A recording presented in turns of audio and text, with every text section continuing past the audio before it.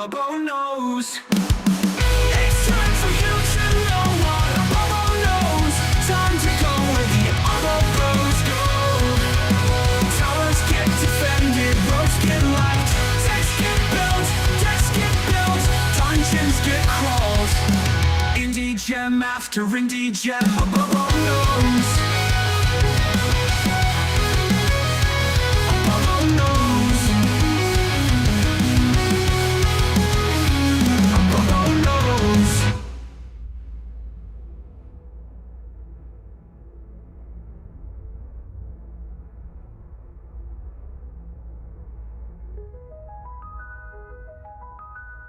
A Bobo knows.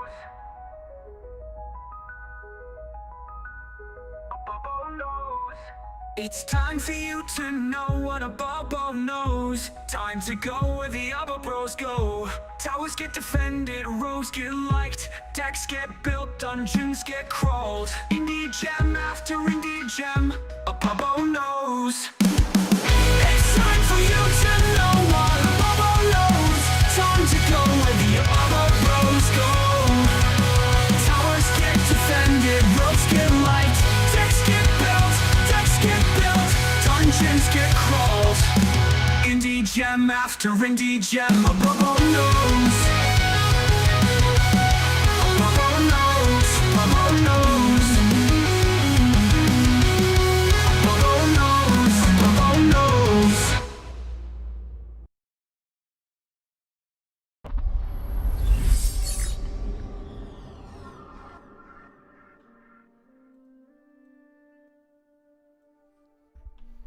Hey, welcome on in, everyone.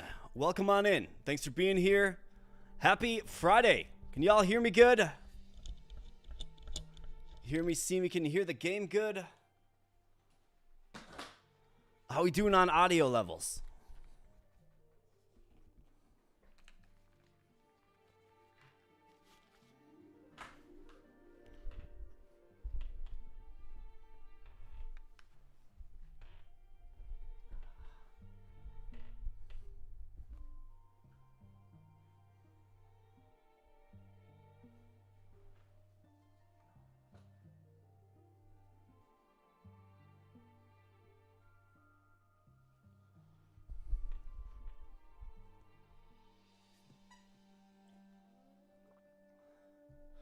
Everything appears to be good. How you guys doing tonight? Welcome on in to the stream. Thanks for being here. Thanks for spending some time on a Friday. We, of course, have some more Decktamer Friday live stream edition, Viewers Choice edition on the docket today. That, of course, means I'm going to rely upon you to help dictate the run that we're going to be doing, or runs that we're going to be doing today here for Decktamer. Well, more like tonight, given it's the nighttime. So we got some good stuff. I mean, there's a bunch of stuff that I sort of logically think of when I think of what should we do next in Decktamer. We have a few more challenge runs to kind of go through. One particular mode I've been looking at is limited tames. I think this seems very, very fun. So I'm definitely have my eyes set on limited tames. That's pretty interesting. And then furthermore, folks, we do have the bestiary. Now, a cool thing about the bestiary here is the game actually added 3 new creatures, and from what I understand, this was some part of like a viewer or a server, like there was some sort of event on the server where somebody created artwork or they created the creatures, and then the developers of the game, really cool people by the way, but the developers of the game chose 3 creatures. So we have 3 brand new creatures. They are actually in the thumbnail for this live stream. I dropped them in. And obviously, it'd be most fun to try to locate them, find them, learn more about them, and maybe even use them. So, you know, there's somewhere in here. I believe there's a minor next tier and then an unthinkable danger level 1 as well. So, that'll be fun. I think maybe we should, I guess if I had it my way, I would probably focus on trying to fill out some of these, some of the bestiary here. Some of these unknown creatures that we have, like maybe we target them, or we make those an area of interest for a given run. I suppose we can do several things at once. So we got new creatures. And I want to throw it to the community to dictate what we're doing here in Decktamer. So, I'm going to call it a Viewer's Choice Decktamer Friday live stream. And we'll see how long your boy has, because, man, it has been a very, very busy past few weeks. Very, very busy. I've been pulled in a lot of different directions, doing a lot of different things, and, yeah, your boy's tired. Your boy's tired, we'll just put it that way. But I'm going to give you some good Decktamer content tonight, hopefully, and I appreciate you guys being here. So who do we have in the chat? We got Mr. Jones, says, Abo Bros Assemble. Yes, sir. Good to see you, Mr. Jones. We've got Draco Flutes. Looks like Draco Flutes happy to be here. Says, newer to the channel, but love the content. Well, I appreciate that, my man. Welcome on in. Thanks for being here. Good to have you. We got Regum Rex. What's up, Regum Rex? And Regum Rex with some early generosity with the $2 dono. Thank you, my friend. I really do appreciate it. Regum Rex, always such a staunch supporter of the channel. I appreciate you, man. So, $2 dono. We do have a fitness goal on the stream. This is typically what we do around here. If you click the little goal at the top, you can see. But effectively, we have a fitness goal. So, any donation of any value is going to get you 7 hammer curls of 35 pounds live here on stream. I've got a little mat set up back there. I'll get the dumbbells, and I'll get you 7 hammer curls. Now, if we get to that 10 dono mark, I'll throw in another 30. Of course, that equates to 100 total curls. So let's see if we can get it. Keep me swole. Feel free to do them with me or do some push-ups. Whatever. The idea of a fitness goal is that, obviously I'm working out on camera here. But, feel free to work out with me. I do want people to stay healthy that hang out around this channel. Absolutely. It's a big priority of mine, and I hope it's, at least I can influence it in a little bit as a priority of yours too. So absolutely fantastic. Thanks, Regum. Appreciate you, man. Weren't you a blonde when you played that tabletop flick game? Blonde. Nah. It might have been, well, I think that was during the summer, so that's when, the sun was beating down on my head, so my hair might have been a little bit lighter, but nah. This is my dirty blonde color that we got going on right here. I guess, in a way, I'm blonde. Just dirty blonde, if you will. But good to see you, Philo. Thanks for being here. Thanks for stopping in. So, to kick things off, we're going to get the hammer curls out of the way. If you guys are having fun here tonight, smash a like on the stream. Maybe let me earn that first, or if you're just feeling supportive, smash a like on the stream. We're also trying to get to 10,000 subscribers. We need something like 118 more, or 110 more, or something like that. We're closing in, man. We are almost there. We're so close to being there. We are oh so close. And once we get to 10,000 subscribers, we're going to do a marathon stream where I'm going to play, basically all of the games throughout the course of a 12-hour session that made this channel, something that you fine folks enjoy observing, enjoy coming back to. All right, so we're going to be playing all kinds of games. We're going to have some food. We're going to have some drinks. We're going to do all kinds of fun things during the 12-hour marathon stream. And we do that once we get to 10,000. I'll schedule it at that particular point in time. So, if you know people that like indie games or card games or any of the games that we feature here on this channel, sharing this channel certainly does help. And of course, if you happen to be new here and you're not subscribed, consider subscribing. Maybe I can earn that from you tonight. We'll certainly see. Looks like we got 15 to 20 people watching right now. It's a fantastic number. We can hop right on in. We're going to get the hammer curls out of the way, and then we're going to rock and roll. So thanks for being here, guys. We got Faduka in the house. What's up, Faduka? Good to see you, my man. Great to see you. Been setting a challenge for myself to win 3 Pioneer runs in a row, says Rex.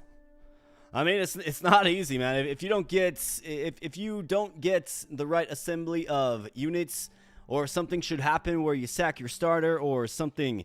I mean, sometimes you just come across a really tough lane that you're gonna be taking losses on, right? And that's most unfortunate. Not all runs are the same in this game. That is for sure. Sometimes it's a little easier. Sometimes it's a little more difficult. But in the end, I think, a few things do ring true, right? You have to be ready to sack some units that maybe don't serve your team overall quite as well. You definitely have to do that, and then you have to work hard to stave off damage. That's important. Don't let your units that you need to stay alive take a bunch of damage. It's also not a shameful thing to use a food item or to heal up an important unit. Do you really need that fillet? To recruit a unit that's not as high of impact as, say, your Steel Panther or Shell Panther, that, does work for you. Bunch of different ways to play the game. That's why we like it. This game's fun, and it just came out with a new update. Got new creatures. Going to be looking for them here today. So let's get these hammer curls out of the way, but before I do that, we do have the Luna machine in the house as well. Looks like I got a light in the way there, but Luna machine, gamer dog of the century, chilling back there. Luna, you want to say hi? You want to say hi? Can you speak? You want to say hi? Luna is okay. Luna is playing Snake now, but that is the gamer dog of the century, right there as well. And I got some Christmas themed lights in the back. Got Luna's stocking hanging up back there, if you can see. So good stuff, man. Good stuff. We got Lil MKKZ. Yo, what's up, man? Good to see ya. Good to see ya. Thanks for being here. So let's get some hammer curls out of the way, and of course, make me work tonight if you like, and let's have some fun. Happy Friday.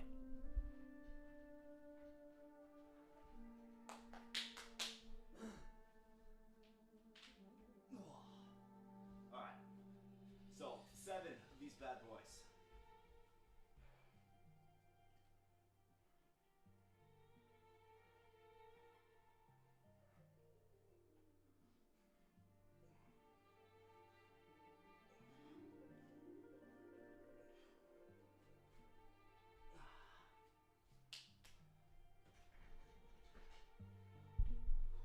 All right, there we go. And thank you once again, Regum Rex.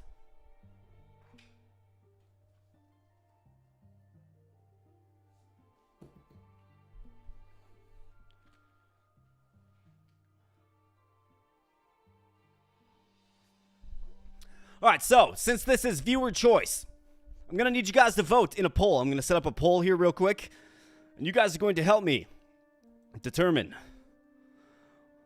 where we're going, first and foremost here. So, the way I see it, I went over a few different options just a moment ago. Let's go ahead and start a poll.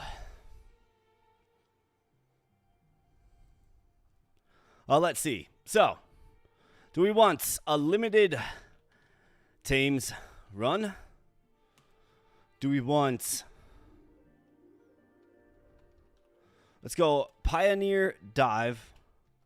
Focus on new creatures.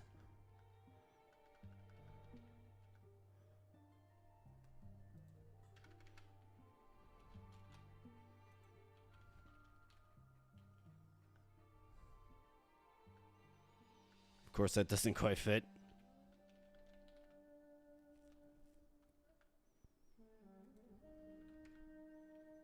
Just eliminate the parentheses, I suppose.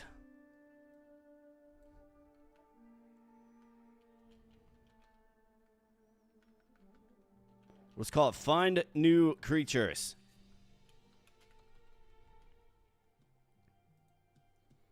Well, let's see. What other challenge modes do we have? So I've done Boss Rush. We've done Endless. We've done No Taming. Limited Tames, I haven't done that yet. Some of these other options don't necessarily compel me too much. I mean, maybe we can try like a Cursed run and just kind of see. I'll add that as an option. Cursed challenge run.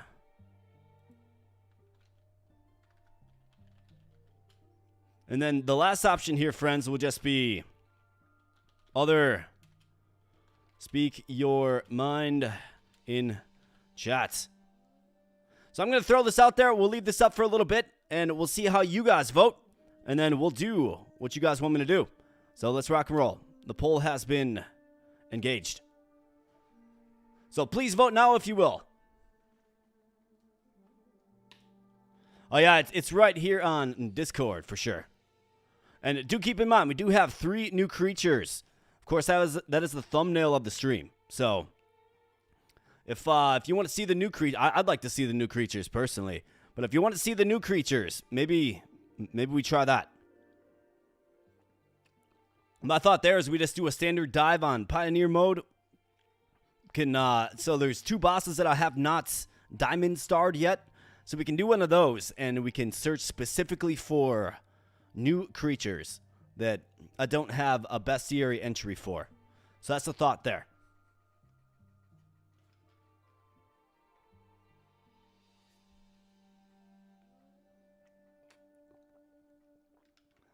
And then if you do happen to select the other, let me know in chat what you want. We got Krung that says, good morning from the Philippines. Well, good morning. Good to have you here. Thanks for spending some time. It's probably Saturday where you're at if it's morning, but happy weekend to you.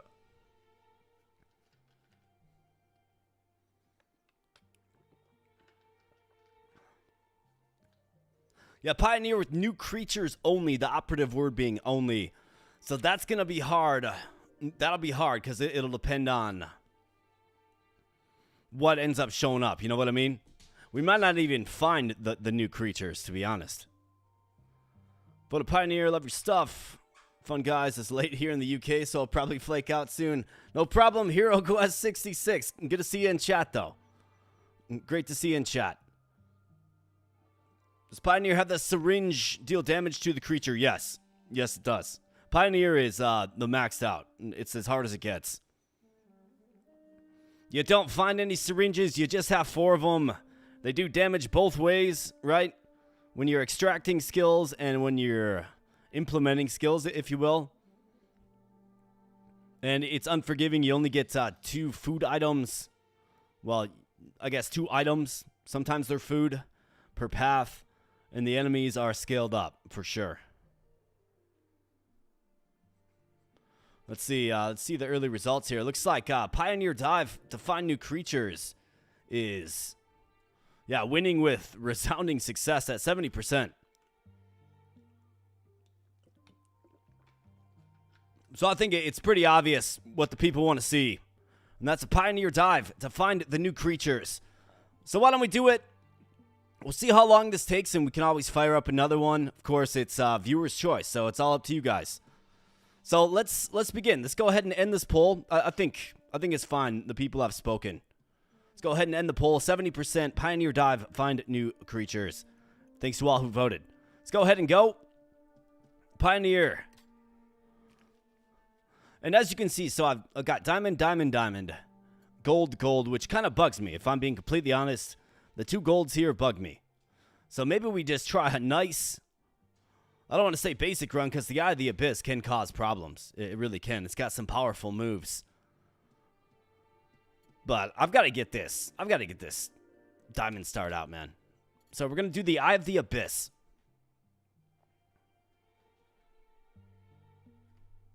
Yeah, Silver Hornet's ability would be great to steal, but yeah, you'll kill him instantly. Yeah, you will. You will. I mean, you can tame it. It would cost you a lot of food. You could tame it. But then, yeah, if you take its skill, it's done. Just watching for the true star of the stream. Luna says, Pride of Judah Ministries. What's up, Pride? Good to see you, man. Luna is back there. Luna, want to come here and say hi? I don't think Luna wants to say hi. But we're going to go and face the Eye of the Abyss, and we'll get Luna some screen time for sure. All right, so for our starting creature, we have the Glow Tongue, we have the Shell Cats, and we have Lumi. So, fun fact, friends. Rex and myself, so Rex, the Blue Wrench in chat right now, and myself, we actually had a little chat with the devs of Decktamer. And I guess you could call it a bit of a podcast form where we just asked some questions about the inspiration for the game, what their favorite creatures were, all that good stuff. So if you like Decktamer, look for that soon on the channel. It'll be dropping it. You know, it's less than 30 minutes. Throw it on if you want to learn a little bit more about the inspiration behind Decktamer, kind of where it came from, where it's going, things like that. So that is a big reveal. Rex and I did that. I just gotta touch it up. The ball's in my court now, but we gotta just touch it up a little bit, and then we'll be ready to rock and roll. A Bo Procast, yeah, man, absolutely. So, Glowtongue, Shellcats, and Lumi. Now, I think we all understand the power of Lumi, but of course, you gotta put Lumi on the bench. If our goal here is to find new creatures and tame them, then we're going to need a reliable source that can do that. Now, Glowtongue is good, but Shellcat is also quite good because of Ink Stain. You can always get the speed advantage. It also has Guard, which is also quite nice. I think I want to go Shellcat here. It's one of my faves. Absolutely. And the Shell Panther is a phenomenal unit. So let's go with the Shellcat. And furthermore, if anybody wants to get their name in the game, just throw your name in chat. Say put me in. We'll get you named after one of these guys. So Amethyst Ant, we have the Hell Rat and the Zero Dodo. So Zero Dodo. I don't think I've ever done a run with this guy. Has Swift that there's an empty ally slot, which is interesting. Flock attack, deal 1 extra damage for each ally of danger level 1. For each ally. Getaway at the end of the turn, retreats. So if you can get the speed advantage, you can get a free retreat with this guy. Wreck'em Rex calls Grimjaw. I don't know that we necessarily need to overthink this too much. I would like to see the evolved form of the Hell Rat. I've never seen it. And they're actually pretty good. Like they can outspeed. It's just they don't have as much utility as the Amethyst Ant. Like the Amethyst Ant is phenomenal.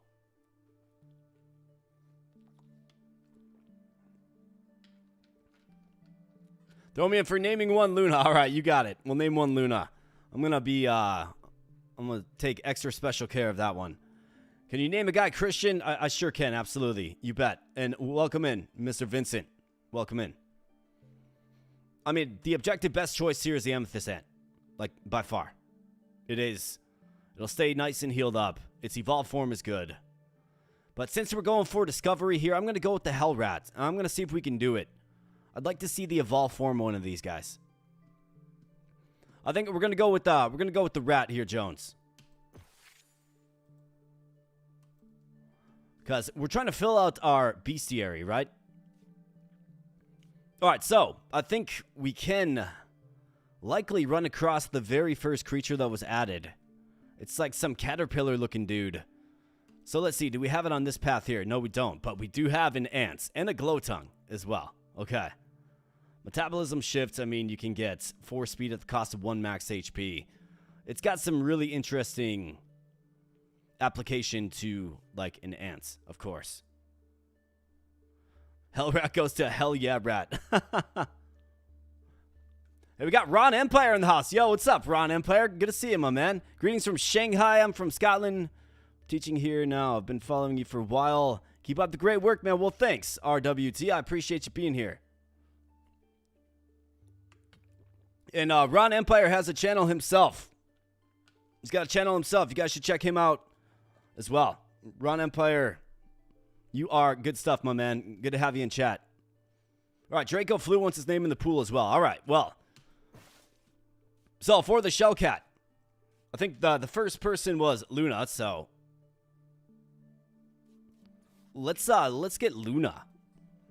Let's call this one Luna, and we'll even give it a little heart emoji, because that is, of course, my beloved dog, Luna. So we'll do that.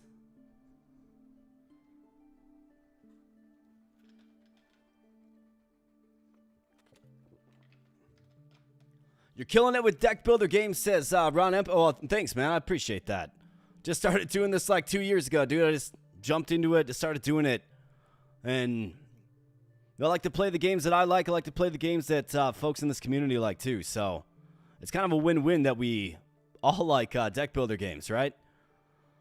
So that's fantastic. Does anybody want to be a Hell Rat? I mean, we got a bunch of names in the hat. Jones says he wants to be someone strong. And I don't blame you, Jones. We tend to always sack Jones.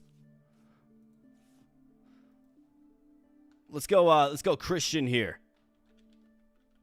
And we'll see if we can't keep that one alive. And then we'll look for some other things too. So I think we got the syringe box here, which could be good. Meat and fish, so the rewards are better here for sure. It is. Kilomaro is a tempting one. But then we got Glowtongue and the Amethyst Ant here, which is pretty crazy, man. It's a pretty crazy duo. And we should easily be able to recruit them. We'll have the foodstuffs to do it. Man, feels like that's the way to do it. Glowtongue and Amethyst Ant. You add both of them, and you don't look back.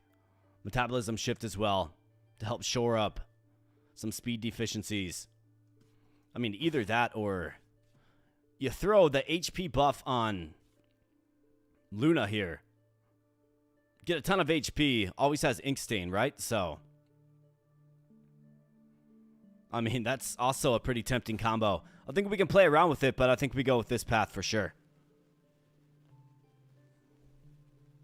Yeah, you can name them. All you have to do is just right click on them and then go right up here. And then bam. You're off to naming it after your chat, man. So let's go.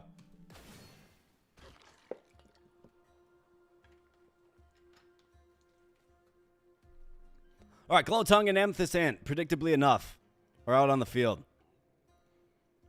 Glowtongue's going to go with the Glow Lick, as you probably knew he would. I guess it's better than the Tongue Wiggle, I suppose. And then, of course, a Trank Bite for the Amethyst Ant. Now, we can't outspeed it with the Hell Rat. We'll actually have 7 speed. We can get a Swift Bite, and then simply tame him. For the Glowtongue, it's going to be a little more difficult of a foe. We can get the jump on him with our rats here. In fact, we could probably cycle 2 in and hit him if we're okay with taking some hits. I think either way, we're cycling out whoever is here because they'll have vulnerable. So I think you begin with 2 rats. Utilize their rush ability for 7 speed, which is a lot of speed. And let's go with the double bite action. And let's get the ants tamed up for sure. Bam. All right, Glowlick comes down. Got some vulnerability applied. Trank Bite, no big deal there. All right, so let's see. Ants, what would you like? Well, he likes everything. Let's give him a fish. Anybody want to be the ant? Well, Jones said he wants to be the ant.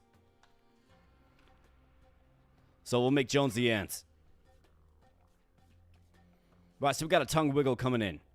You have to get pulled. We got Trap Beak. Deals 1 extra damage if the target is slower. Well, we're not slower, but this is hitting for 4, which is terrifying. However, that's driven by determination. So we're kind of at a spot here. This guy falls because he has vulnerability. So I think what we have to do is probably pull him. We'll have to pull 1, sack another, unfortunately.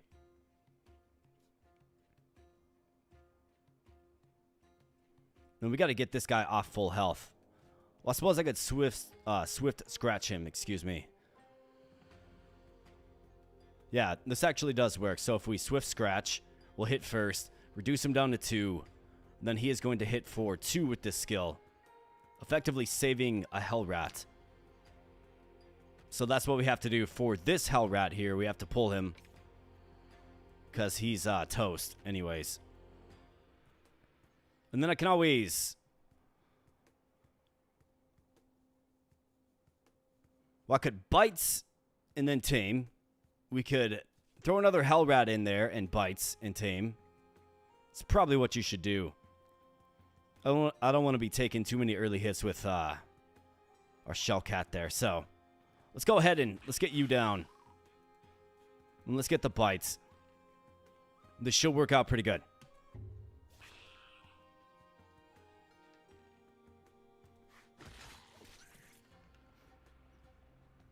Yeah, you like the everything is crab? Oh, yeah, dude. That game is phenomenal. Been having way too much fun with that one. Like, what a crazy fun game. It's like a big, giant sandbox. All these zany things are happening. Those turtle guys that try to punch you out, those guys are hilarious to me, man. Like, absolutely hilarious.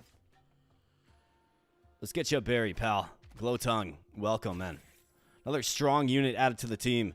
Let's see, who else wanted in on this? All right, so we got Luna, we got Christian, we got Jones. Draco Flute. There we go, Draco Flute. Draco Flute, you are in. And you're a strong unit too, man. Right, so the Water Wary is the final one. Trap Beak coming down, but if we can outspeed him, we can take him out. So not a big deal here with the Ink Stain. It's such a strong move, Ink Stain. Because it enables us to go first always. For the preemptive bites and the kill. Bam. Alright, way to go. Right, so we got two really strong units. Jones and Draco Flute. Great additions to the team. Poison Bug for some poison. And then the Sweet Berry. A useful food stuff. Now, we have a unique opportunity here to bulk up with our Shellcat. And the reason I say that is because we're always going to attack first, right? So -3 speed isn't the worst. However, do we take that over +4 speed? -1 max HP, I mean, +4 speed is crazy good. Like, you could throw it on Jones. He would have 10 speed then. Throw it on Draco Flute. He'd be a 4/8 creature, which is also pretty crazy. I mean, he always goes first, right? The Shellcat. Man, I almost think you throw it on Draco Flute.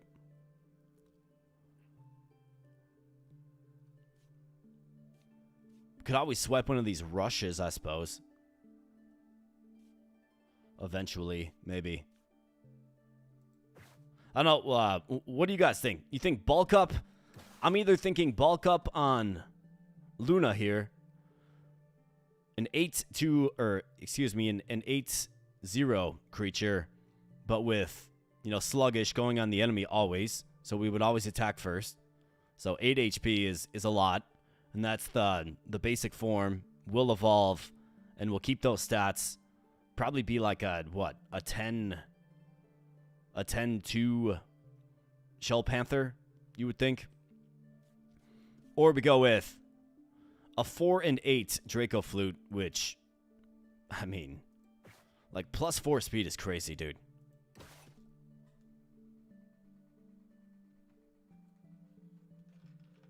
Evolving, in my experience, evolving doesn't. I could certainly be wrong, but in my experience, I do believe it just tacks on.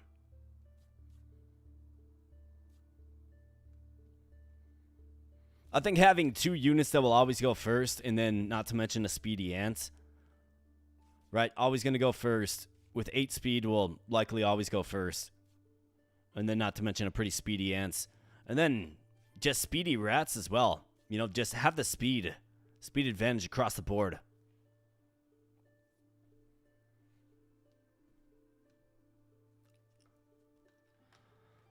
Yeah, speed up Jones is an option. But the 2 max HP does make me a little nervous. Like, then literally just can't take a hit at all. Unless we get something like protection. I think I'm going to speed up Draco Flute. I think that's what I have to do. It's got enough HP to kind of stave it off. And we'll have an 8, an always go first creature, a 6, and then these guys have 7 on their first turn. So we'll have a lot of speed across the board.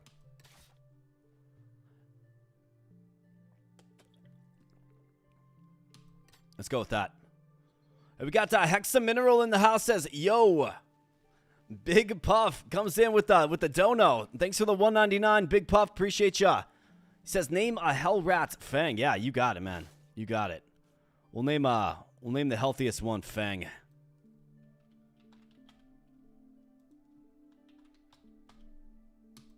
Bam.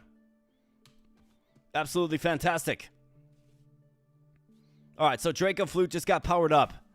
And now we have the opportunity to choose a path yet again. So Plan of Youth fully heals the creature and removes curses.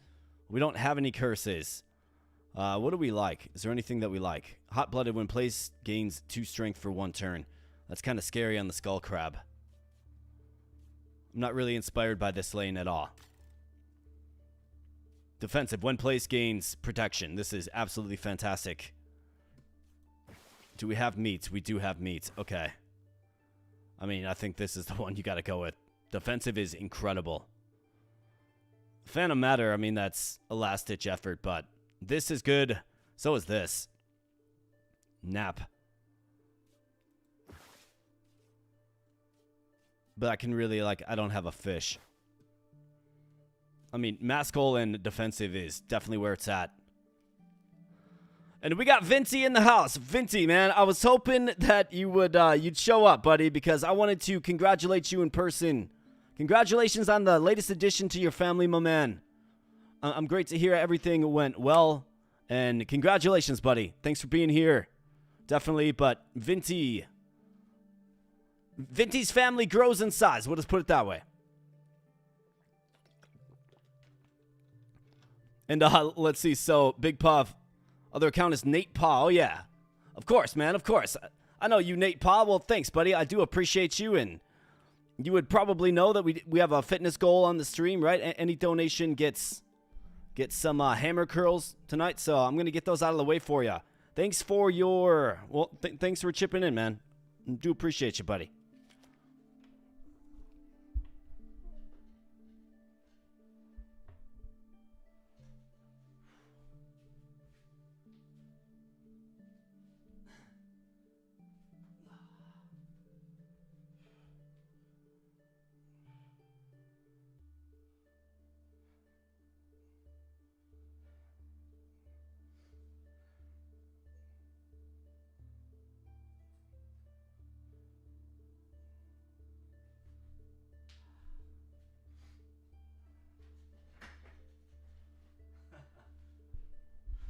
All right, Jones, I see you. Thanks, buddy.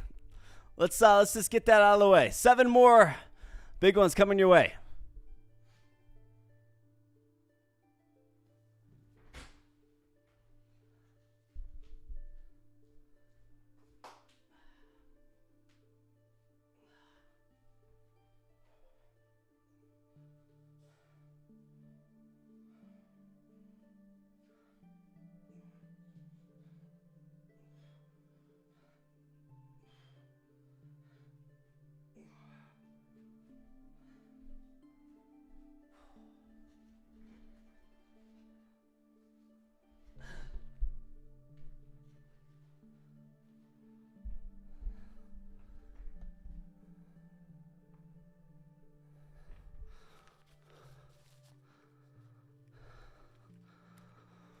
All right.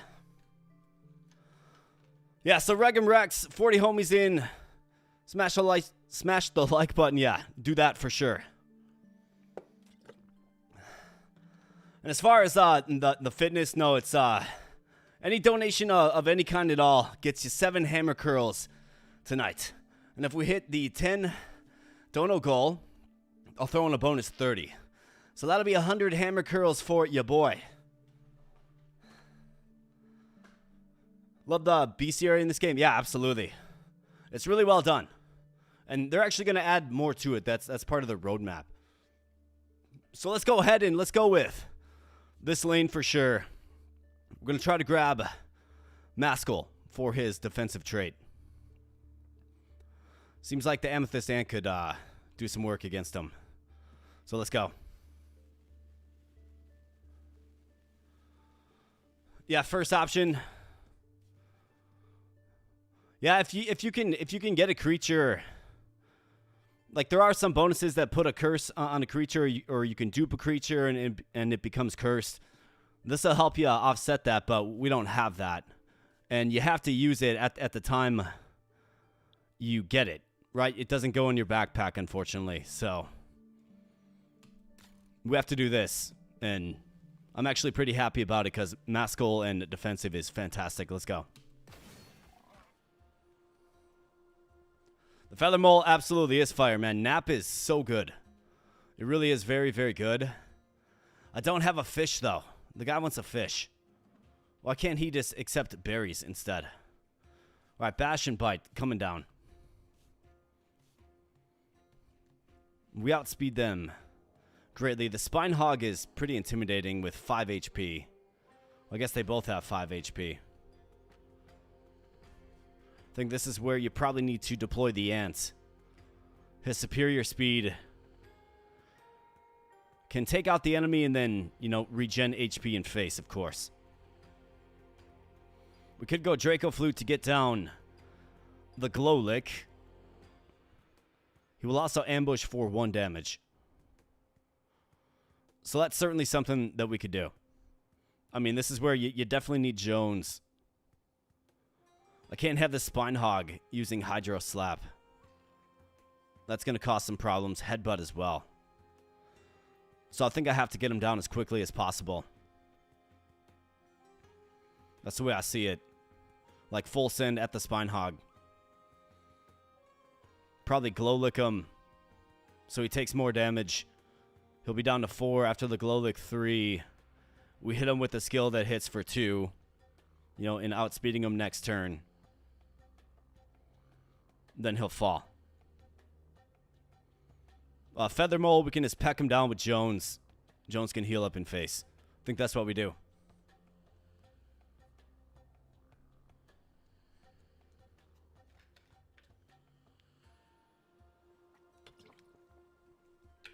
Yeah, I'll probably throw that Phantom Matter on one of these rats for sure.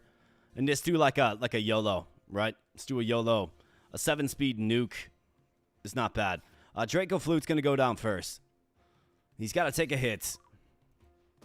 So he gets the hit there, and then we're going to go Glowlick. That'll reduce him down to 3 and add a stack of vulnerability, allowing, you know, a Hell Rat or another creature to take him out next turn. Jones, you got to get down here, and you got to get the Trank Bite there, pal. Let's get it. All right, nice. All right, big bash, good Trank Bite there. All right, he's using bash again.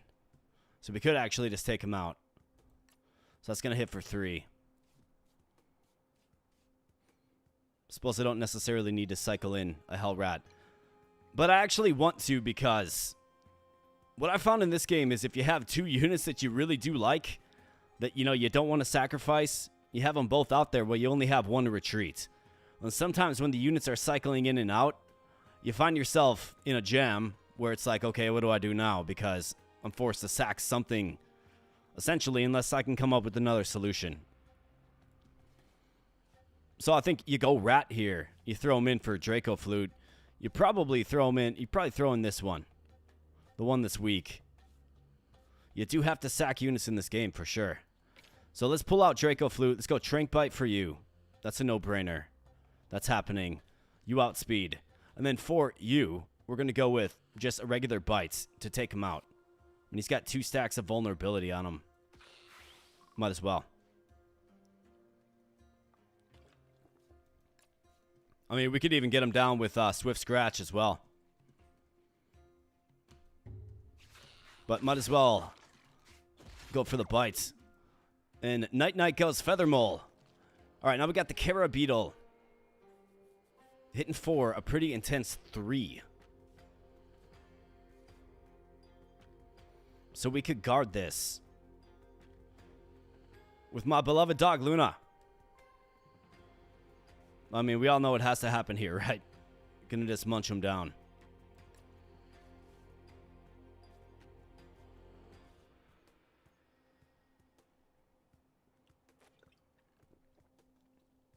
We might have to cycle in a Hell Rat or 2. I mean, we can use Christian to absorb this hit and be reduced to 1. I don't really plan on healing these guys.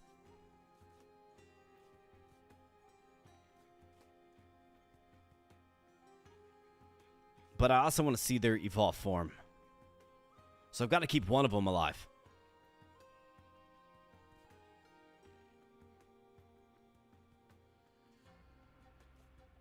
So I've got to pull him. Like, I've got to pull him. We need 2 bites. 2 bites gets it done. So this Hell Rat, I think, has to be our sacrificial lamb. Let's do that. All right, rest in peace, Hell Rat. You did good things while you were out there, pal. All right, so we can take this guy out with the ant Jones. Just take him out. And then Luna can get in here and just take this guy out. What kind of speed do you have? You have 6 speed. And then defensive, I think. I mean, he's got to take 1 hit. Again, that feels like a hell rat with the swift scratch. Or even, yeah, the swift scratch. That's the move we're going to have to use. So let's get Luna out there. That's right. Cover him in ink. And bite your way to victory. Let's go, Lou. Bam. And bam. Unfortunately, down goes the feather mole. But here we go. So we actually have a nice solution.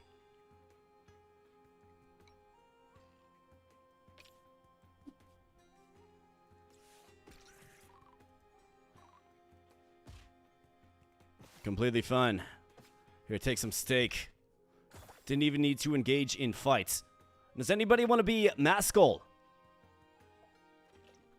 Christian says, send me in. I'm ready to die for the cause, Commander. Well, we're going to keep you around for a little while longer, my friend.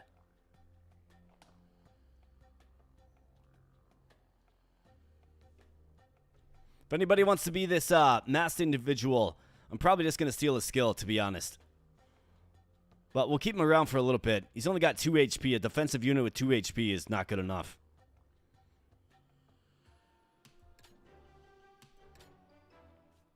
Prime Fish. That's a good get right there. All right. Learn the move Implosion. Okay, so. I think it goes on a rat for sure.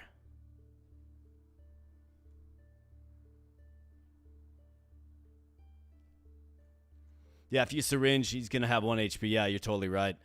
Yeah, he's just a skill. Defensive is an incredible skill. It's really, really good. I'm thinking of throwing that probably on the ants. I think it's a really good fit for the ants. Yeah, everybody wants the explosive rat. Yeah, you got it. Absolutely.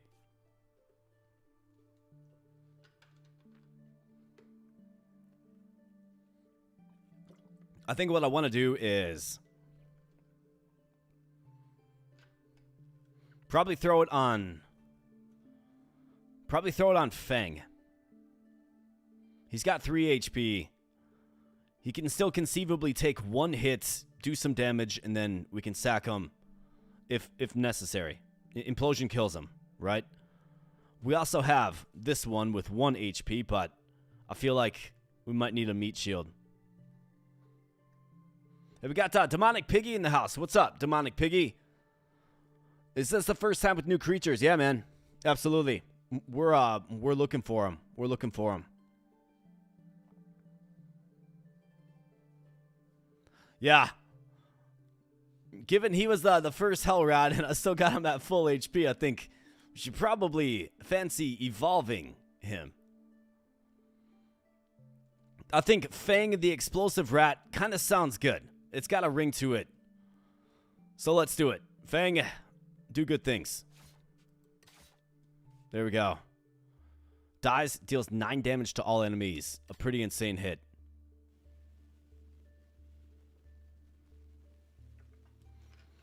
Alright, so on this lane, and keep in mind we have what? We've got fish and a berry. So who do we like? Well, first off, are there any new creatures? Still haven't seen a new creature. Sting Slug with that death sting. Forgotten Laboratory as well. Gamersa is terrifying. This guy's very, very good. He's just really good at debuffing the enemy. I'm actually, I'm a huge fan of the Naked Worm Newt. I think it's pretty good. A 5/4 creature as well. I mean, not bad at all. Kind of be a handful to deal with, to be honest. And then, yep, the Master Ball, the Forgotten Lab. And not to mention this as well. That's another, like, Master Ball, too. I mean, gives you a lot of flexibility. 3 items twice. I mean, I think this is the path to take for sure. I'd like to try to add him if possible. The Sting Slug has a good skill set, but I think this unit is more useful overall. He's more durable and can debuff the enemy, and has a skill that damages and debuffs attack as well. So he can make a strong unit pretty weak pretty quick. When an enemy takes damage, inflicts torpidity to it.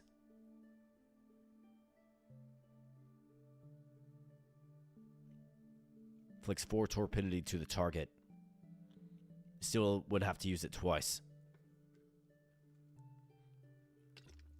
Yeah, the second option is definitely where it's at. Not a question in my mind. Commersa, I think the one good thing is we do outspeed him, but, I mean, he's got a deadly bite that hits for 4, which is pretty crazy. I think we target the newts. I'm a huge fan of the newts. Very, very good. I think we probably need to get defensive on our rat, though, because they're going to lead with Commersa, right? He's leading, and he's going to use deadly bite. So we need defensive to get out there to put him to sleep. I think a defensive Amethyst Ant is fantastic. It's a really, really good idea. You can generally outspeed units and can get that sleep on them just due to that. You know, take the hit, get the sleep, restore HP and face. Inkstain, you're always going first, so don't really need it on you. Draco Fluid, I mean, you're always likely going to go first. And once we get your HP topped back up, you should be okay to at least take a hit. I think a defensive Jones is where it's at, man. That's what I think.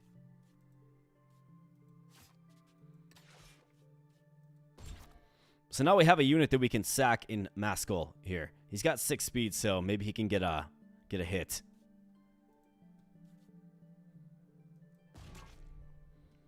All right, a defensive ant sounds good. It's going to help us out in this fight. Let's go. All right, so they got 3. Okay, so 3 lanes. All right, so Maskell, you're definitely getting sacked in this one there, pal. I think we need to poison him. So he's going to use bites. So this will do 1 damage and then 1 poison, so it'll hit him for 2, excuse me. Jones, this is where we call upon you. Like, you've got to get this done.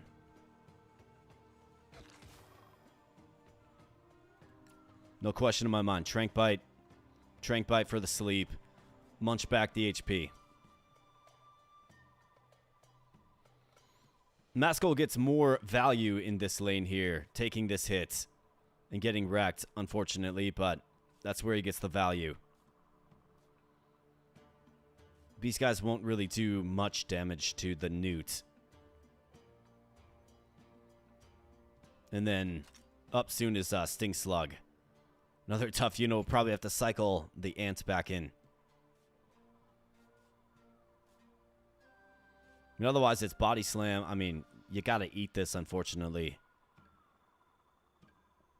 Maybe, like, stalling a little bit wouldn't be the worst idea either. 4 HP in this guy, too. That's a lot of HP for one of those things. Usually, you can just one-shot him.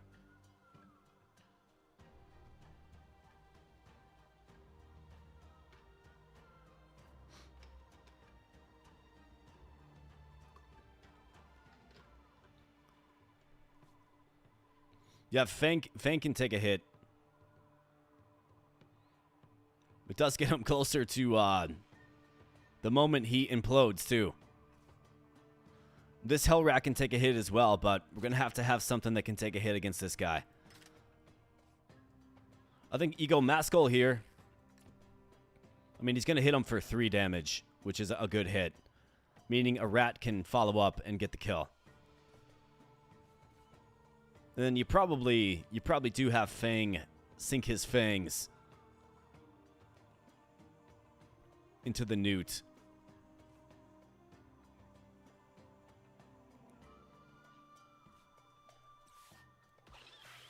Let's do it. I mean, we don't have a ton of options. Let's go with that. All right, good bite. Good bite. Would absorb the hit. All right, good job. And venomous bite coming down. Body slam. See you later. That's right, get poisoned. All right, so another trank bite. Yes, of course, another bite coming down.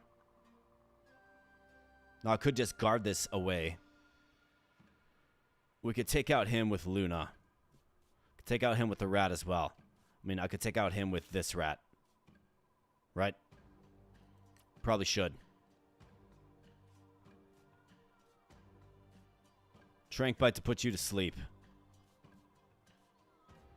You got a bite coming down.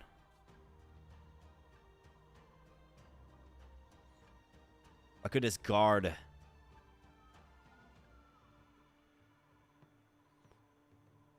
We could guard until the field gets thinned out a little bit. And then I could work to put him to sleep. I mean, we do have as many uses as we like on guard. We'll outspeed him for 3 turns. So I can use guard, guard, guard if I like. I think you gotta do it. Just in the interest of trying to keep...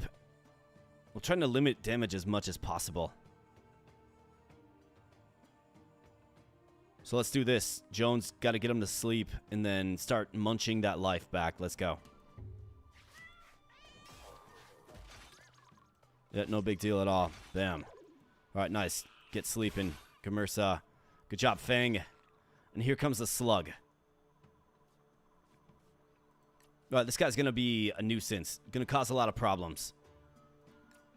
You got to go for the powerful bites.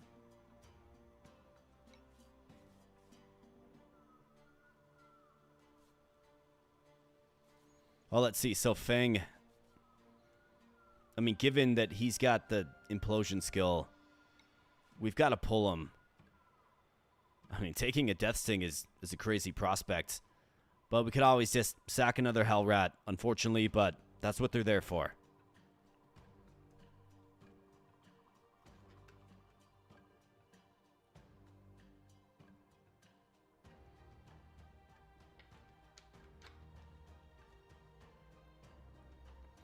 We're going to stall this lane here. We're going to take out this guy. And then I can easily take out this guy as well. I don't have a means of catching him. We can take out this guy. So we're going to pull Fang. We're going to get a hell rat in there to get a bite on him. Get sacked, right? Okay, so this guy's going to jump scare.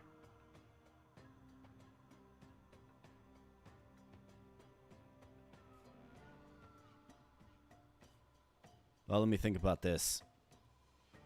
I'm okay discarding. I'm okay discarding. We'll get this lane freed up. We'll get the ant freed up, more like. And then we can have a little more flexibility to attack the newt from multiple vectors. So let's pull you. Let's get you in there. For the bites and, unfortunately, the sack, but it's got to happen. All right, way to go, Jones. All right, Death Sting. It's always tough to deal with, man. It really is.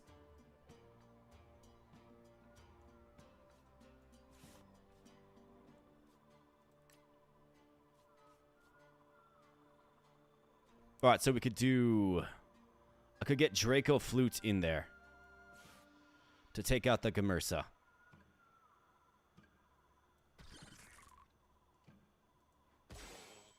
Right, down he goes.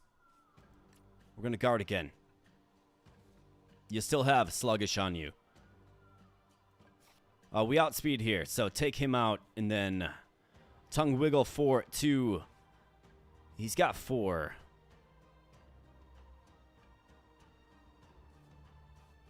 Can easily get a Trank Bite next turn, I suppose. Except for you're running out of Sluggish, aren't you?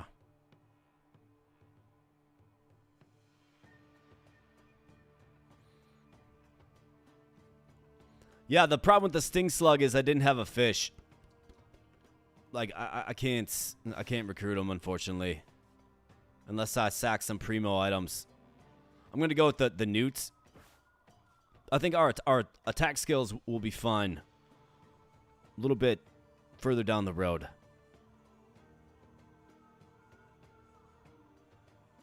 Could always do this too. Could just trank bite him. Yeah, let's do the trank bite. So let's go tongue wiggle with you. Take him out. Guard, tongue wiggle, trank bite on you ultimately. Let's do this. And Luna's actually stacking up armor in face as well, which is fantastic. So now we can do this with Jones. This is why I just love the Amethyst Ant.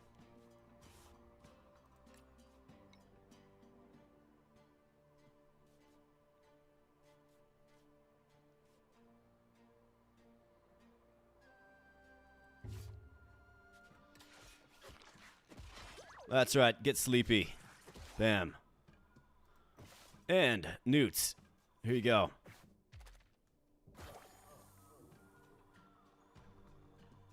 Anybody want to be the newts? It's a pretty creepy portrait, but it's a unit that will get some run out of for sure. I don't know if it's a long-term solution, but it's a unit that'll be hanging around for a while. If anybody wants to be the newts, you let me know in chat. We got Bloody Kenshiro. What's up, Bloody Kenshiro? Good to see you, my man. How's the run going? We're doing good. I mean, we haven't found anything new yet, though, unfortunately. That was kind of the point of this run. We wanted to look for some of the new creatures, but haven't found them yet. But we did get a Naked Worm Newt at full HP, which is good. Vitamized Nectar, and we got the Forgotten Laboratory as well. So we got, you know, a Master Ball, effectively.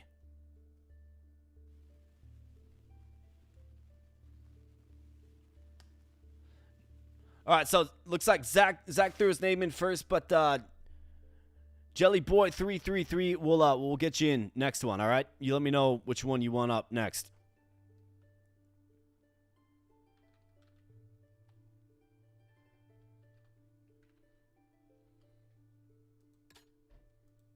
I mean, we do have this and the Master Ball now, so you can pretty much take your pick.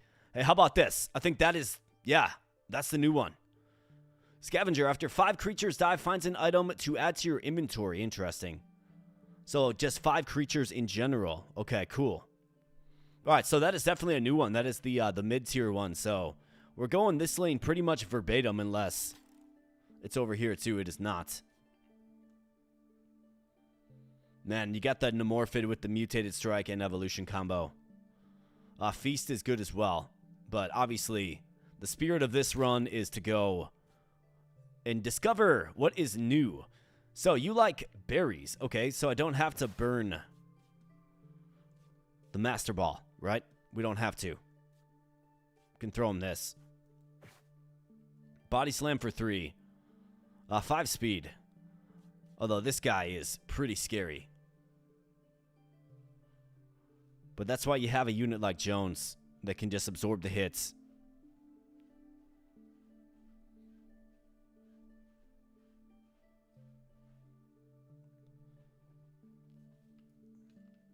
So what we're trying to do in this one is we are trying to just find the new units, right? So this is a new bestiary entry, and that's why we have a bunch of question marks around it, right?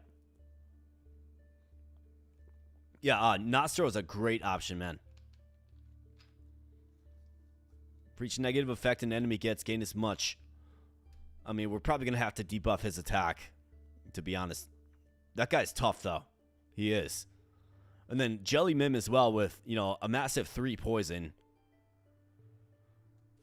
Then the Spore Plant. I mean, Neurotoxin hitting for 4. He's got 4 HP, so we can take a hit, right? It's like, this isn't a walk in the park, this particular lane, but we have to do it because we need to see the new guy. Mutagen Slug gives 2 random abilities to a creature. I think that's got some good potential as well. Working with 6 units here. They're all named. So we might have to start making some tough choices here, friends. I've got this to get the initiative, though, as well. Draco Flute, man. We just need you. We need you healthier.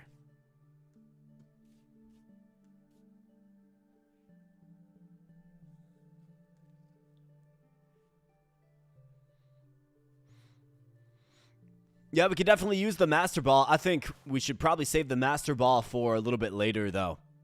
Like, imagine if you can get, like, a Great Shell or one of those other, like, just Battle 7, 6-7 Danger Level 4 units.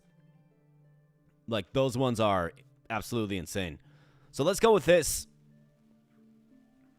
I need to save the berry at the very least. Which means... I mean, maybe we bust out these poison bugs. Maybe. Let's go. I've got Pookie Bear in the house. Please tell Minnie to take good care of Quinn. Hey, Minnie, please take good care of Quinn. Why? Because a bro says so, I suppose. Let's go. All right, there it is. Orcaril. Orcaril. Okay. Man, I wish I had a little more HP, though. It's kind of underwhelming statistically. It's got one skill, but we got, 9 points of damage coming down.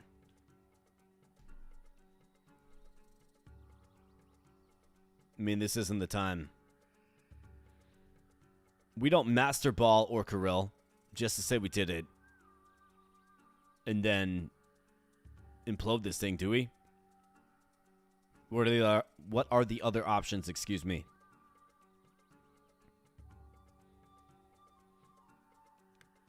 We've got Jones. Jones can take a hit.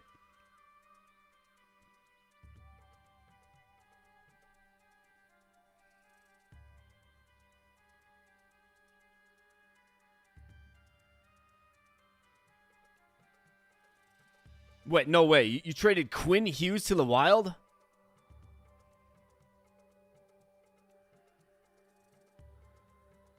Wow.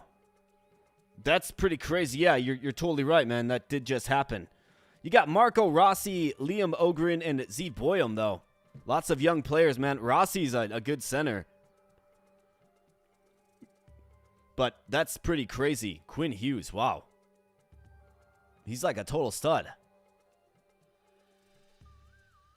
Yeah, I see that. I just saw it on my phone, man. That's crazy. Didn't see that coming at all.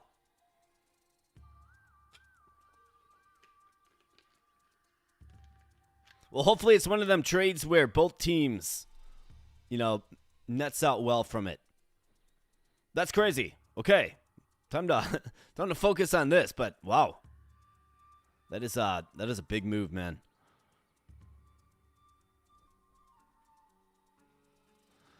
All right, so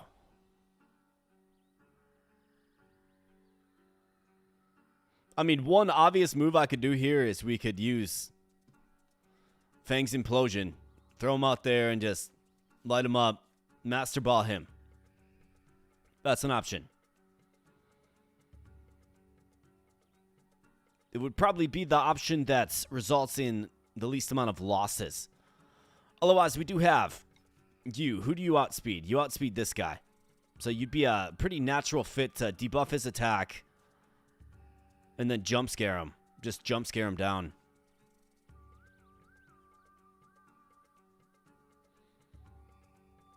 Be able to stave off that damage pretty well. For you, we could use Jones. You don't outspeed him, though, but I think for you, we use Jones, actually. Because you can outspeed him and get him to sleep.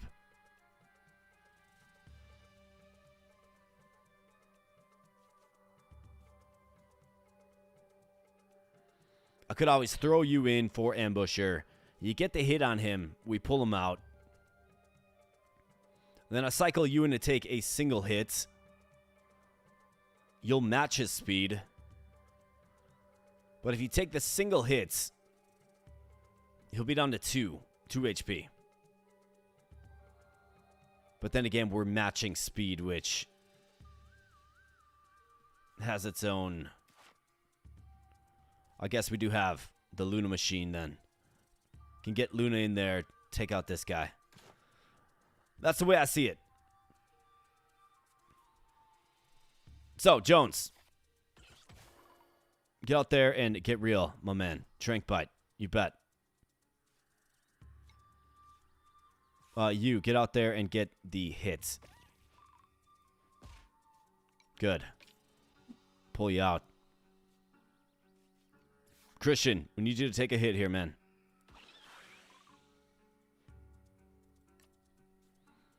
Earlier in chat, he was saying he's ready to die for the cause, so...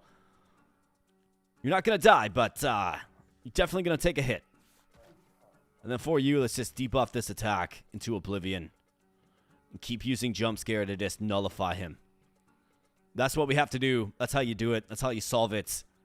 Still taking damage, though. But let's do it. Jump scare, that's right. Get scared.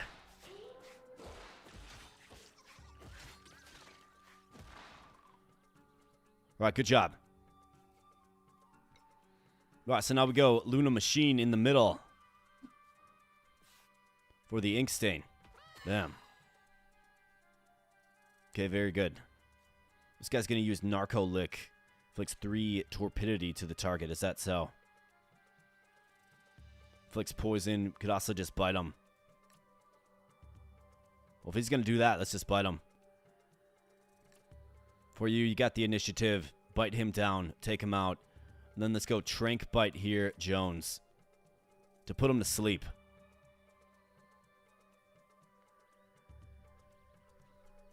You know, it'd be super difficult playing this one with turn timers. Yeah, it would be.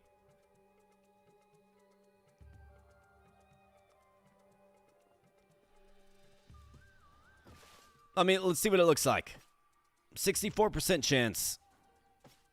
60% chance.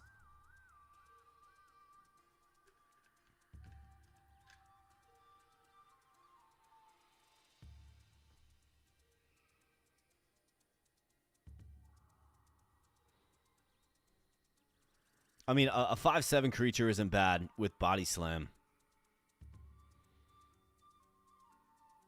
We're just in like, well...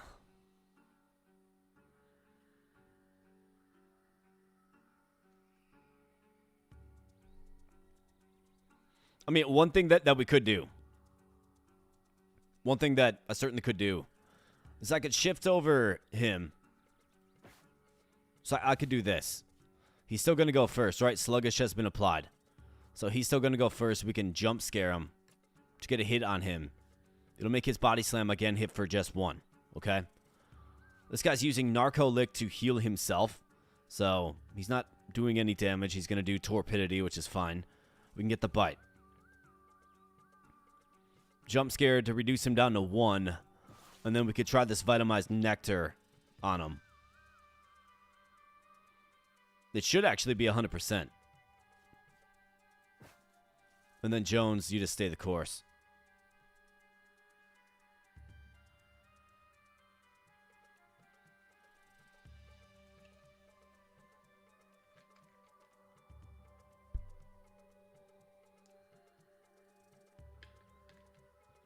So what's going to happen with this is, yeah, he's going to get +2 sturdy.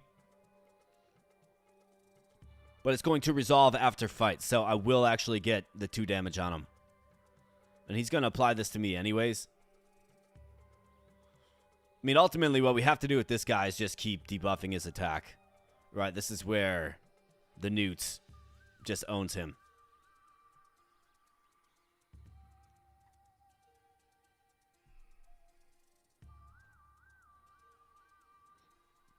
I think, like, with this current setup, we get Nostro and Orcaril. Bloody Kenshiro is calling dibs on Orcaril. Yeah, absolutely. We had Jelly Boy as well wanted to get in too. But I think this is our key to victory right here, man.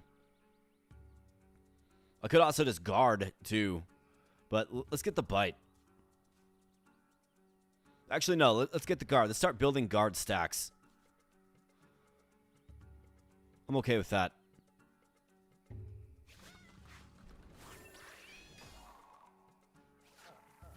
Alright, jump scare. Okay, so that was an oversight. What did... Oh, an enemy gets. Okay, so the newt's down. Oh, I see. Okay. So it's all enemies. Well, that's a tough loss, but I guess this guy debuffs attack as well, right? So it's not a total loss.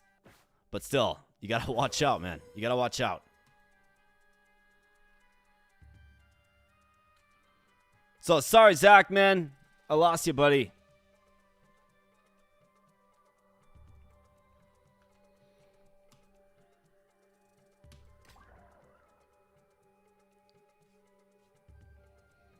And Jelly Mim coming in now.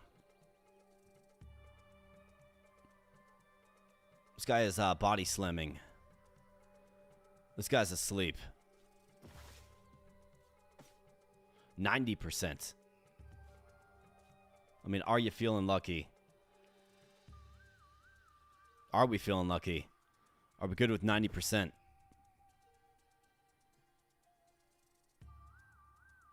I suppose one thing that we could do is shift you over. You could go for the bites. We could get Draco Flute in here to get the one hit. We can get the tame. You can go for the bite. You can go for like the tongue wiggle. And then who's going to take out this guy? That's what we don't really have a solution for.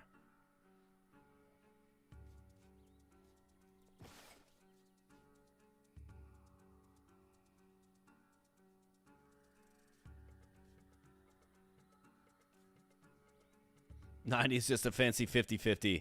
Man, I played too much FFT in my day. I know that a 95% chance to hit is... Gotta wonder what the game's like crunching numbers behind the scenes. Feels like a 40-60 chance to hit sometimes.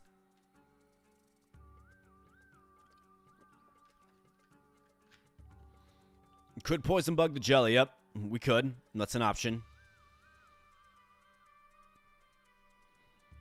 If I manage to recruit this guy, poisoning him is fine. We can always just spam guard to stave off this damage completely. But somebody's got to take a hit for 3. I mean, I would probably just... So if I get Draco Flutes in here... He can hit this guy for 1, and then we can 100% recruit him. Right?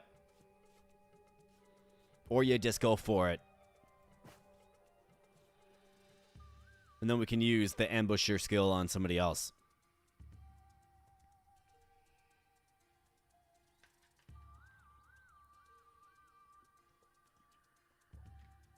You guys think I should believe in the 90%?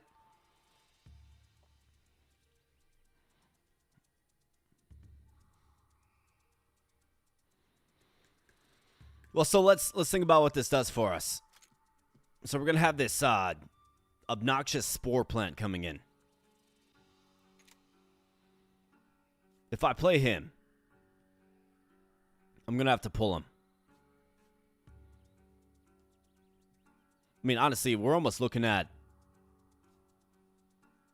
I might have to, like, use Implosion here, because... I mean, we got 2 more units. I'm down the newts, but we got 2 more units. This guy's going to come in with no speed and just spam Neurotoxin. Like, that's what he's going to do.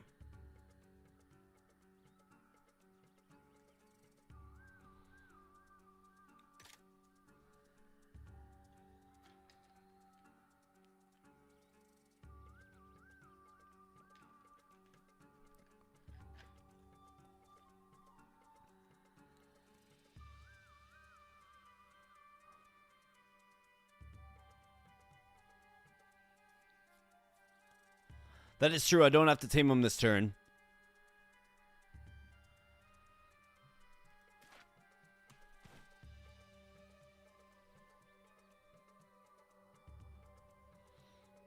I mean, saving Implosion feels like the right move.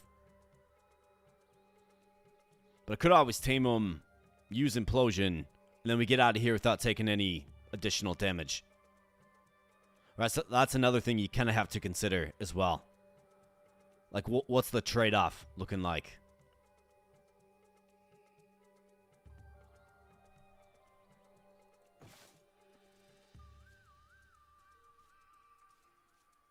Got a couple of these poison bugs as well.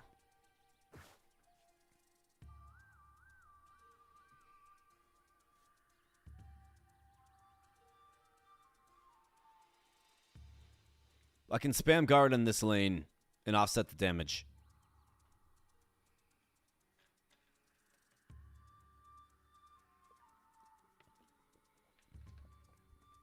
Shellcat could take both hits. Cycling Jones is going to be very, very important for when that plant gets out.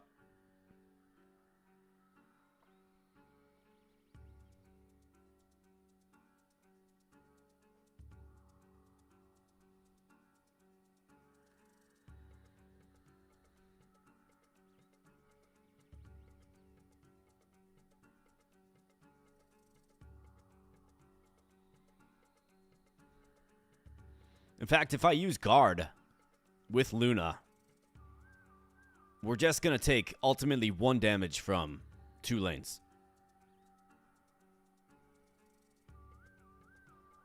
That would allow me to cycle Jones. Now we're going to get Christian next turn and then Jones. So it's like, what does the turn after that look like? I think next turn you throw this guy the berry. Yeah, Jones could 1 damage the Orca for sure. But the value you get with Jones is defensive. Cycling him in. Because somebody's got to take this 4 hit, right?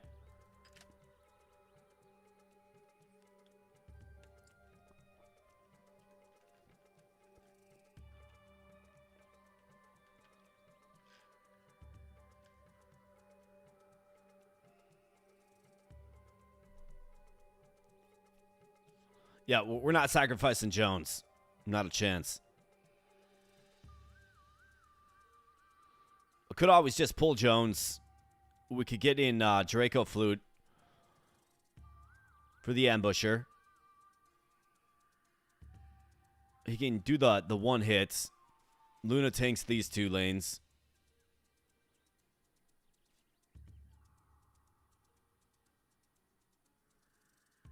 Reduces him down to 1, allowing for the easy tame. And 100% tame. Luna uses guard. I mean, we got a World to Hurt coming next turn, but that's an option. I could throw both of these poison bugs.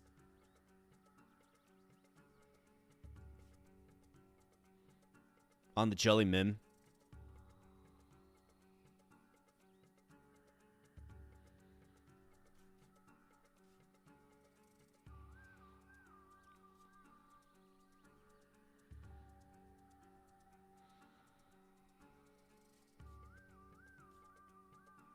We probably have to cycle to Jones, I would think.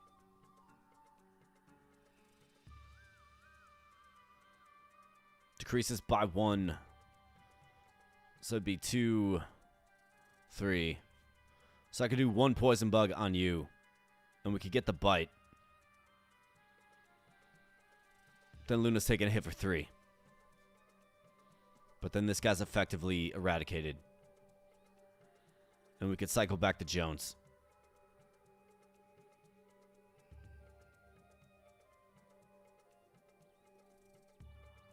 I think you certainly want to probably poison the Jelly Mim. So I think here's what I'm going to do. We're going to go guard with you. We're going to pull Jones. We've got to cycle back to him. Okay? Got to cycle to him. Got to get you out there for...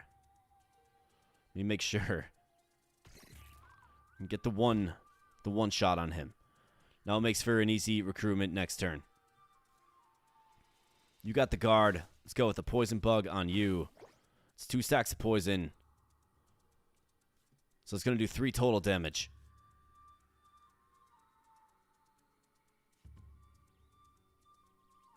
And let's go with that. I think that's what we have to do.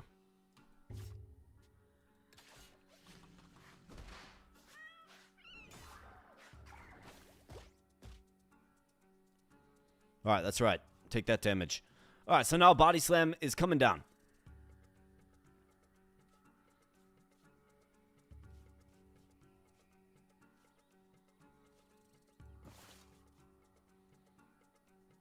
Not to mention more venom. So this does put us in kind of a tough spot. So I'm forced to recruit this guy. Forced to. Until we can cycle back to the ants. But that means the plant's going to come on.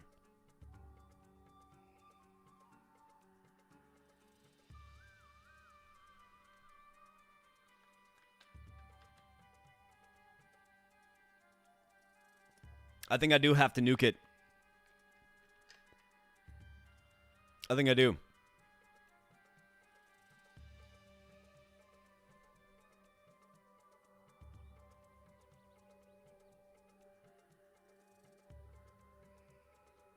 What's up, Dark Wolf? We got Dark Wolf in the house. Yeah, we're going to sweet berry the orca. I'm trying to think about the next move. Because as soon as we do that, the plant comes, right? The plant's going to hit for 4. He's going to come out of the gate swinging. I'm sacking multiple units. I think we want to save the Master Ball. We want to save it.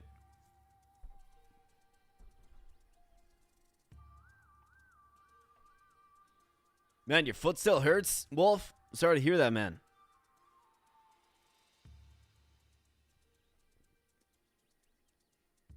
Can leave the board with 1 unit to sack if I don't want to implode.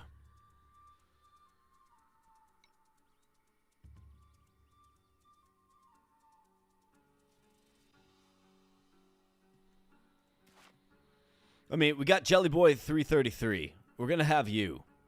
We're going to have options. I don't love doing it, but I feel like you almost have to.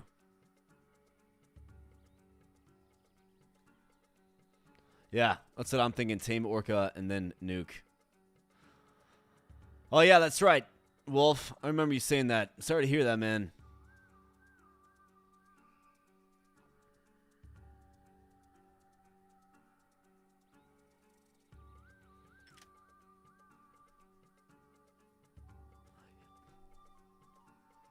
Yeah, it feels like we have to nuke it.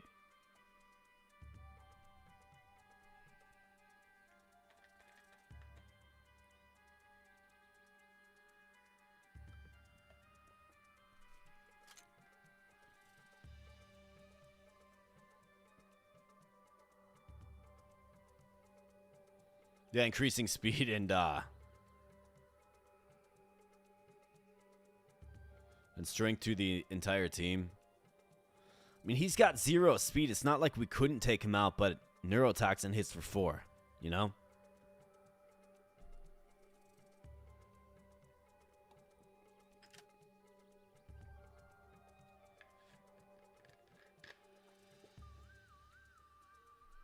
I think we have to blow it, man. I think we have to. That's why we got the skill. Implosion.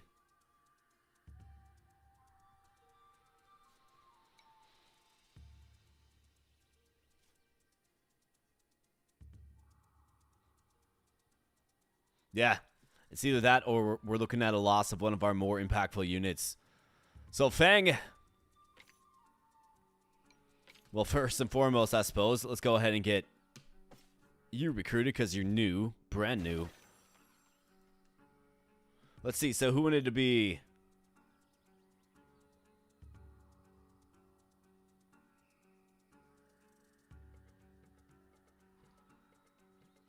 Who wanted to be the Orcaril?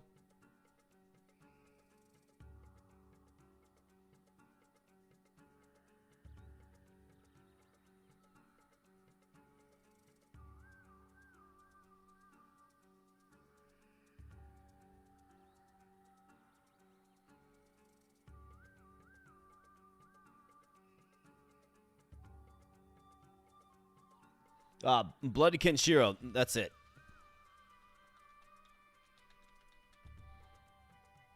Had to scroll up in chat. Bloody Kenshiro, welcome to the team.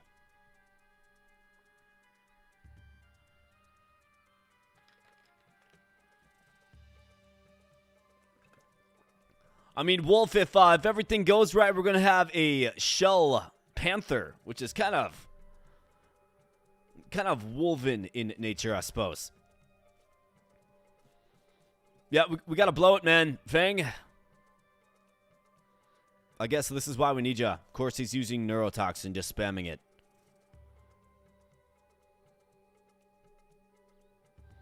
Let's go, Fang. You outspeed him.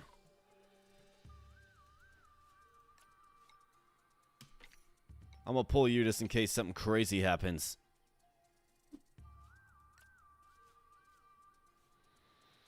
Fang, farewell, buddy. You did great things.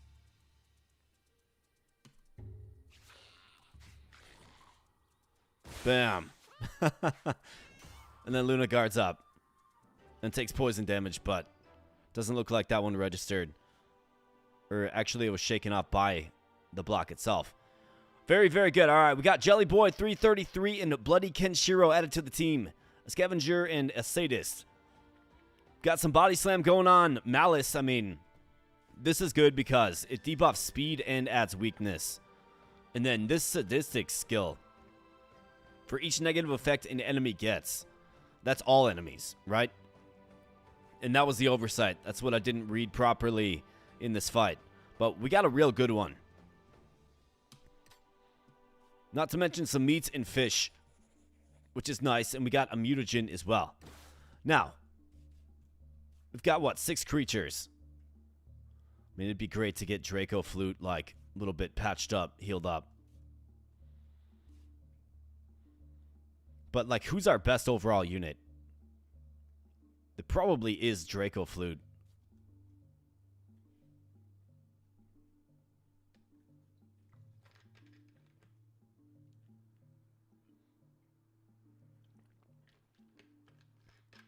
I want to give these 2 skills to our best unit.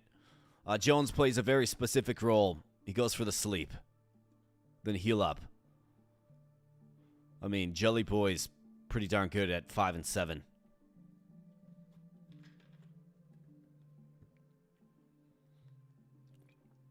See, Orca is a 4/5 creature.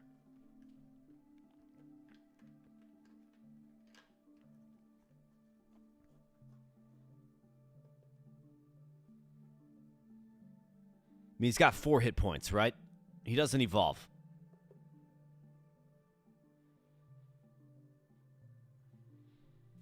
Draco Flute has a good skill set. It almost feels like Luna's the one that we throw it to. Yeah, so Orca's not going to Evo. So I think you want to throw the mutagen on units that will Evo for a chance at something real good. Like if we end up getting a strong skill on Luna or maybe something that heals, it's gonna make Luna really, really good. I think so. Luna, my girl, let's see what you got. Toxic Thorns. When attacked, inflicts poison to the attacker. And Tracker, when placed, inflicts vulnerability to the imposing enemy. That's actually not bad at all. I'll take that. Because with this, I mean, we can use... So Inkstain to always use guard first. We can make them vulnerable. And then Toxic Thorns, we can poison them. So at least when we're using guard, we're still doing damage. Now, would I have liked an attack skill that does, hits for good? Yeah, but... I mean, this is fine. It makes Luna very defensive. Could certainly do worse. I mean, you got 2 talents there, which is pretty good. All right, so we got a White Reaper showing up on floor 5. The Infinite Syringe. Certainly has its uses. We got Snooze. So that's 4 HP restoration. That one's tempting. Otherwise... Golden Beetle. Evolves a single creature from your starting deck. The White Reaper again, man. My goodness. Berry and Fish. A Great Elk with 8 HP. Bulbfish. Carnitrap. Polaro. Both of these lanes are kind of intimidating. And place gains swiftness for 1 turn.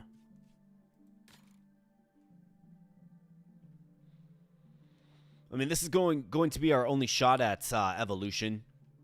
And we certainly need...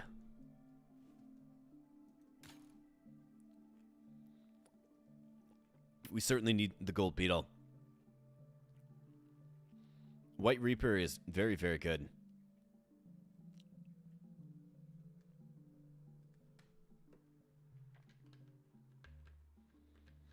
Hellrat can evolve, yes. And I don't know what it evolves into. But I do know what the Shellcat evolves into.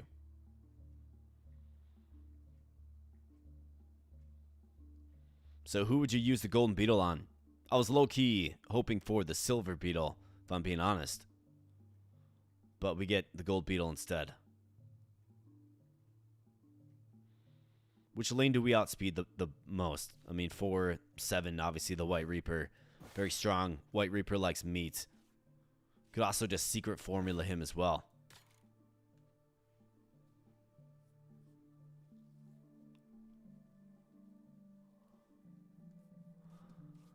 I mean, this is a 6/5 creature with Earthquake as well. I mean, that's quite good.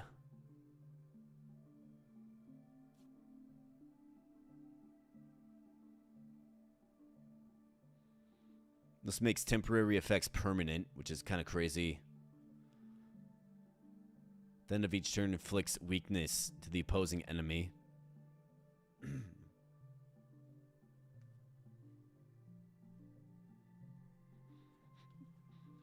Sounds like Dark Wolf's been having a good night. Yeah, that's not a problem at all, Wolf. I like a guy who's having a good time. Yeah, there are still creatures we haven't seen. Absolutely. Yeah, the infinite syringe won't really do us much good. We're kind of like a lean and mean team that really kind of lacks a power move, if I'm being honest. I think it's got to be gold beetle. But the damage output that we have, I mean, let's be honest, it's not really there. Like, our heaviest hitting move is, well, probably you with a bunch of status debuffs. And then Jones and his sly ways to apply sleep. Got a couple of body slams now, but these guys can take but 1 hit. I think Shellcat's going to be very important. Probably have to eventually get the evolution as well. So I'm thinking this lane. But before we endeavor down to probably our toughest fight yet in this run, let me take a quick restroom break. All right? So I'll be right back. Thanks for bearing with me. And while I'm gone, you guys have been mentioning the Luna machine, so I'll show you a little fun snippets of some Luna stuff. So let's go to this quick.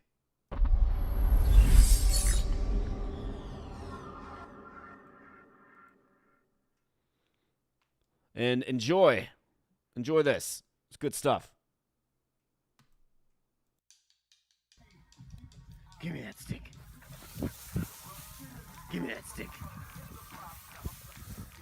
Good girl, Lulu's. Give me that stick. Give me that stick.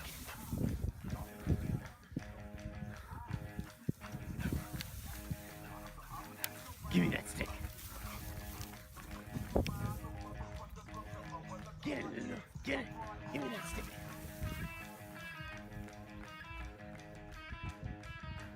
Give me that stick.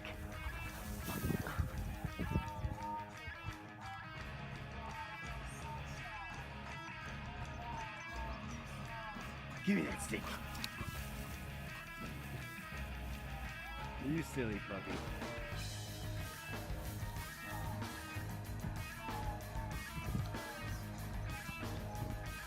You got the ball? Here, give. Throw. Give. Give. All right, ready? Ready? You ready?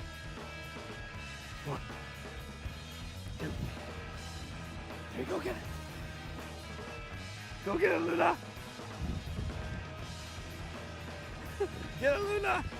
Good job, honey. Good girl, yeah. Good job, sweetie. Good job, Luna. Good girl, honey.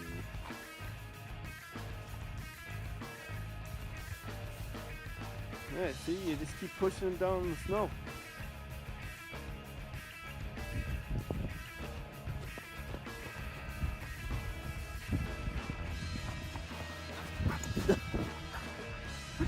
Luna, you're such a little horse.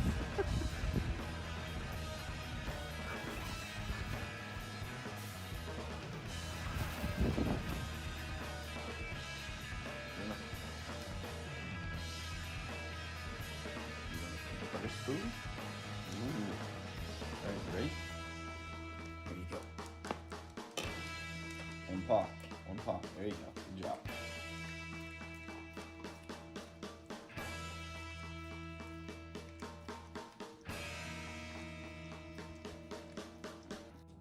Luna, do you want a birthday treat?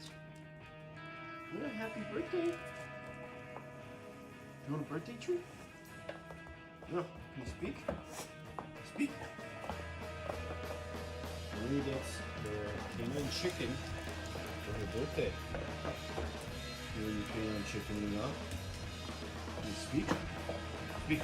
Alright, here we go.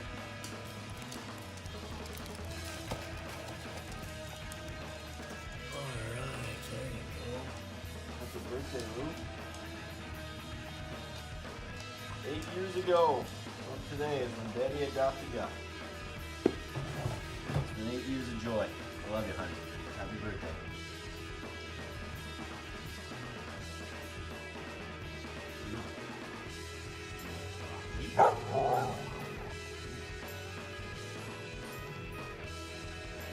All right.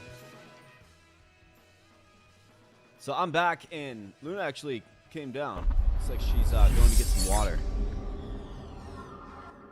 But there she is back there getting some water. You guys can see right there.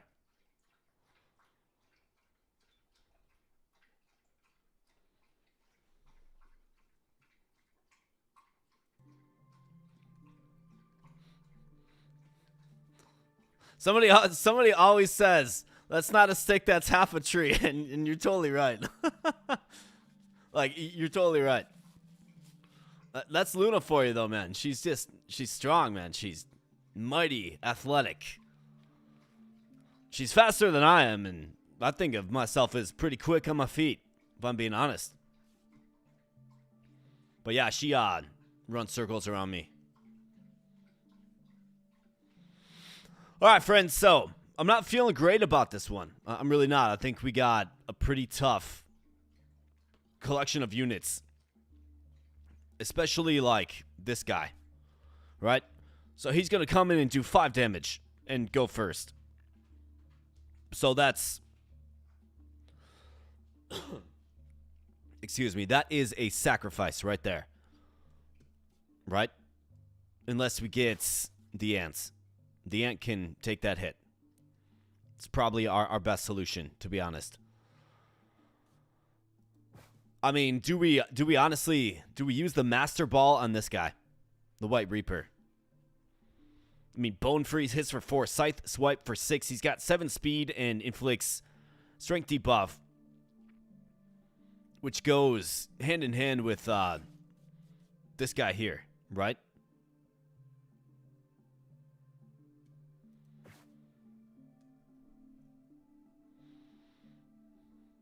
I mean, I honestly might...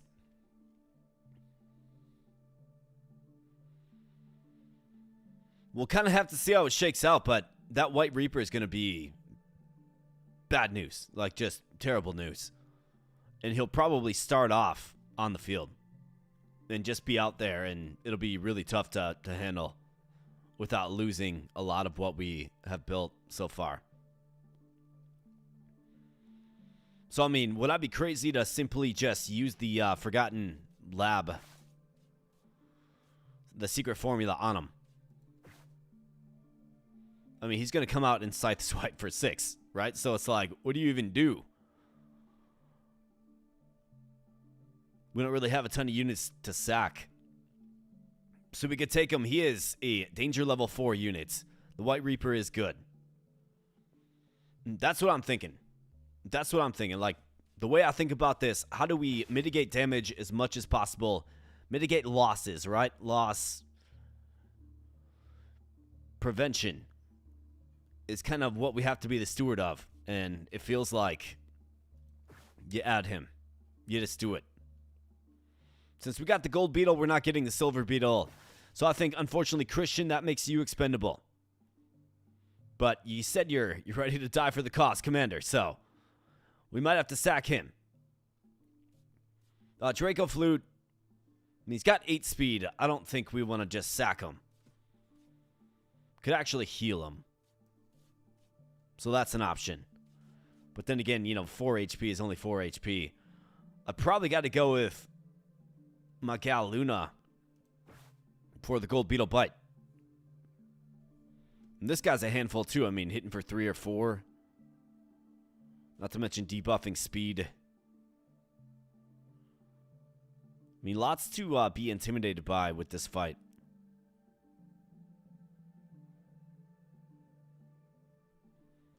So I think you probably have to lead with just a tame of the White Reaper to have a chance. We're getting a bit whittled down.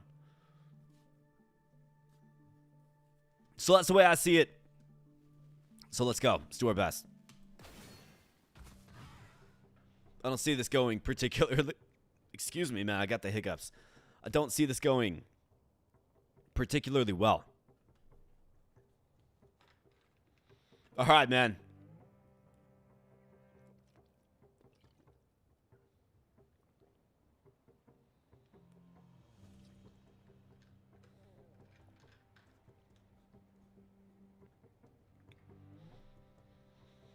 All right, so let's kind of assess. So, Bone Freeze. I think you got to just take him. I think you have to.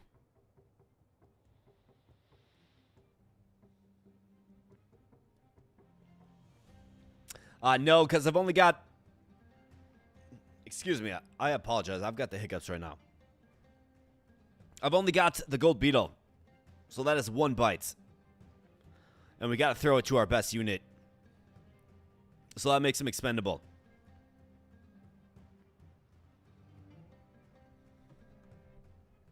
Legend has it, if you like the live, you'll get good luck for the rest of your life. Yes, indeed. That is the legend. Just a humble reminder. If you're having fun tonight, see, we got in the high 60s of people here, which is fantastic. Welcome on in, everybody. Sorry I have the hiccups right now. But if you're enjoying the stream, smash that like button. And if you're new here, subscribe. We're trying to get to 10,000 before year end. Got a rally where basically, like, we just need 100 more. So if you like the content, maybe you've hung out on the channel for a bit, not subscribed yet. Hopefully tonight I can earn it for you. And not to mention get rid of these annoying hiccups too. The heck's going on? Oh yeah, so somebody said Master Ball the White Reaper. I think so. I mean, at least we get a strong unit to replace what has been lost. Every like makes him hiccup. Well, if that's the case, I got 27 coming. I mean, it's the plan that I had in mind. It's either that or what, like Jones. Jones is the only thing that can take this hit. I've got to get 4 damage on him. We mat speed with you.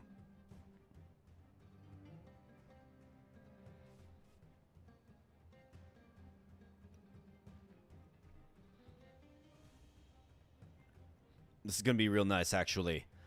So I can use Malice.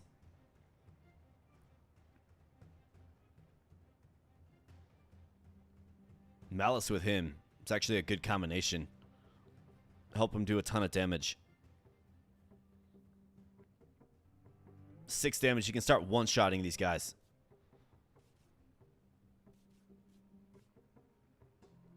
Not to mention outspeed.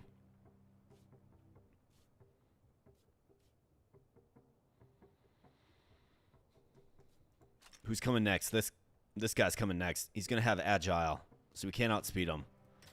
So here's what we have to do. We have to go get it. Who wanted to be the White Reaper? I know there was one of you in chat. I think it was Lil MKKZ, right? Yeah, dibs on the Reaper.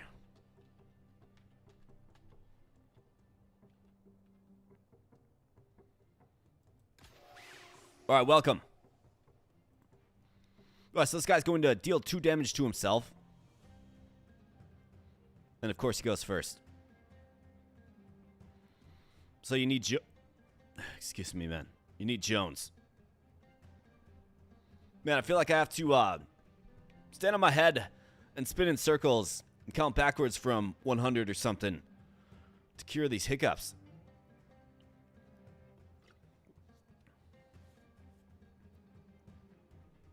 Man, I apologize.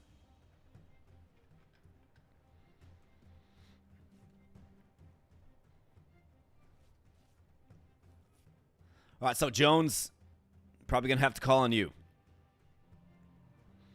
Whoever's here is going to get the speed debuffed.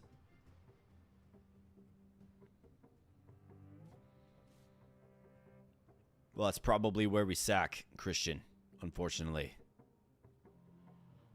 But, you know, did good things. Can get a bite for 2. We'll still outspeed with Rush. Gotta drink backwards. Yeah, Jones is going to have to go here and take this massive hit for 5. I think Christian goes here and gets sacked. We get Jelly Boy in here to debuff. No, he's going to take a hit, but he'll debuff and with Sadistic get enough attack to one-shot this guy. He can set up his own power. So that's what we have to do, I think. So let's go, Jones. Get that trank bite, you bet. Get you out there. You're going to lose 2 speed. Reduce to 5. Still outspeed. For Jelly Boy.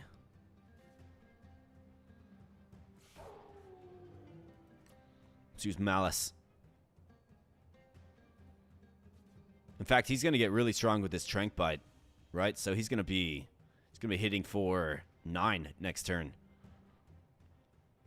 That's what we have to do, though. So let's do it.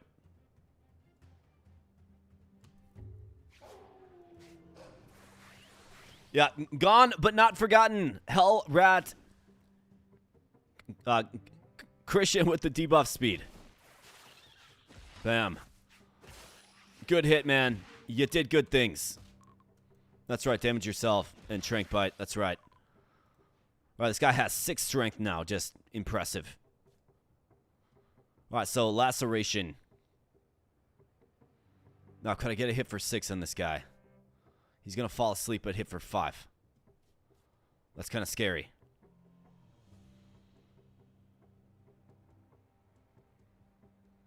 Is there anything we can do to take this guy out?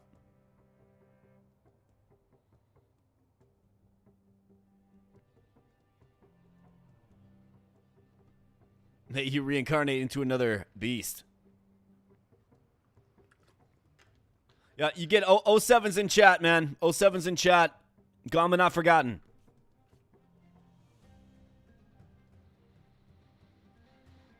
So we have this one subdued.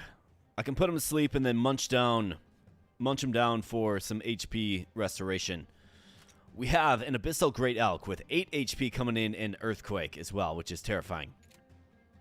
Seems like a good call for Jelly Boy here.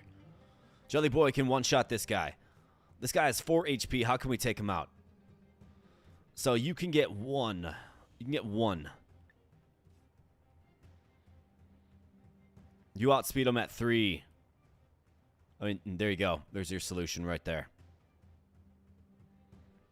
All right, so Jelly Boy. Eat. Let's go Trank Bite with you. Put him to sleep. You get the Ambusher. Bam. Pull you out. Let's get you in there to outspeed and kill. Trank Bite, Body Slam for 9. Massive. Let's go. Bam. Bam. Bam. That's right, get sleepy. This guy gets all kinds of buffed up. I mean, the sadistic is quite nice. And what do you know? This guy comes on the field. He's going to use Earthquake. Okay, so what are we going to do about this? Hit all lanes for 2. I mean, I would like to heal Jones. I don't think that's an option, though. I mean, hit for 7 is great. Do I want this Bulbfish for Agile? Maybe. I do have a fish. Hey, we got Alex in the house. What's up, Alex? Came back from Brooke's graduation ceremony. Man, that is awesome. Congrats to Brooke. Absolutely. 30-minute wait at a restaurant. Well, fantastic, man. Hope you're getting some good eats tonight.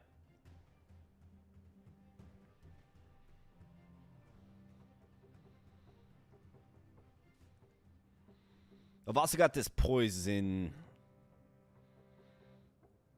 Wait, so if I throw a poison on him, he's going to get... He'll get more strength, right? Yeah, he will. He should. Could also cycle in Luna. Make him go last. He should get Ink Stain, which will improve his attack power as well. Okay, so I think we have this solved. To simply just one-shot this guy.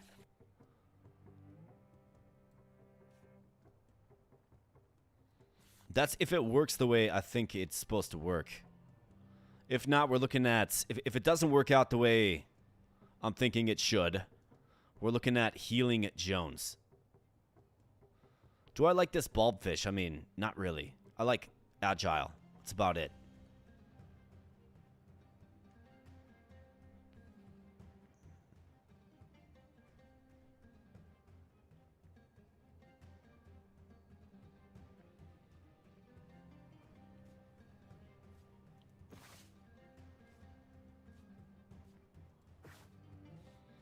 I think we can get Luna in there to apply a debuff.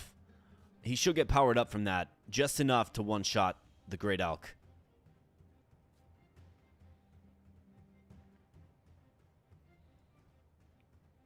And then allow Jones to heal up in face as well. I think that's what we have to do. So let's pull Bloody Kenshiro. Let's pull him.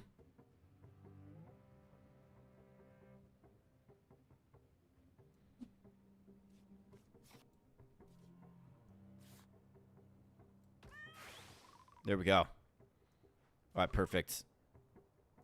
Not to mention, you become invulnerable, too. Or vulnerable, more like. Not invulnerable, but vulnerable. And you're going to get hit for 9. That's a massive, massive hit there, pal.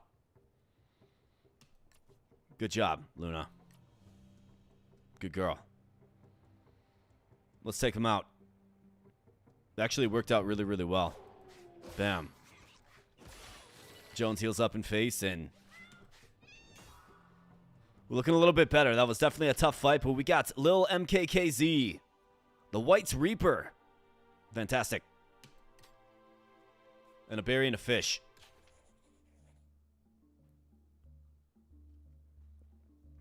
Wolf says, I need a wolf. Yeah, I definitely need a wolf for sure.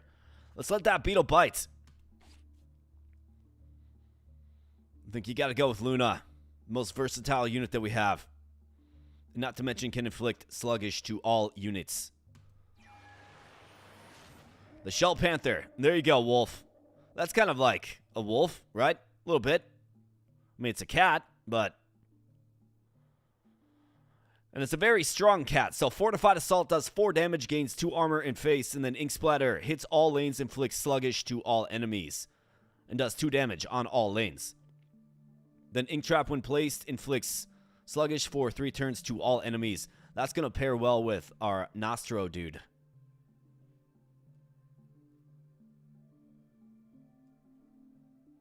Yeah, Shell Panther's dope. Love the Shell Panther. There you go. Right there. There it is. That's that Ouroboros dude. 9 HP. 2 speed. Protective Circle. When a team member survives damage, deals 2 damage to the team member's opposing enemy. Yikes. Self-Devour. Deals 1 damage to itself, then regains 1 HP. Repeats 3 times. Oh, so that makes Protective Circle proc off crazy, dude. Blood of Eternity restores 4 HP to its team. Wow. Okay, this one's pretty insane. Yeah, that's the Ouroboros, yeah. Oh man, okay, so this guy's a handful for sure.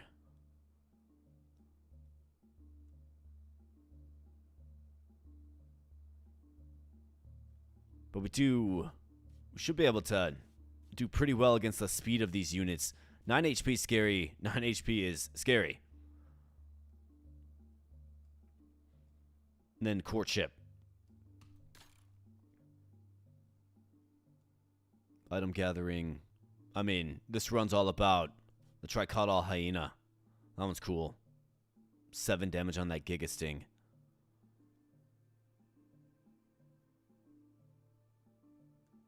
I mean, obviously, we're going with this lane here because we're going to try to tame him. Let's assess. I mean, we do have a very strong addition to the team in the Shell Panther.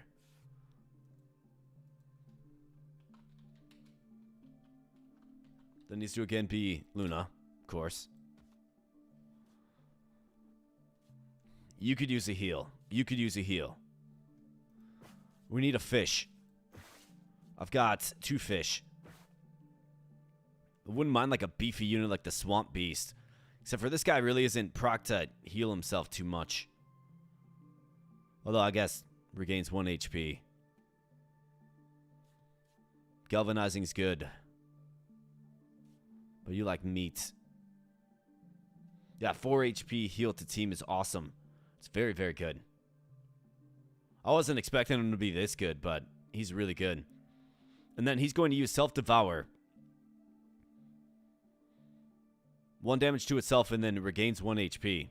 Right? So, boom, boom, boom. Repeats 3 times. Then deals 2 damage to the team member's opposing enemy.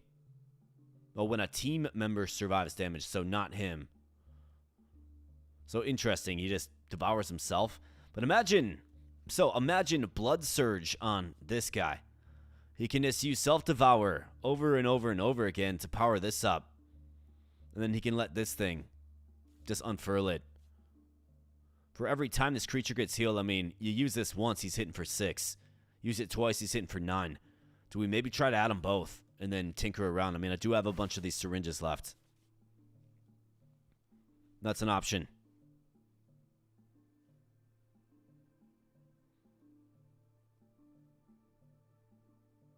I've got 2 fish. We could do it.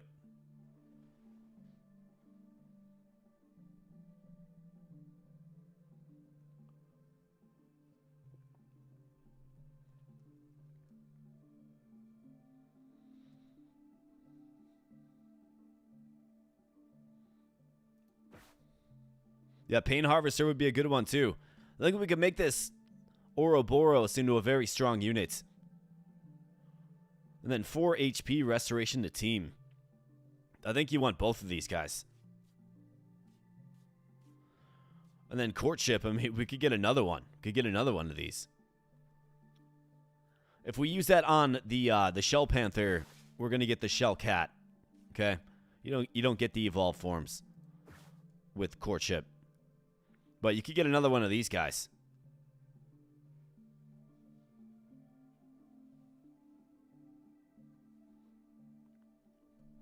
Yeah, Todd Weaver.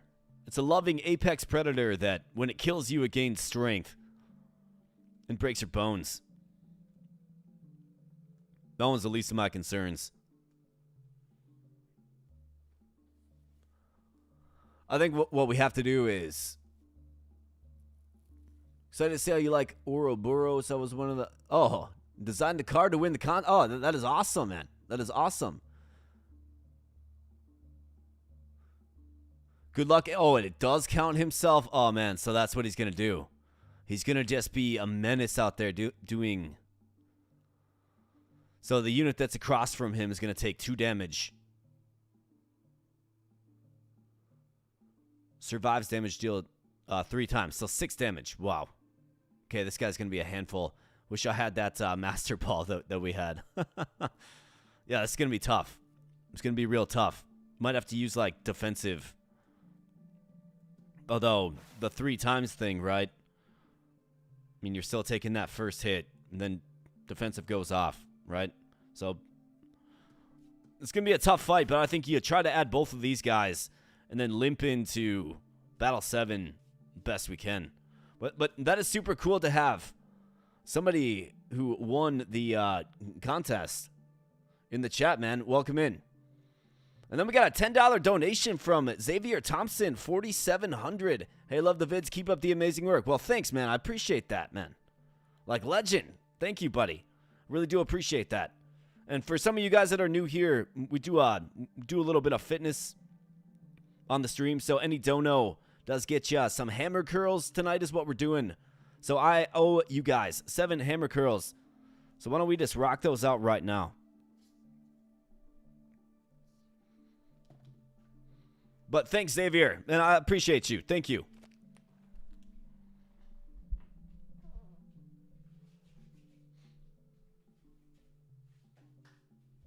All right, let's get the hammer curls done.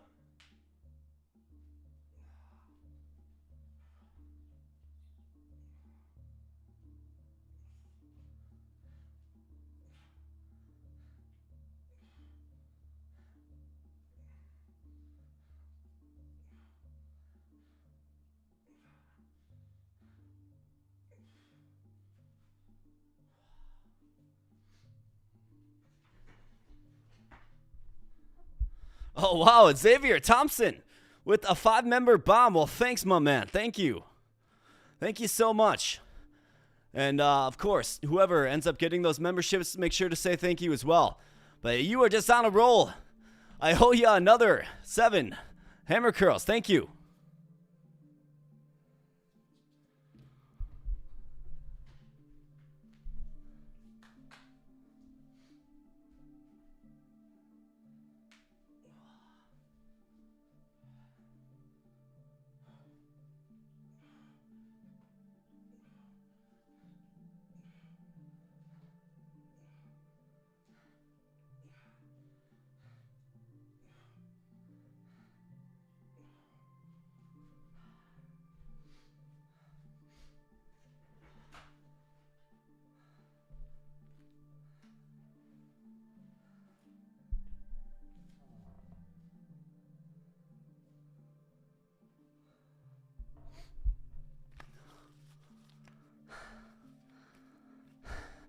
First time catching you live, wanted to show a little appreciation. Well, I do appreciate that, man. That's awesome. Really do appreciate that. Yeah, we got 77 in chat. If you're enjoying yourself, we're looking for the new units here today. We found one. But if you're enjoying yourself, smash that like button, of course. All right, so this guy's going to be a handful for sure. We got 6 damage coming our way. But it's such a compelling one to add.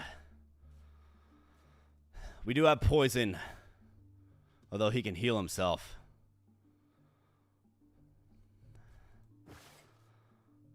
We've got the imposing Shell Panther as well.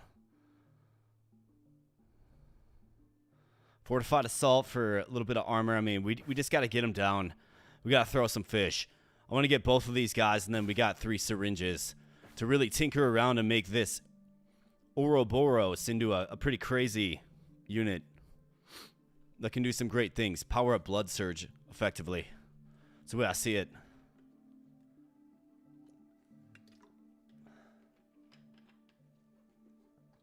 It's hard to tame, but it's not too hard to beat by keeping out of his lane. Okay. That's some good advice. And luckily he's coming late in the formation, right? So we can wipe out these 3. And then he comes in, right? We'll be able to one-shot the Tideweaver. But yeah, to stay out of his lane. Okay, cool. Well, let's go.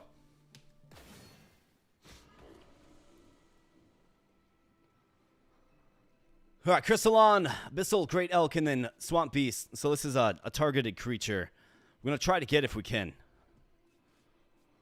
Now, the Luna Machine, literally a machine. Incredible. Ink Trap skill is fantastic. We also have Fortified Assault. I think I want to spam this as much as possible because we can start building armor stacks. And then it's going to hit for 4 and 5. This guy has 4. I think it's a pretty good matchup right here. Jones with the defensive. We can get this Swamp Beast put to sleep. I think that's probably a good move. And we also have the White Reaper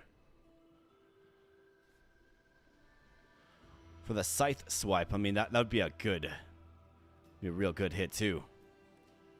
I guess you could just Bone Freeze down this guy. We're going to outspeed if we throw the Luna Machine out there.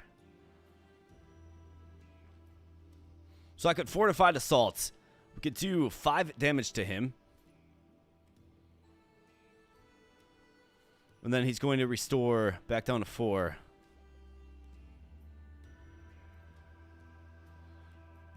Does the math actually just math out here, man? Does it? So with this, well, I guess he will attack as well. Get some Toxic Thorn action.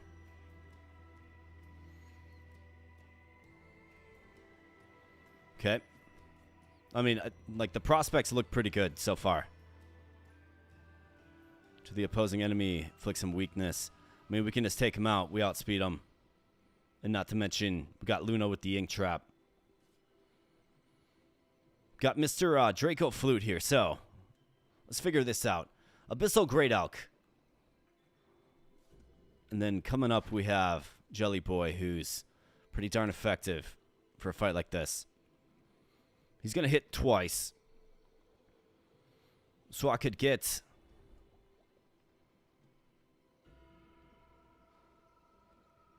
So I could throw this on him. We could throw this on him, right?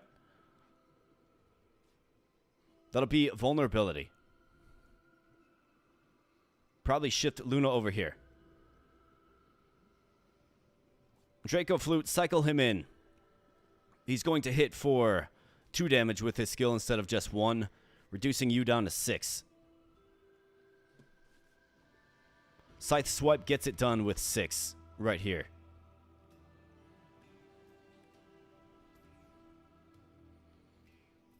Then you could go Jones right here for the Trank Bite. Next turn, get him put to sleep. That way he doesn't continue to spam this Blood Surge move, which will get progressively more and more powerful. We can take out this guy and this guy. The Ouroboros Eel will be on the field then, along with the Tideweaver, that we can simply target with a strong creature like MKKZ, who outspeeds them.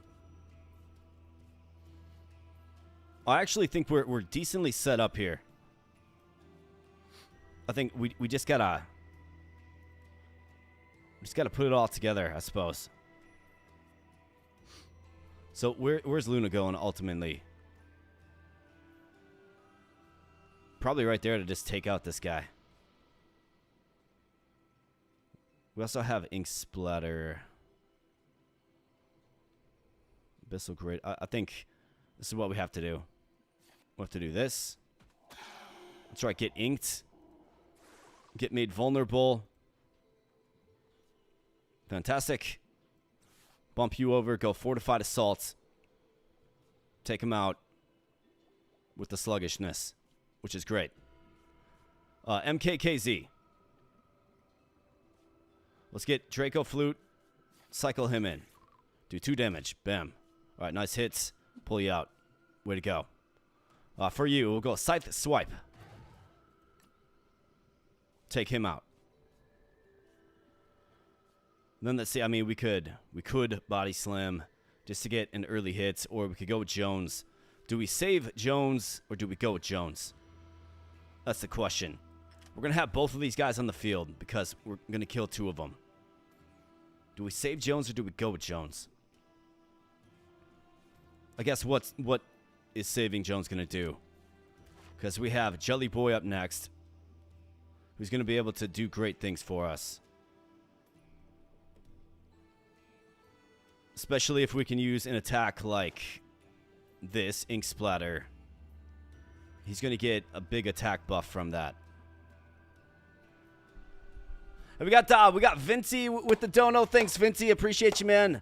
You guys, make sure you say congratulations to Vinci. He's got a new son. Brand new son. Just had him. And we got Xavier Thompson again, man.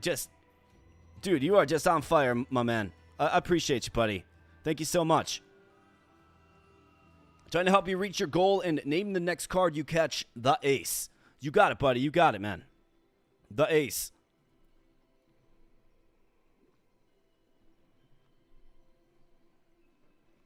The ace is the next card. And yeah, friends, if we do reach the goal, I'm going to throw in a bonus 30 hammer curls, so... We'll top out at 100 curls tonight on stream live. See if your boy can do it.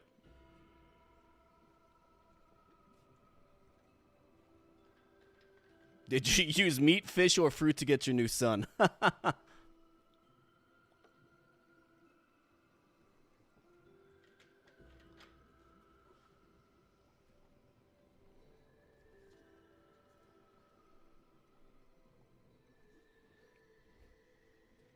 All right, guys, so yeah, I think this is how we kind of have to open up.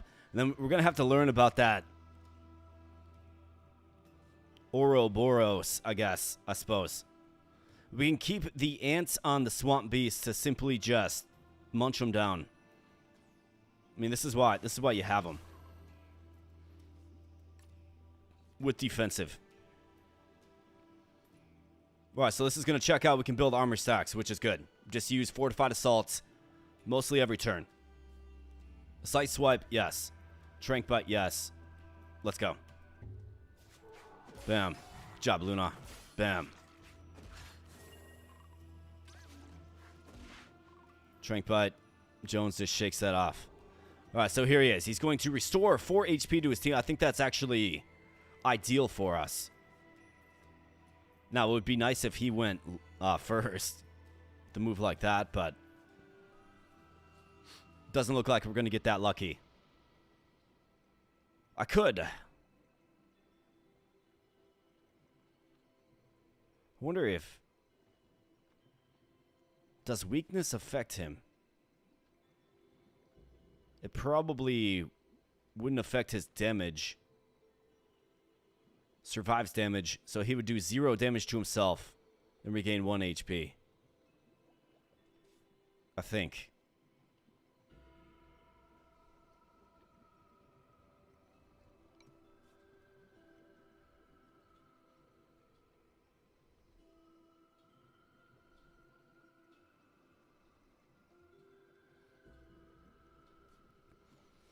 I don't think it's going to debuff this, though. I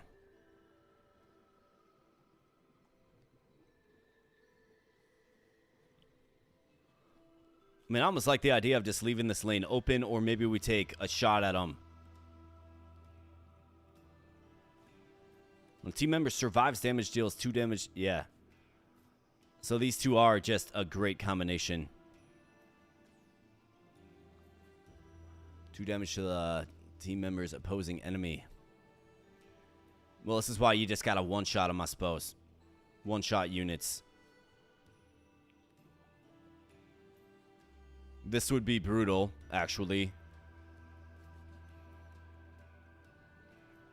Because it's going to prompt all these units to attack.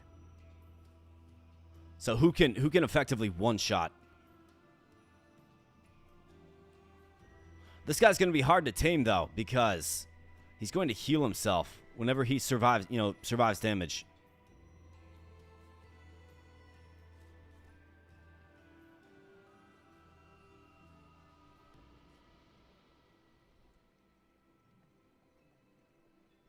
I think we have to get this guy. We have to get him recruited. Is what we have to do. So let's see, what does this look like? When a team member survives damage, deals 2 damage to the team member's opposing enemy. So if I hit him for fortified assault, I guess he just heals right back up, doesn't he?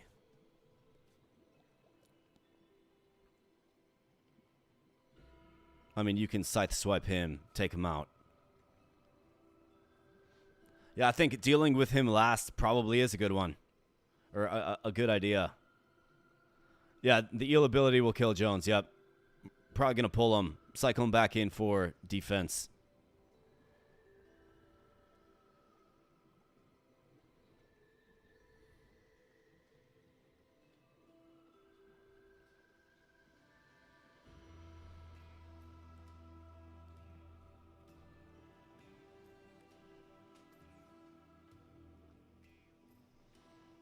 They definitely do synergize well for the enemy, don't they?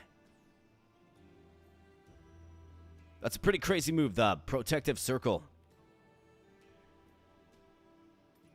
Not to mention the Blood of Eternity is a fantastic healing move.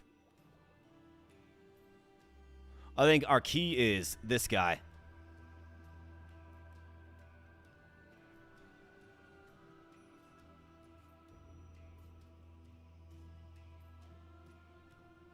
I mean, we can buff him up. For each negative effect an enemy gets, gain as much. I mean, this guy can get. So Body Slam 3, if we use Bone Freeze, although I guess it won't kill him. Then we're going to take that return damage. Scythe Swipe.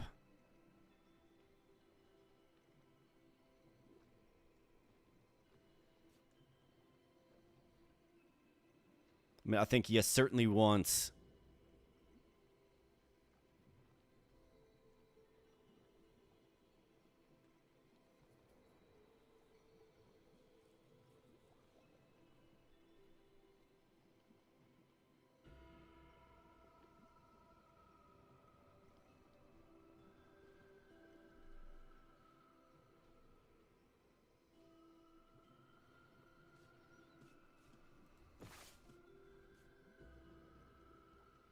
Could do Sluggish.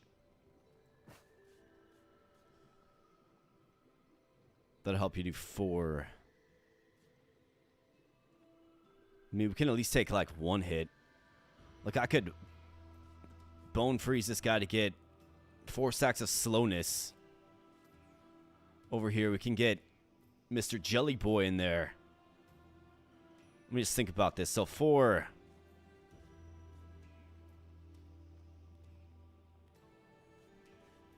And then you're going to take a hit for 2. Yeah, you will.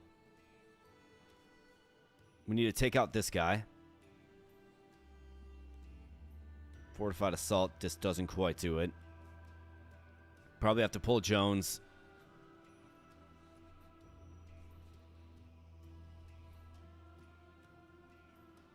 Blood Surge, Bone Breaker.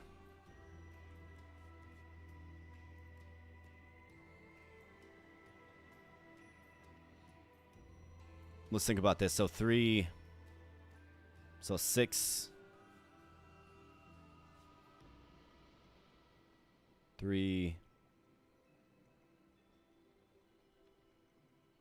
7. Plus 3 is 10. So if I use this turn, bam.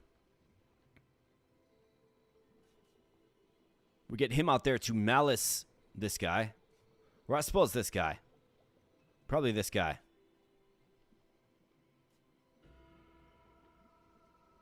That's another... So that'll be plus 7 strength. And then he can go into next turn hitting for 10, which can one-shot this guy.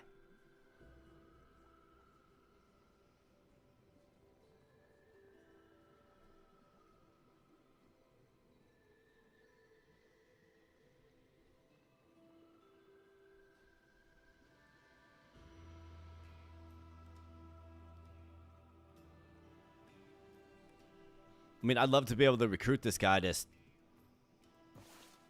we'll never get him down to 1 HP. Could even throw on this poison bug for, I guess, more damage.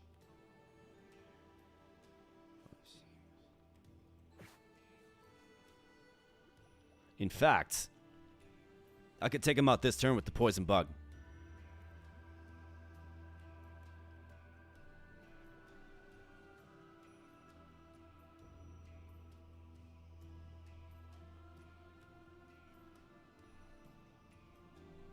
I don't know how feasible it is to capture the swamp beast, if I'm being honest.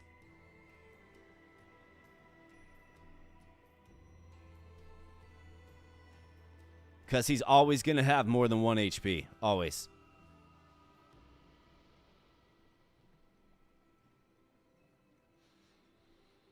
So I think we can actually get one lane open. So stick with me here. We go Bone Freeze on him. Okay? Well, we get Jelly Boy out there. Right here where the ant is. We go Bone Freeze on him. That'll give him plus 4 strength. That'll put his body slam up to 7, which is a massive hit. And then I can use the poison bug to inflict 2 poison, which is of course a debuff. It'll power this up even more.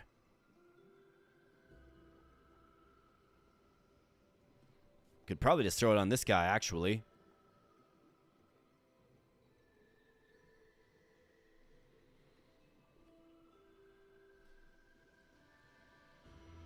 Yeah, so what'll happen, though, is 8 damage with Scythe and Poison, yes. But then he heals. He'll heal for 1 after the Scythe, and then 1 after the Poison. Okay? So instead of being down to 1, he'll be up to 3. Will our chances to recruit be a little bit better? Yes. But I've only got 2 fish. And 1 fish is guaranteed for this guy. Now, unless we get into... I just keep throwing him food to get him partially tamed. To make our chances a little better. Like, that's a possibility, but... It feels like... I mean, this guy with Pain Harvester is very hard to recruit. It is. Unless you have... the secret formula or other means of recruitment. So that's where it gets tough for me.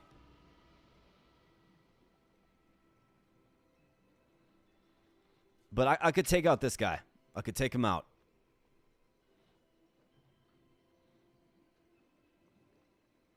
And we could get some poison on him and take him out too. We could take them both out, actually.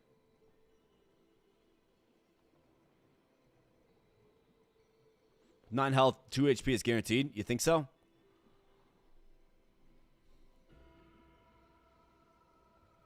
Not in Pioneer mode. Where is the wolf? He's on the field.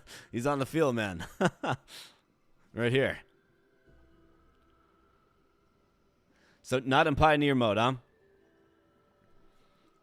Well, if that's the case, I mean... So what could we throw at him? If we were going to throw everything at him, it would be meat, berries, fish. So we go berry first. He'll get like partially tamed, then meat, then fish. I mean, 75% is not bad. I would probably roll the dice with that.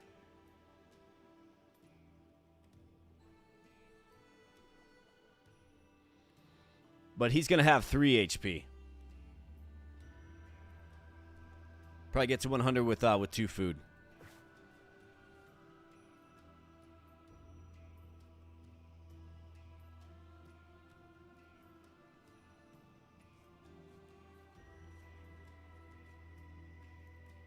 I mean, ideally, you get them both, yeah.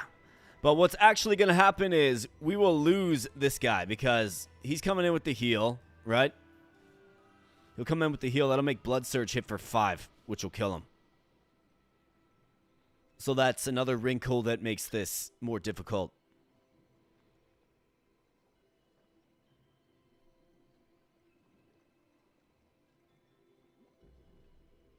You know what I mean? For every time this creature is healed. I mean, Blood Surge on the eel is fantastic. I really, like, that's a combo that I really want to make happen. It's like our power move.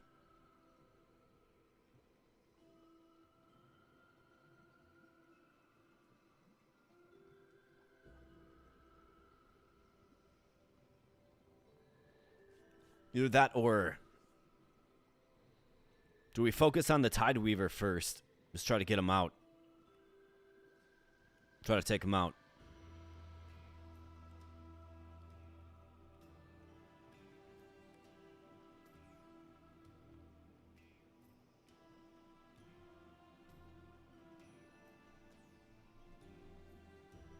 If I use Trank Bite on the Swamp Beast...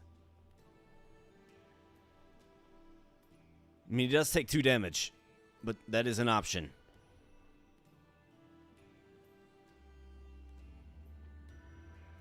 Could always go for the cycle as well. Looks like Vinty's heading out, man. We'll see you later, Vinty. Always good to see you, my man.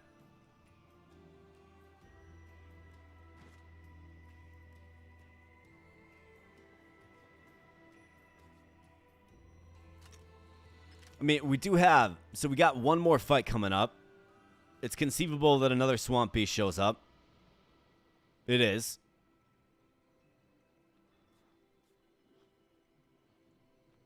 Yeah, Tide Weaver goes down with relative ease.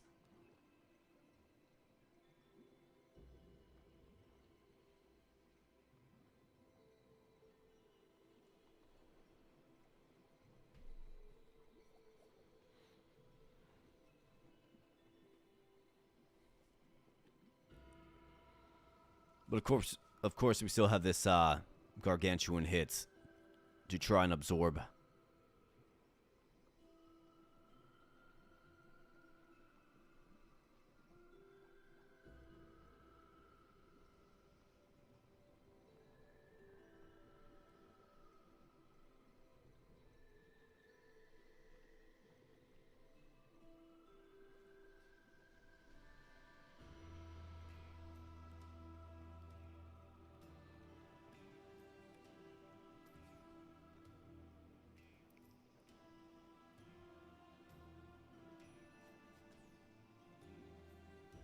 I mean, he's hitting for 4. He's going to be hitting for 5. So he's going to one-shot this guy, too, if we try to take him.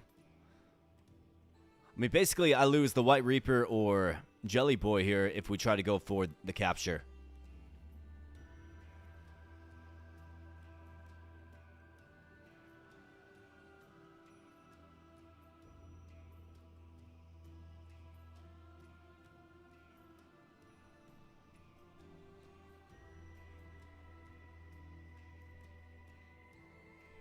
Yeah, we could definitely just take out this guy. And then we could use Fortified Assault to hit. She'll take a hit for 2 though, and then get hit for 5 in return. But then we'll get a poison.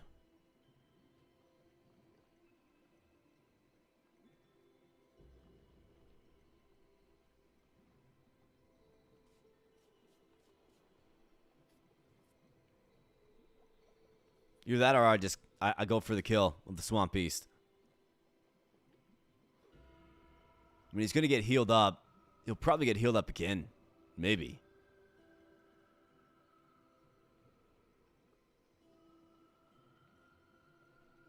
Yeah, poison going to trigger the eel's ability. Yep.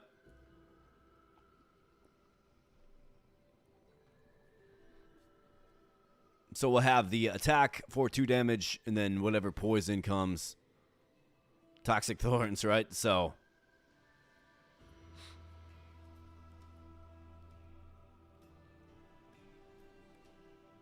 these are tough choices. This game definitely makes you think. No, another thing I could do is, I mean, we could just, I could even like pull Luna, put you here in the middle, scythe swipe, could heal up Jones, go trank bite with Jelly Boy out there. He can use Malice, and he can get very, very strong next turn.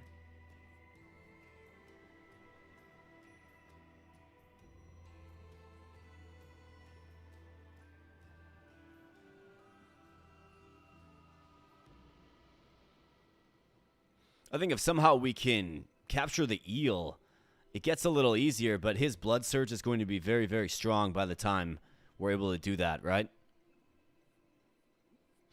And of course, the eel goes last, so he's going to restore himself for 4. So the question becomes, like, can we get, what, 12 damage on him? I mean, the only possible way would be Jelly Boy. And then we're going to have these skills proccing off if we use things like poison and whatnot. I mean, I love the combination. But I think if we're going to... Well, this is the Eye of the Abyss. I think if we're going to take this run where it needs to go without taking massive, massive damage, losing units we don't want to lose, and things of the like, I think you have to take out the Swamp Beast. It's the only way in my mind I can see it working. Take out Tideweaver. We can get the Swamp Beast down this turn. I mean, I love the synergy though. Like, it's really, really tough, but we might have another shot at it next turn.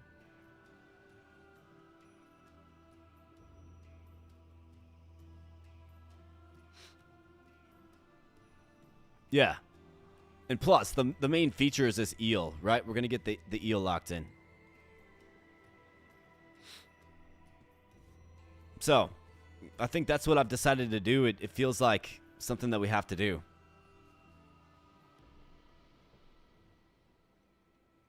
Do you remember survives damage? So they got to survive. So we got to get you all beefed up. So if we do this for you, you're going to go boom.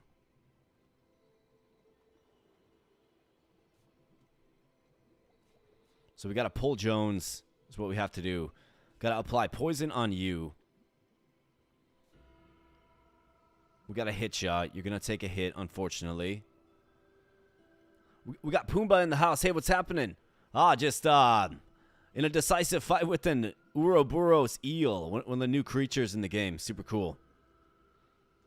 And we're trying to capture them. Ideally, we want to get both, but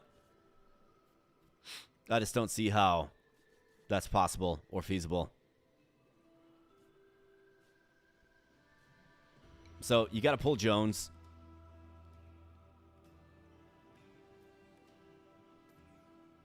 Although he's got torpidity, you got to pull Jones.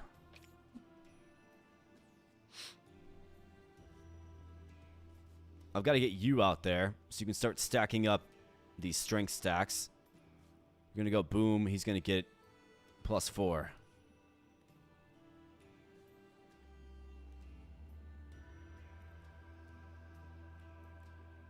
Going to hit him there. He's going to attack you, but then get thorns. Of course, the damage resolves after the fight is over, and the poison will kill him. So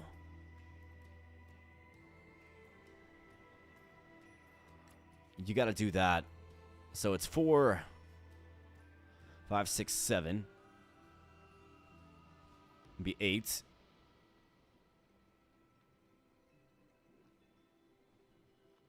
And then 9. If we use this. Well, actually, it'll be 9, 10.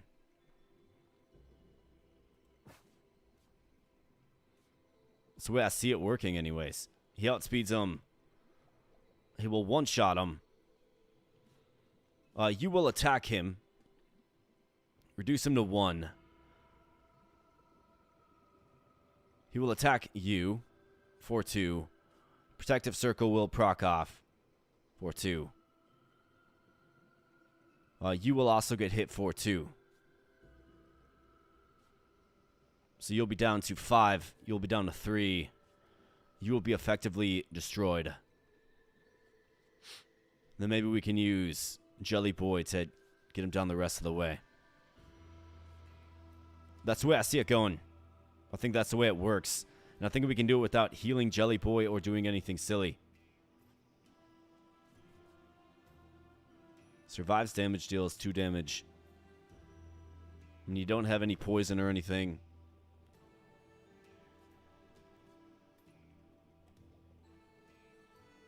Oh yeah, you're right.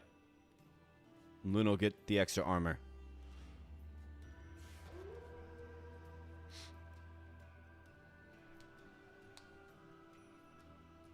And from Diamond Willow Wood. That sounds awesome, man.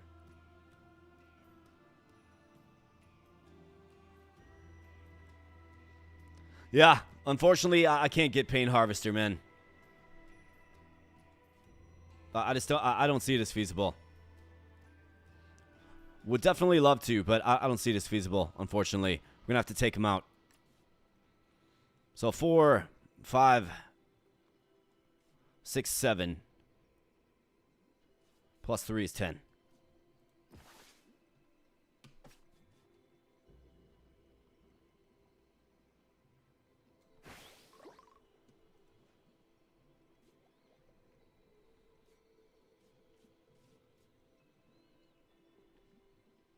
Yacht speed. You're good. Should work.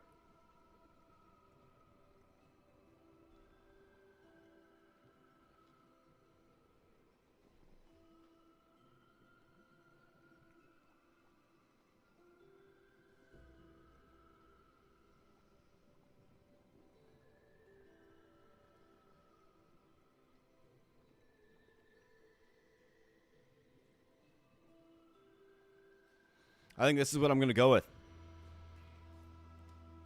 I think this is what we got to do. This is what makes sense in my mind.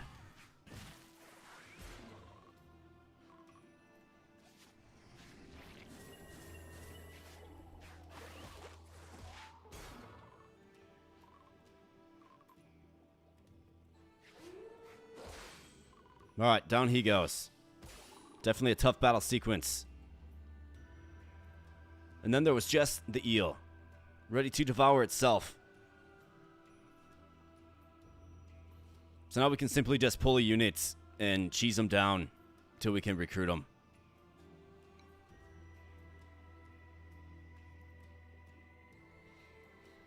Right, so Fortified Assault, you can do damage and then stave off the return damage. In fact, Bone Freeze gets it there. You do exactly 9. So we do 4 and 4.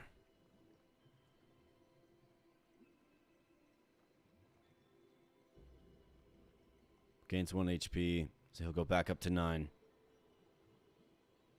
We'll hit him for 8, recruit him.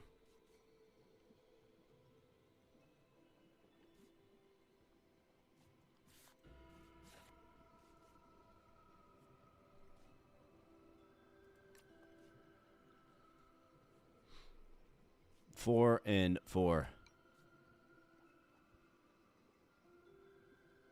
We're going to get hit for 2. Not good, but that's what we have to do. Well, actually, no, you won't get hit for 2. Survives damage. Team member survives damage. Opposing enemy. All right, so let's do it. We should be good.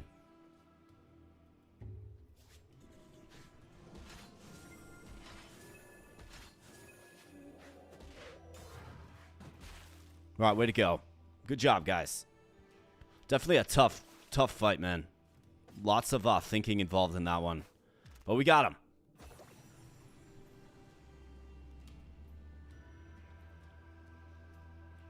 We got our boy Vinty in the picture as the Ouroboros eel. Ouroboros eel. Oh, man, that one's tough. Like, made me think. Made me think real hard. Seek a mates. Choose a creature, an animal of the same species joins your deck. How about another eel? What do you guys think? I mean, you get another heal. You get Protective Circle proccing off twice.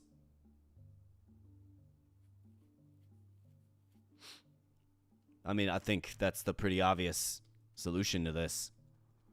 This is a new creatures run. We're featuring the new creatures. Why not feature the ultimate new creature?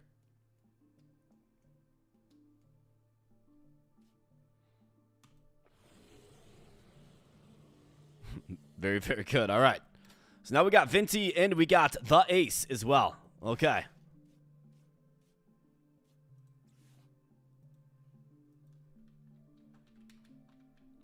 The Ace. All right, so maybe we didn't need that Swamp Beast synergy. I mean, that one attack, obviously, that boosts up as you heal more was good, but I think it ended up working out pretty good, and we have some food items to heal up. And the Swamp Beast, again. Undying. On death, resummons this creature without this talent and half its max HP. Round it up. Life Pulse as well, and Deadly Bite. This one's more manageable because it doesn't heal itself when it gets down to 1 HP. I mean, we do have another opportunity at the Swamp Beast. We got the fish as well.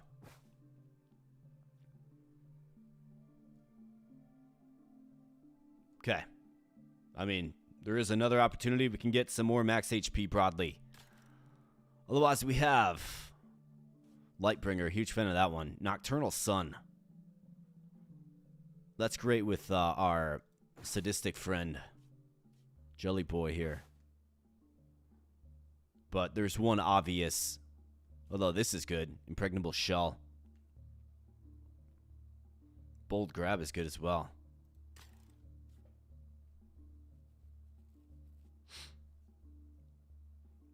Deadly Bite, Life Pulse.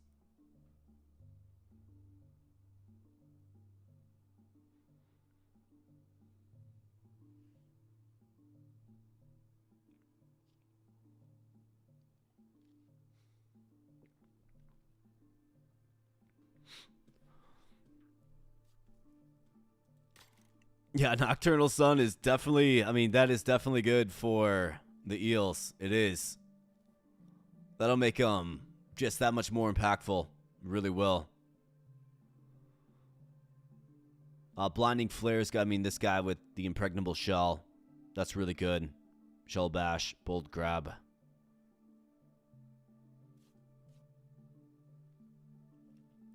There's the Head Piercer. But Hunting Grounds or a little max HP increase, I mean, we do have... I'd probably, what? Give him a fish, maybe? Yeah, it doesn't have the good talent at all, does it? I mean, it is on death, though, right? So, the more damage it can tank, the more it can proc off the eel's ability. It has a heal.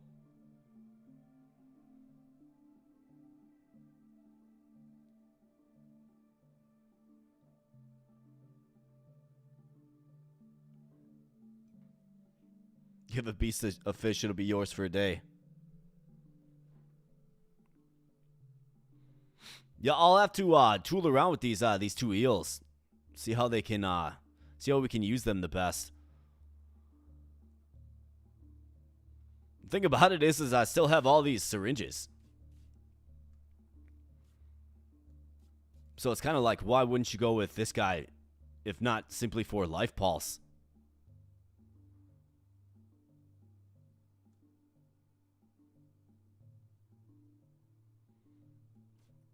Huge fan of Cuckoo as well. It's a pretty good one. Spiky Slam for 7.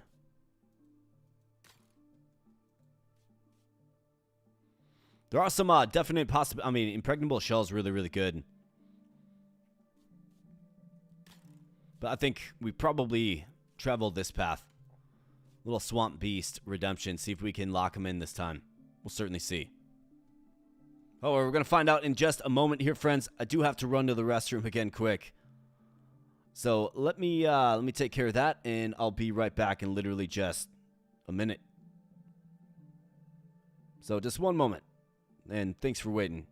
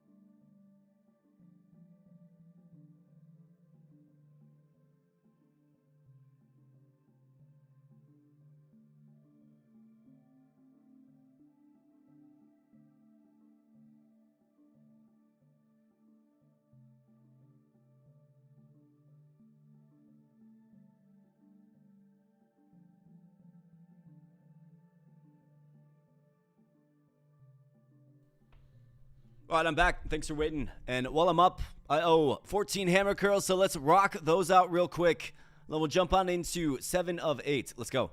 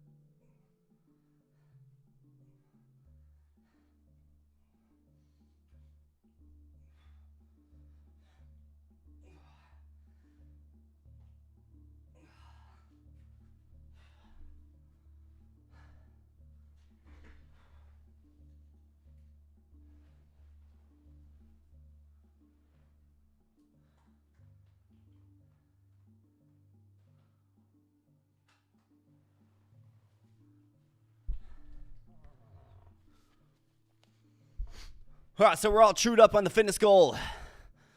Let's get it.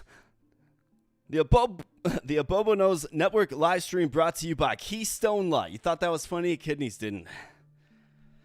Man, back in college, I used to drink me some Keith Stone for sure, man. But these days, we've upgraded.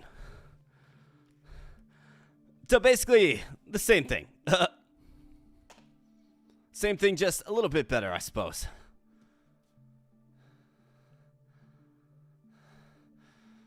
Yeah, restroom breaks brought to you by Deathwater. Absolutely. That's part of the culture we got here. You guys are a creative bunch. All right, well, let's see if we can hook a swamp beast. I mean, it wouldn't be the worst thing to grab a cuckoo as well, but I think, you know, keeping some extra food on hand to heal is also good. So let's rock and roll.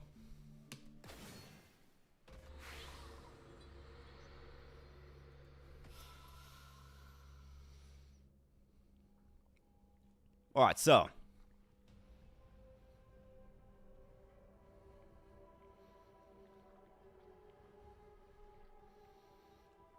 Got a Nightwalker fortifying everybody. Head Piercer with the spiky slam for 7.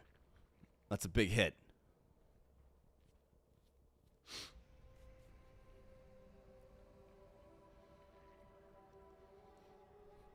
I mean, this might be an instance where the best move is to simply sack a unit.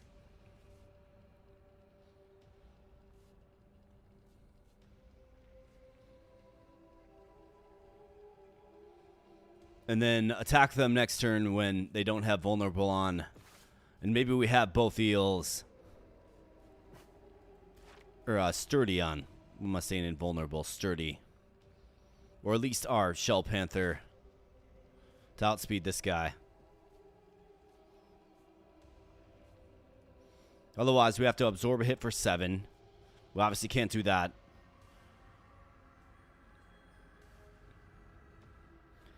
So I think, Kenshiro, you are the lucky one up. Definitely not forgotten, my friend. Definitely not forgotten. But I'm going to have to sack you. I just don't really see the utility. With the body slam that hits for 3. Scavenger's cute, I suppose. But it only happens when you're on the field, right? I mean, do we want Scavenger? Do I want to take that skill and put it on anybody?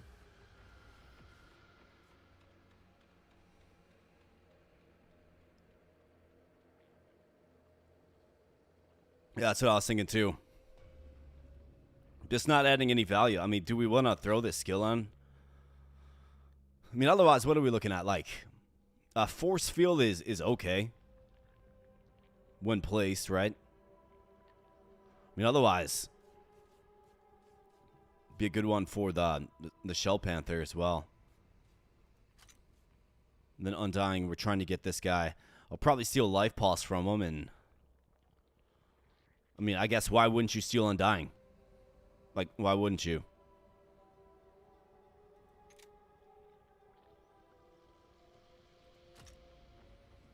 This guy's just good at soaking up damage.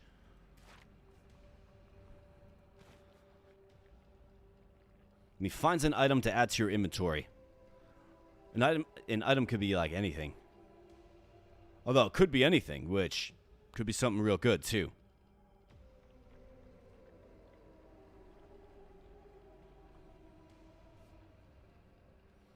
Or maybe we do something like take defensive from Jones, or do something else.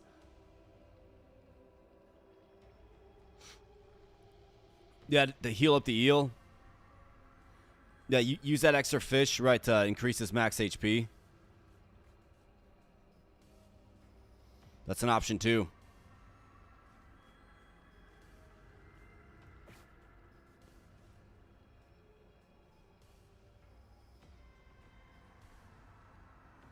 I think when we're looking at 9 and 10, the difference between that and a swamp beast that can take abuse and allow us to spam this, and not to mention give us life pulse. I would say I think the swamp beast is probably the better value. Adding him, I mean, you get Undying, it's a free resurrection. And then life pulse. I think you get more bang for the buck in using the fish on this guy. So, yeah, Kenshiro. Gone but not forgotten. 07's in chat. 07's in chat. I've decided against Scavenger. I don't think we need it, really. But then again, like, I've got an extra syringe. If we take 2 skills off you, I'll still have 1 extra syringe. Boss fight is next. I mean, we might as well. But 07's in chat for bloody Kenshiro. We'll see you later, my man.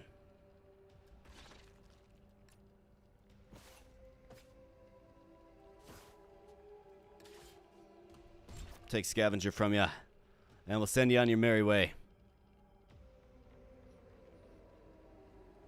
Now, can I jump on this guy quick? Well, we don't want our eel to fall asleep. Probably have to just let this go a turn because he's going to fall asleep. Then he's going to use Awaken Punch, but at least we won't be put to sleep. Can probably jump on him.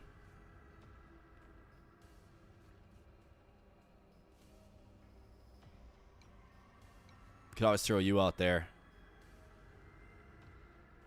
A hit for 6 is more manageable.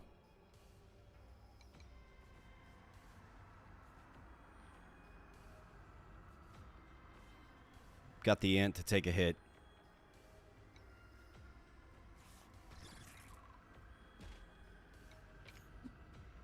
Let's do that. Kenshiro. See you later, Kenshiro. You went down swinging, though, pal. You went down swinging. And Cuckoo just ran headfirst into a wall and concussed himself. Alright, so we got Luna, so very, very useful. Obviously, as you already know. Can we get a hit for 4? We can. Fortified Assault gets us there. So this is good. That's where Kenshiro's adding value. So you obviously lead with Luna, Deadly Bite, Awaken Punch. Can we do 6? If I get Jelly Boy out there first, we can, actually. Because this is going to be +3. So that's 6 right there. So let's get him out there.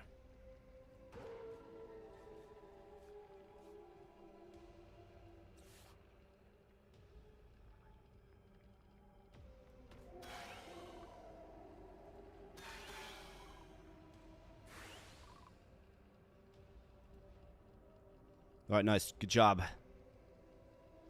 Luna and Body Slam. So you do have Vulnerable on you.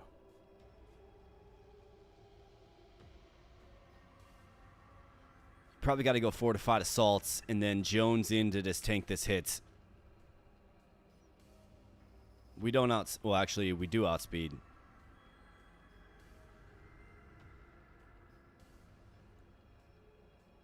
So this is going to do 6 damage, correct? If I throw Vinti here, use Self-Devour. He does 2, 4, 6. Right? I think so, right? Just triple checking, because I don't want to lose him.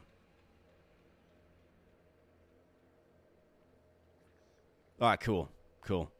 Well, then we don't need to tank the hit. We can just take him out instead.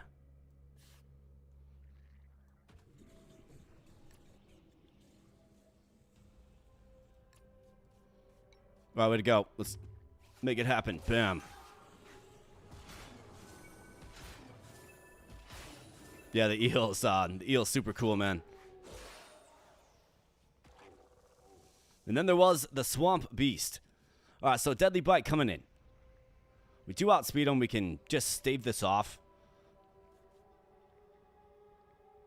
So 4 and then +2 is going to be 6. Can always get Jones in there for a Trank Bite. And then you can heal everybody up. I think that sounds like a pretty good plan.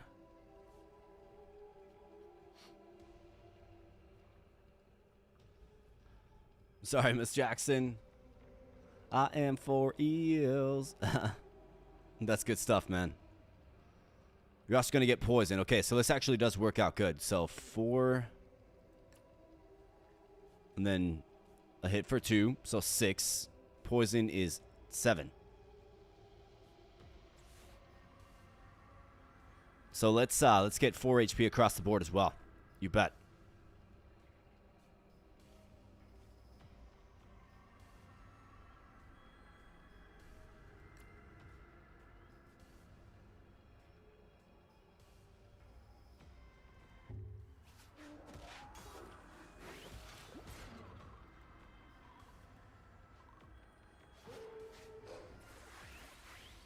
That's right, get debuffed. Great heal, man. I love it. All right, so does anybody else need healing quick before we're out of here? You could. So we can pull Luna.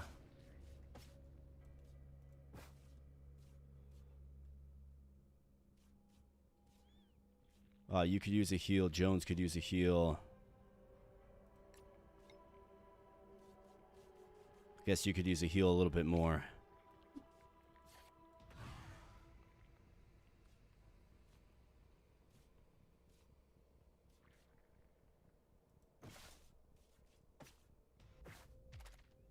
Get it. Anybody want to be a swamp beast? Let me know.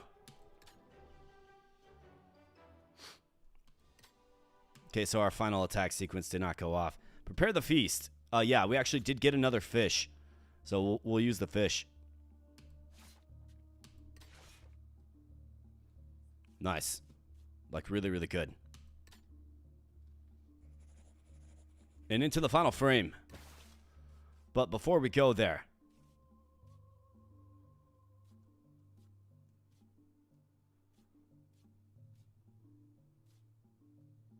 after 2 creatures die, finds an item in your inventory. I mean, I think with these eels just chilling out there, they're going to witness many creatures dying. So I think you give this one Scavenger. For Swamp Beast, we'll take Undying from you. And we'll take Life Pulse from you as well.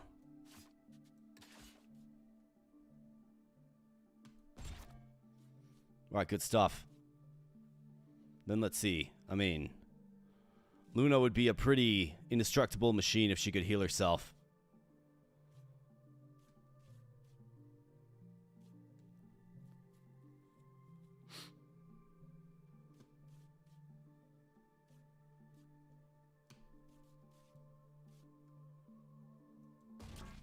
Give it to you. Now we'll have pretty broad coverage for healing. And then Undying. He's got a ton of HP. Let's give it to the ace. Named Swamp Beast Vida. Alright, you got it.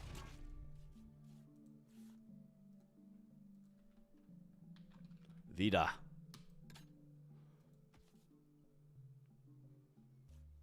Alright, looking good. Let's go ahead and rest. And it's the Eye of the Abyss.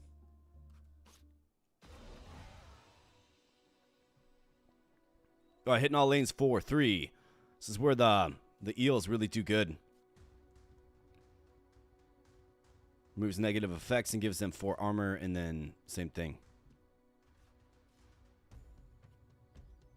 I mean, I think you can probably just lead with both eels. Hit all lanes, it's going to be pretty fun effect, actually.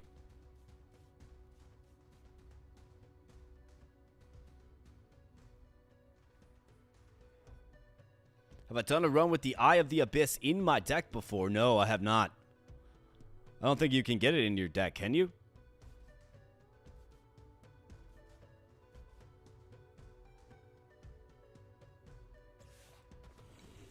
We're going to lead with both of the big boys. Let's go. The Ace and Vinti. Little self-devour action. And you could probably... If you're going to hit all lanes, you might as well heal up.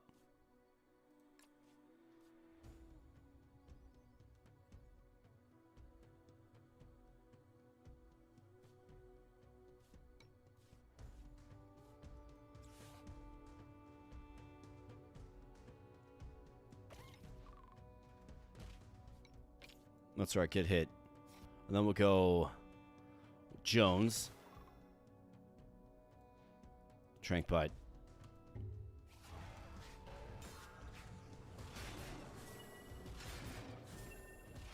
Man, those eels are so strong, dude.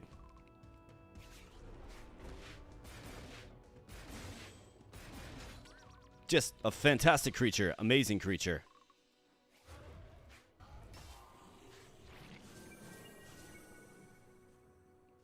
And just like the broad area heal is pretty insane too, dude.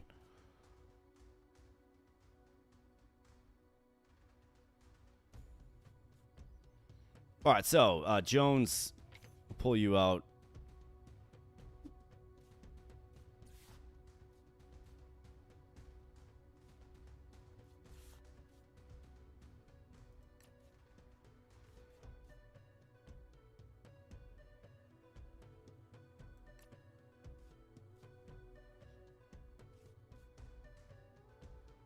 Side swipe for a pretty big hit. I think you do it.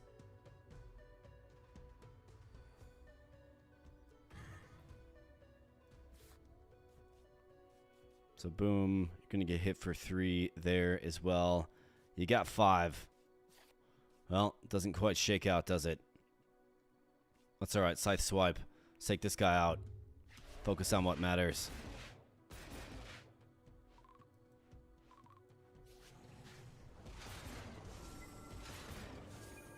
That's right. Eat up that armor. Let's go.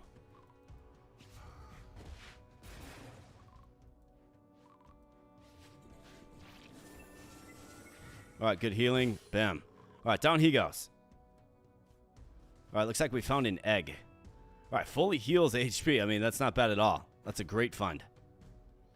All right, hits all lanes. So we keep both of these guys out there then. And you got the Luna machine, a literal machine. With life pulse, can fortify assault.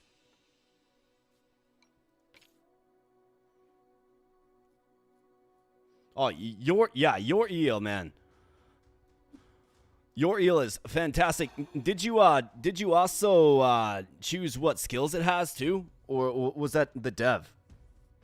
Because if you chose the skill set as well, you chose a really fun skill set too. It's just a really fun skill set to use.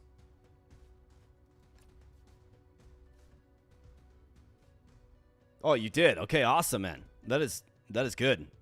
I must give you props. 3. Yeah, so if he does it again,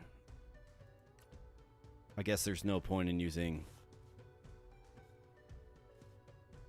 Can just use Blood of Eternity, heal everybody up, and let's go.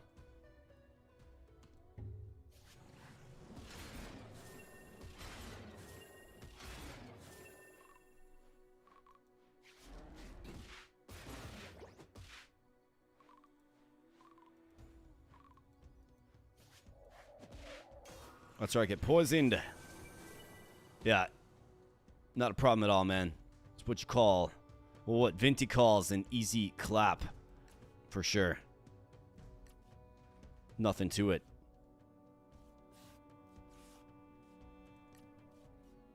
I mean, a full heal, a full heal is crazy. Like, a full team heal is crazy. Yeah, I've never seen anything like it, if I'm being completely honest with you guys. Wild, wild run that was. And we learned a lot about the Ouroboros eel, man. Fantastic. Super cool card art as well. Great job, Magic and Monsters, man. You did a great job. We got Francis Espino says hello. Well, hello. Thanks for popping in. Welcome here. We just wrapped up the very first run. And we found 2 of the 3 new creatures in said run. So that is absolutely fantastic. Got entry 15 and 16 unlocked. Got another level up. In face, of course. Master Diver. And then we did it with, of course, the Ouroboros eel. I'm having trouble saying Ouroboros right now, but did it with the eel. And we also got the Orca skill or something like that is what it's called. Very, very weak. Very middling units. But the eel, man, might be one of the best creatures in the game. An absolutely insane skill set. It'd be fun to do an endless run with the eel. Featuring the eel, that is. And just, like, keep buffing up the eel skill set, right? Like, just go in on the eel. I mean, get multiple eels. Why not? All right, so I've definitely got one more run in me. And given this is a viewer's choice event, I'm going to create a little poll in the chat. Got a couple of different ideas. Now, just a few housekeeping things. So, new dive. My last zone to gold star would be this one right here, the former pioneer. in the Caverns of Time. Okay, otherwise, or not Gold Star, excuse me, Diamond Star. Okay, so that's an option. We could do another run. Look for that last missing creature. Okay, so we could do that. We could Diamond Star it as our goal. Otherwise, we have a limited tame run, which seems fun. Or we could get crazy with Cursed. Do a Cursed run. We have Boss Rush and Endless that I've already done. I've already done runs of these before. And of course, no taming as well. So I think for the challenge runs, I would target Cursed and limited tames just to bring something new to the table. Or we could do another Pioneer Dive in the second zone, looking for that missing new creature, which is one of the more basic creatures in the game. So, what I'm going to do is I'm going to open it up to you guys. I'm going to create a poll, and I want you guys to vote, if you would, please.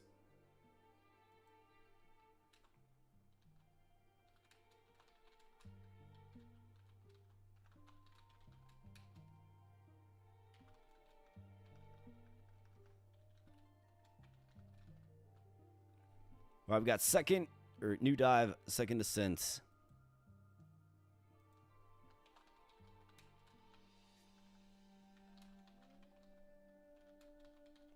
Limited Tames Challenge Run.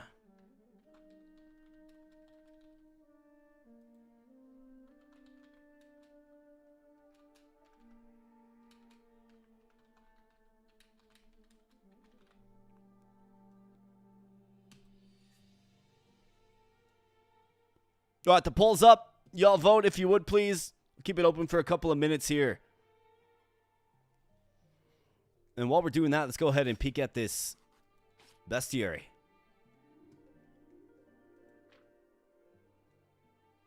The Ouroboros eel. Here we go. Fun facts. Its flesh appears to have very little nutritional value for other species, which only adds to the mystery. The gigantic Ouroboros eel stands alone in the lifeless abyssal trenches, sustaining itself by endlessly devouring its own tail.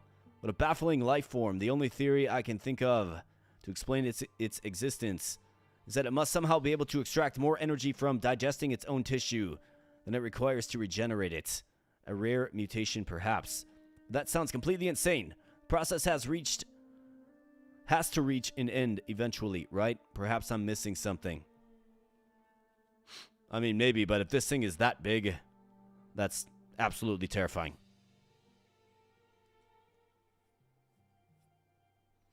Gotta go now. It's pretty late for me, but I'm glad to see you. Enjoy Ouroboros. Good luck in your next run. Thanks, man. Yeah, I appreciate you popping in here. And, like, that's super cool that you're the one that made this unit. Like, that's super, super awesome, man. And you did a great job. You made a really fun unit to use. And, you know, using it for the very first time myself, just seeing it for the very first time myself, I must admit, you created something real powerful. And I would say completely worthy of the unthinkable tier for sure.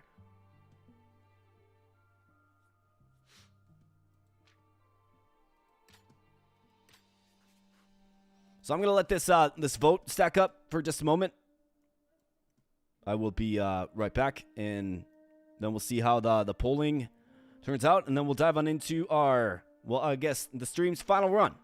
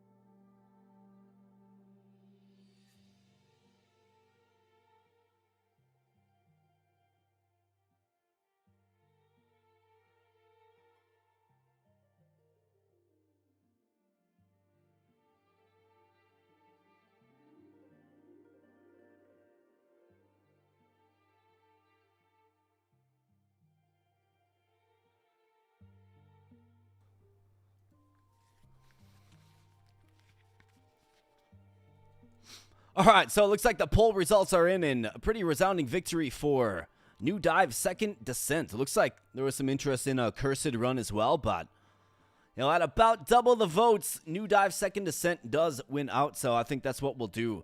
So let's go ahead and close out this poll, and yeah, the Orca bestiary. Let's take a look at that, given it's a new one.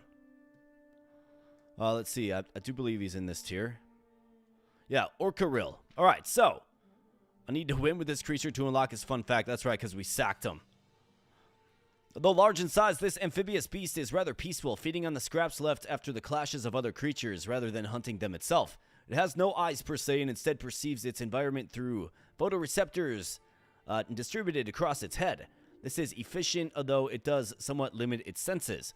I thought this might make it easy prey, but to my surprise, most predators seem to avoid it, perhaps due to its taste. Alright, so it does not taste good. The Orca-rill. And then, of course, there's one more that we have to find. Let's see if we can find it in this run here. But before, but before we dive in, friends, if you're having fun tonight, consider smashing like on the stream. If you're really having fun and you're new here, consider subscribing to the channel as well. We're trying to get to 10,000 before year end. We've got about, what, 20-ish days, 21 days or so to meet that goal. It was a goal that I set at the very beginning of the year, and we're actually almost there. All we need is like 100 more subs, which, you know, does mean we have to rally just a little bit in the final 20 days of the year. But it is possible, and it takes, you know, just people who enjoy the content, who, you know, have stopped by the channel a few times, maybe just pressing that subscribe button. Completely up to you. But once we get to 10,000, and maybe this can help, you know, sway some of your thoughts about it. But once we get to 10,000, we are going to do a marathon stream. So if you like the streams on the channel, well, I'm going to give you 12 dedicated hours of content, right? It's going to be an all-day gaming stream. We're going to play a bunch of different games. Sure, I mean, let's mix in a Decktamer run. Let's play a bunch of other stuff that, you know, all you fine folks like, that we've been growing the channel off of for, you know, the 2 years that we've been in existence here. So if you like the content, consider subscribing as well. Just a shameless little plug. You know, if I don't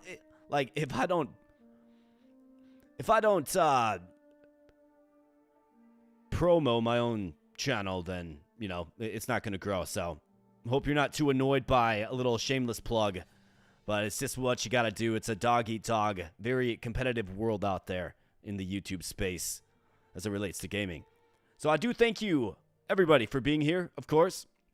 And, yeah, we're going to dive on into another descent. The second descent, we're going to look for that rare caterpillar creature, and we're going to try to learn as much as we can about it. Raquel Rice, as if that isn't a normal stream. I mean, we've had some long ones, especially Decktamer runs. I think a few Decktamer streams ago, we went for like 9.5 hours. I see it as like, I'm just revving up for the big show when we finally do get to 10K. Absolutely. Yeah, speaking of the new creature, it was there for a few seconds. I do believe you're right, yeah. So it looks like they updated the intro screen. But such great artwork in this game. And another thing related to Decktamer, so Rex and I actually had a sit-down chat with the guys that made the game. So that'll be releasing, it's a little like dev spotlight. It's like a 25-30 minute video where we're just chatting about the game. We're asking questions. You guys can learn more about the game, kind of where it came from, the thoughts behind it, where it's going, where it came from, all that good stuff, right? So that's a short little chat. If you want to check it out, I'll have that up on the channel in a couple of days. So if you like Decktamer, hear from the guys that made it. Another little bonus content that I have for you. But let's dive on in. Let's do it. Pioneer, of course, the standard, and the former Pioneer. Speaking of Pioneer, let's dive in. Right, so we got the Tuskgecko, the Lumi, and the Killamaro. Man, Lumi runs, if you can't get it evolved, it's dead weight. Although it doesn't probably weigh that much. It's a little fly. But if you can't evolve it, it's dead weight. You saw in the last run we had the Gold Beetle. That's it. It popped up once, and that's it. And of course, it's a Raquel Rice special, for sure. Where it came from, Decktamer came from someone's nightmares for sure. I mean, I think you'll be interested if if you like the lore of this game, you'll be interested to hear what the devs have to say. I had a really good talk with them. Like, they're really smart guys, really cool guys too. And one guy did all of the art, so he did all this by himself.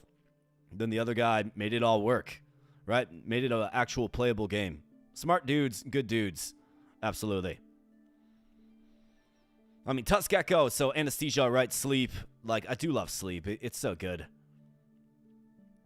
Could do a limited use kit with the Tusk Gecko. It's probably what you want to do with them. Kilimaro is all about debuffing speed. When placed, inflicts slowness to all enemies. I don't like his initial speed, but for each slowness the target has, steals 1 HP from it. I mean, if we can somehow get a bunch of slowness on the target, Ice Leech becomes very viable.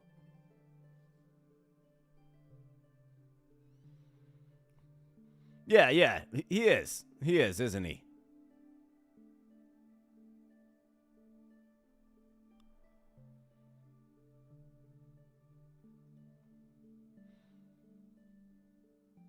I mean, do we do Lumi?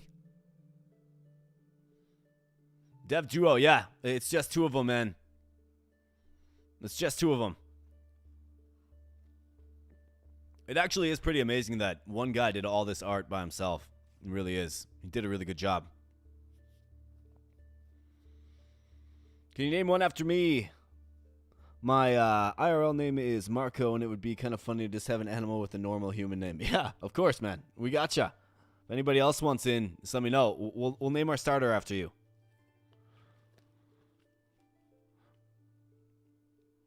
The depravity of the French knows no bounds. Raquel Rice wants me to go Lumi here. I'm trying to think, is that a good idea? Because then we have to weigh heavily on like the Bell Rat or what have you. We don't have a cornerstone, just beastly starter that we can rely on. Shameless plug.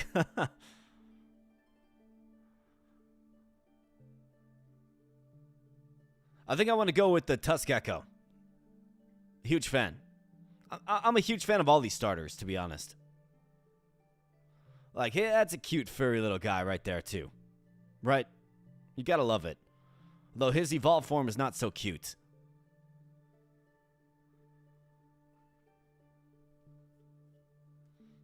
Loose Moose. What's up, Loose Moose? Good to see you, man.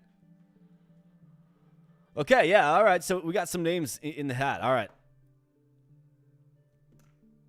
Well, we got Marco. We'll get Marco in first.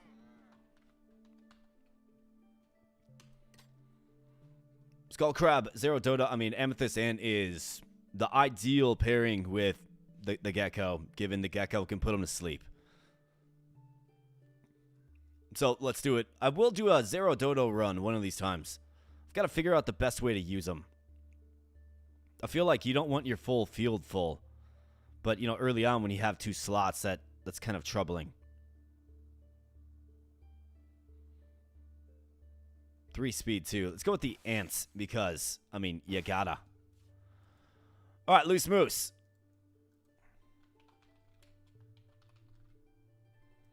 The moose is loose. And then Demonic Piggy wanted in on this, too.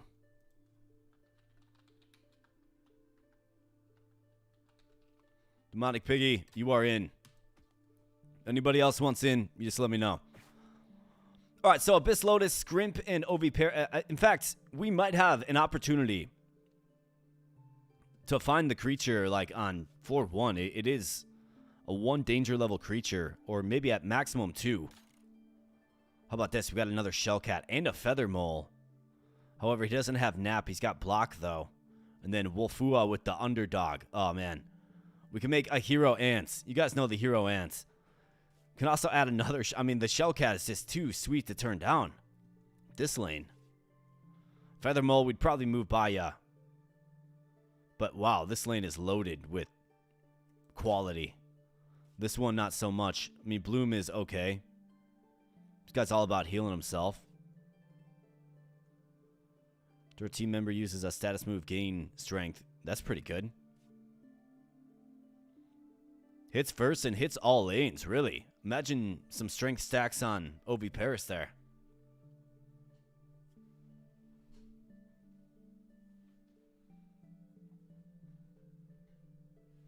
Thanks, you've been one of my favorite creators recently. Keep it. Hey, thanks, man. I appreciate hearing that. I really, really do. Like, that means a lot. It's good to know that what I spend so much time doing, and trust me, like, it does take a lot of time. But it doesn't feel like work for me, and I really enjoy doing it. But it's good to hear that, you know, that work brings joy and just a way to fill the extra time. So that's awesome to hear. Thanks for that feedback, man. It's good stuff. It's a constant reminder of, you know, why we keep doing this. I think we obviously take this path. We try to add Wolfua and Shellcat. And then, I mean, Underdog on the Ant makes it really, really strong, dude. It really does. And then Inkstain, if we don't want to use the Shellcat again, Inkstain is still quite nice. It's quite good, especially for low speed options. And then furthermore, we do get the experimental syringe. Choose between an empty syringe that works on enemies, which is what I would do because it would allow us to steal a talent or an ability from any enemy that we encounter in fight, which is pretty ridiculous. So, yeah. So use meat on the Wolfua, and see, we're getting fish, so use fish on the Shellcat. Let's make it happen. All right, Wolfua is out there first.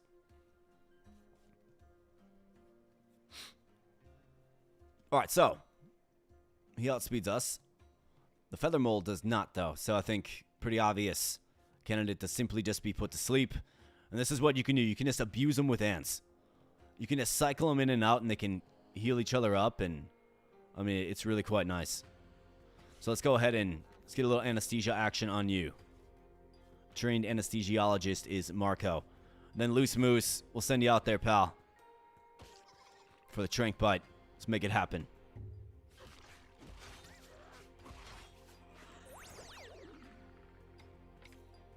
All right, let's go ahead and pull you.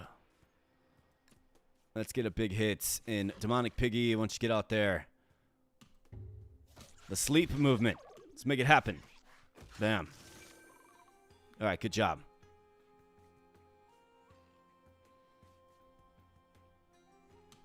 Do another Trank Bite. Regular bites, and we'll recruit Wolfua here. Trank Bite, yes. Bam. And Trank Bite. Alright, not bad. Another Trank Bite coming down. Let's go ahead and throw you a ribeye. What's up, Wolfua? If anybody wants to be Wolfua, it's probably cannon fodder, but if anybody would like in on Wolfua, let me know. Demonic Piggy. We pull you now, and then we go Trank Bite again. I mean, who would have thought, right? Who would have thought?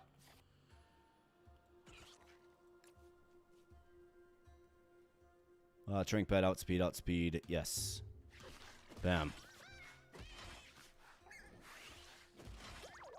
He's going to use block, but he still falls asleep. It matters not. Trank Bite and regular bites. You bet.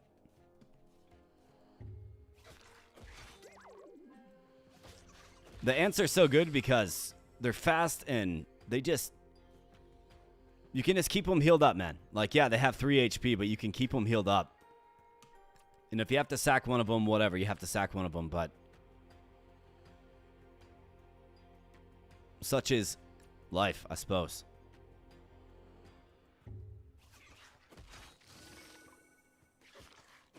Like, look, we're fully healed up, and we have 2 new units. With the Shellcat. There you go. Dark Wolf. Wolfua. I think so. And you know, one of these days, we're going to get Rex his Grimjaw. One of these days. Got the Moonfern Leaf. This is quite nice. Especially if we come across... Took the experimental syringe, you bet. Danger level 3 or less. So if we find a skill we really like, we'll just swipe it. Like, how about Pillar Pole with Fortress? Absolutely incredible. Absolutely incredible. We also get a creature duplication. Duplification is what I was going to say. Duplication. Blood grub. The blood grub is very, very good too, man.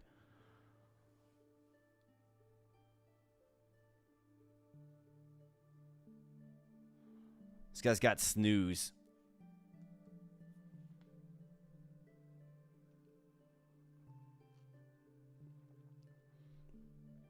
So to answer your inquiry there, Marco, yes. So they do have plans to add a save game feature, yes. So you could have multiple runs, like 3 save slots, things of the like. So I think it's I really like where this game's going, right? I mean, I think you probably take Pillar Pole here. We do have the prime fish. We can recruit them. We can duplicate them. Well, actually, you'd probably duplicate the Tusk Gecko. That's probably what you would do. If Dark Wolf watches this back, he will know that I finally got him a Canis Lupus. There we go, Dark Wolf. Yeah, man. Link is in the pinned comment.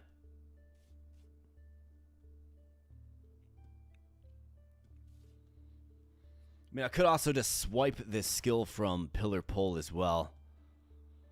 But, I mean, do we want to do that?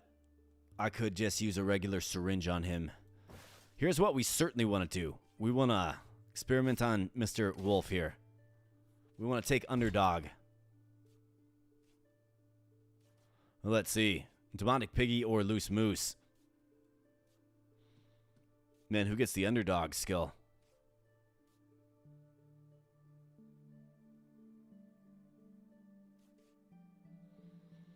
Now, I suppose, so I could duplicate. We could get multiple hero ants. That's a possibility. One of them's going to be cursed, though, which could break the card.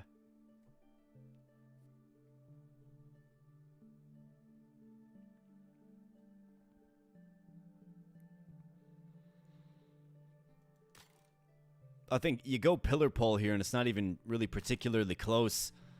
After using a status move, I mean, this guy has a status move, so it'd be ideal for him. So does the Shellcat. Can get guard and protect. I mean, I think we probably want to try to recruit Pillar Pole. And then dupe him. So we can get Fortress ×2.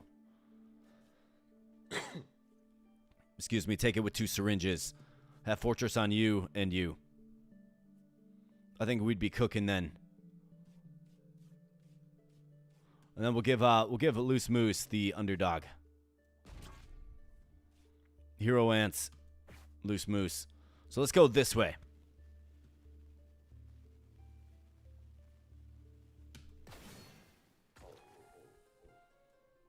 Right, Curing Song removes all negative effects from its team. For each creature that has poison. Okay, so this is where you need Loose Moose. Let's get him out there to Trank Bite. So he's already powered up, right? Trank Bite hitting for 2 now. Which is great. This guy is hitting heavy, though. 3 and a poison.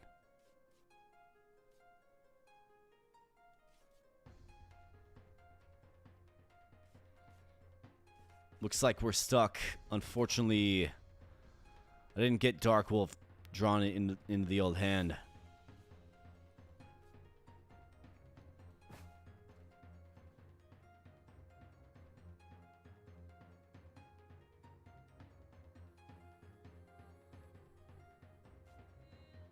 We can take him out, but we're sacking in ants.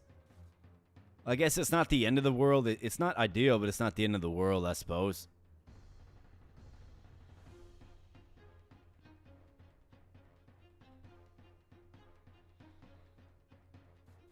You gotta do it, unfortunately. Let's go.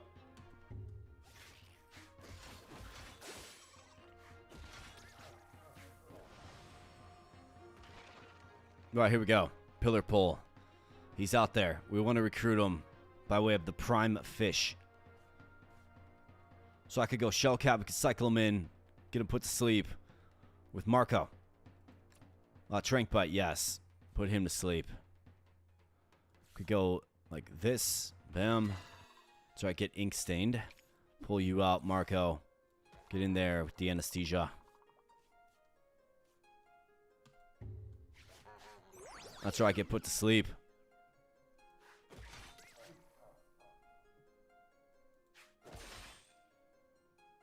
Oh, wait, he didn't. Oh, right, yeah, he removed his negative effects. Okay, well. All right, that was an oversight. It happens. All right, so he wasn't put to sleep. Now we can put him to sleep, of course, but we lost 2 ants, including the underdog ants. The hero ant, not good. You always got to check things in this game, man. You just got to make sure. You got to make darn sure before you end your turn. All right, let's be a little more careful next time. My goodness. What are we doing?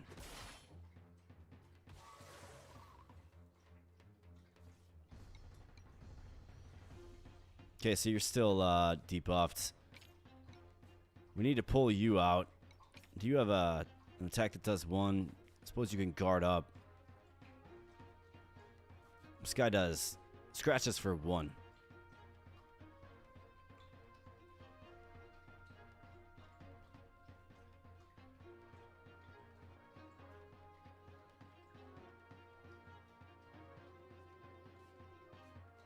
Get the Shellcat in there to just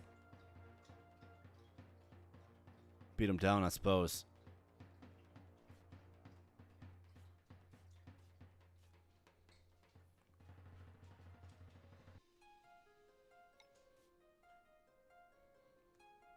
What else could we do? We could also, I mean, I could bite with Toskeko. He'd obviously get the kill. We do have to get 1 point of damage on Pillar Pull.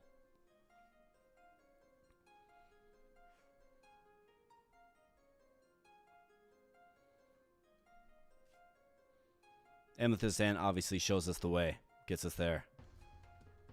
We'll go first regardless. Everybody else is hitting for 2, so it's got to be the Trank Bite of a non-debuffed ant.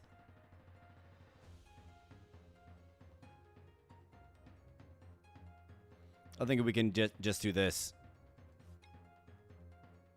He outspeeds him. Let's pull Marco. Let's get the Shellcat back out there. Little ink stain action, you bet. And let's guard up.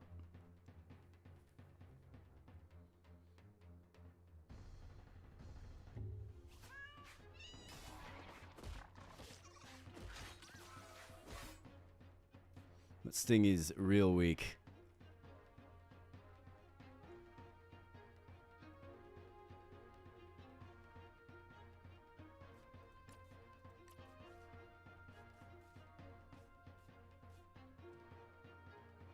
Trank Bite, gonna be good. Just keep guarding up in face, Shellcat.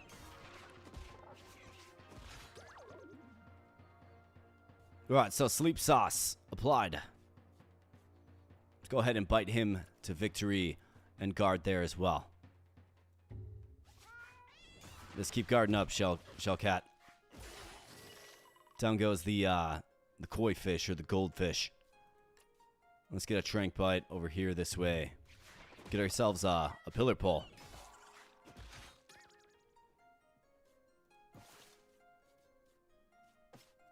Tough using a prime fish on him, but we'll take it. Yeah, man. Throw it right there in the suggestions tab for sure. Bloody Kenshiro's gonna bow out for a little bit. Sounds good, man. You have a fantastic evening. Thanks for popping in.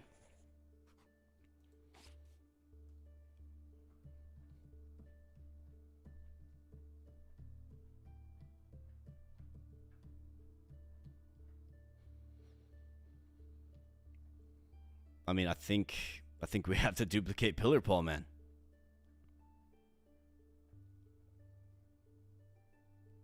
Take Fortress from both of them, throw it on the Shellcats and Marco, respectively. They have status moves. They can gain a free Protect.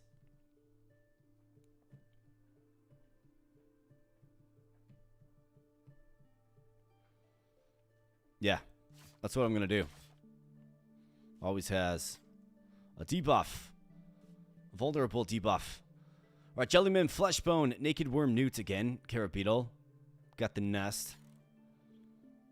I'm not seeing that new creature.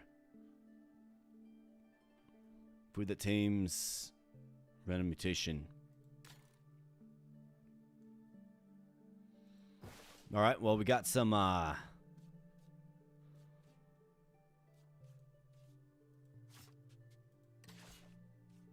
a little science to perform here, I suppose.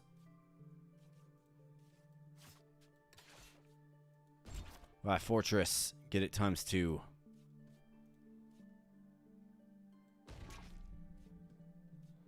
And Shellcat. Bam. All right, good job. Throw you a berry, too. Keep you healed up for the next fights. All right, Bleeding, Crippling Disease, Menacing Aura. Now, I do like the Menacing Aura. We don't have any fish, though.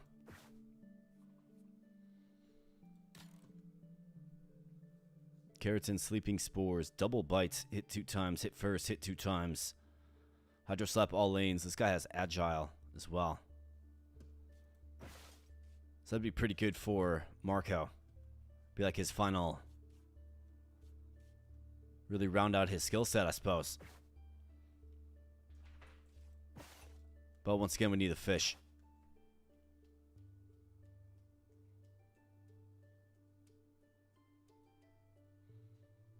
Let's take the best reward. It's probably...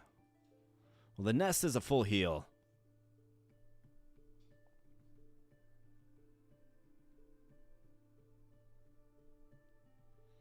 I don't want anything to do with that newt. This is broad spectrum. Let's go this way.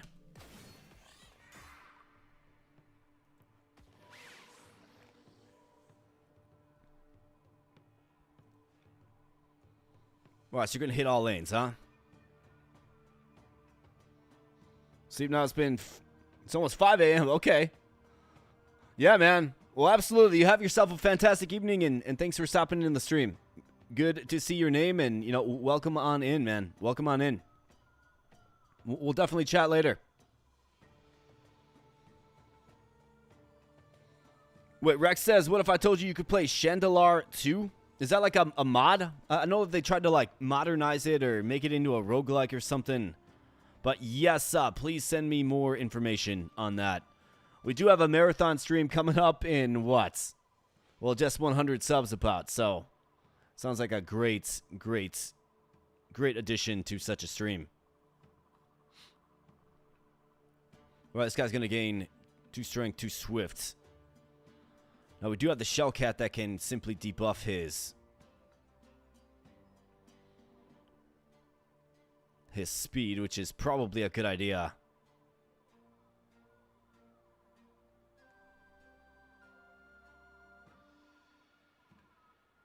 Regis Kilbin. Hey, it looks like Jones is back, man. What's up, Jones? It's your favorite Japanese restaurant. Awesome, man. Good food I trust. Good food I trust.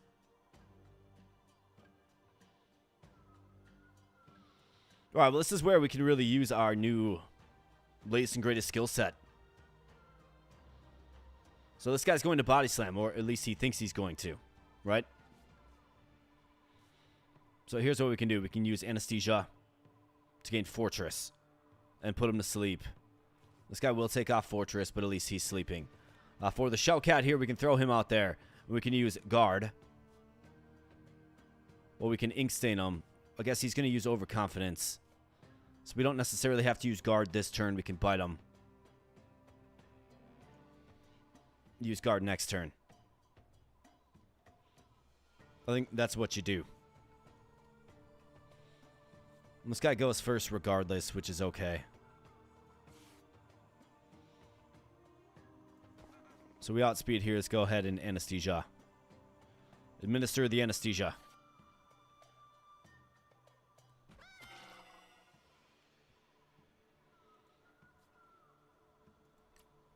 Well, actually, I'm going to use guard with him there.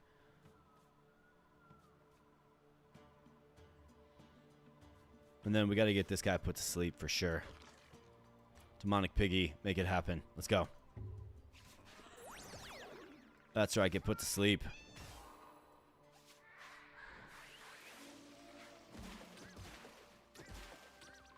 Man, it is, like, Fortress is crazy powerful.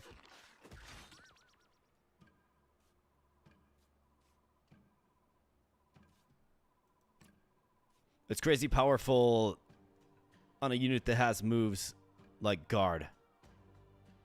And Inkstain as well, but Guard, because you can just spam it. It's a status move that you can just spam over and over. So it really is a really good option for us. Right, you got a Trank Bite. Well, this will take this guy out. Do I get the bites? Let's pull you. Let's get you out there. Let's go encouragement and then bites. Trank Bite, put him to sleep. This guy is already sleeping on the job. Was a hit for 4 is pretty intimidating, but this should be okay. Let's go.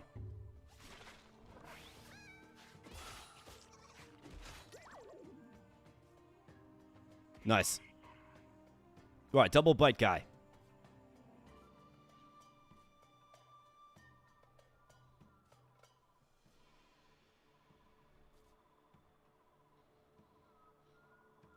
We can get the regular bites. This guy's coming down with the body slam, which will certainly hurt just a little bit. We do outspeed him here, though, so let's go ahead and guard up. And for you, let's see, Dark Wolf. You got 3.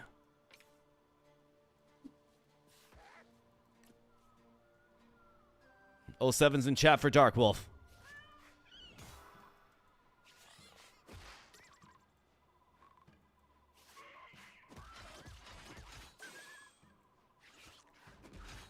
All right, way to go, Dark Wolf. Way to at least hang in there and get it done. His first hits 2 times for 1 damage.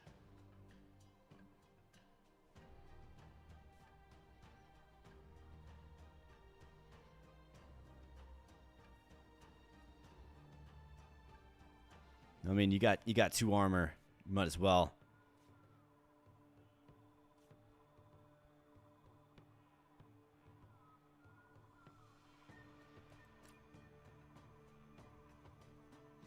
Yeah, so this is run 2 of 2.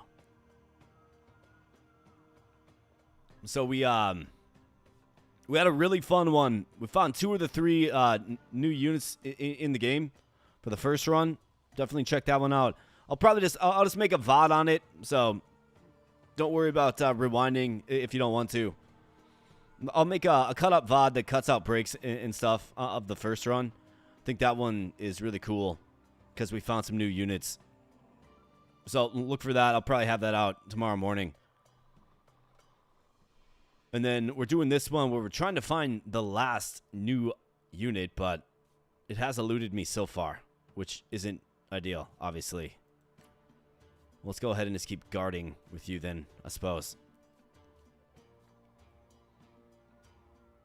I mean, he hits 2 times, but of course we can get him put to sleep. We'll Trank Bite action. You bet. Let's go.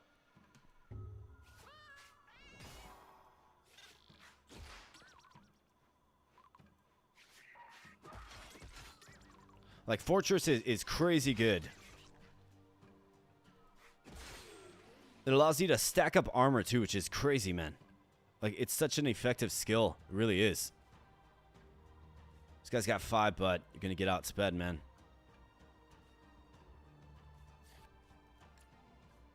So sleep, and then Trank Bite for the kill.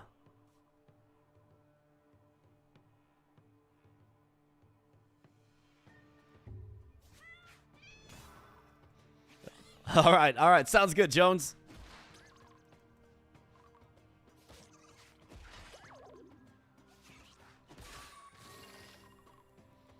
Now, I'm not going to give you any spoilers, but your ants just may have survived the whole run, too.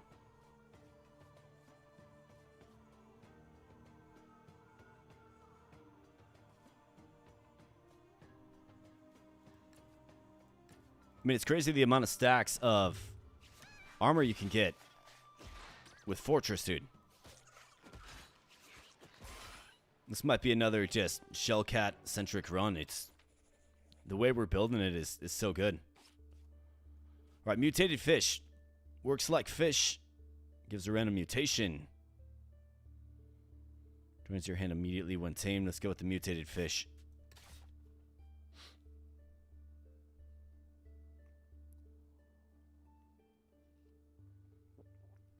All right, we got this guy again. We got the Orca Rill. Metabolism shifts, prime meats, and wind feather. Team spirit when an ally is placed gain strength. Wow. I mean, this guy was an absolute beast in the last one. Inflict weakness to all enemies for 2 turns. I mean, that's pretty insane with sadistic.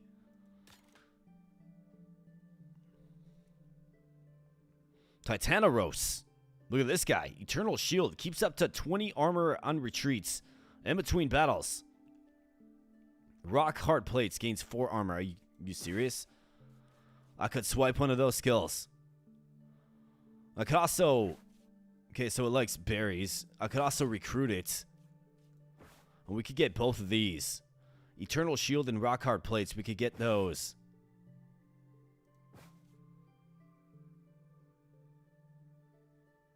I mean, this is actually crazy. Eternal shield.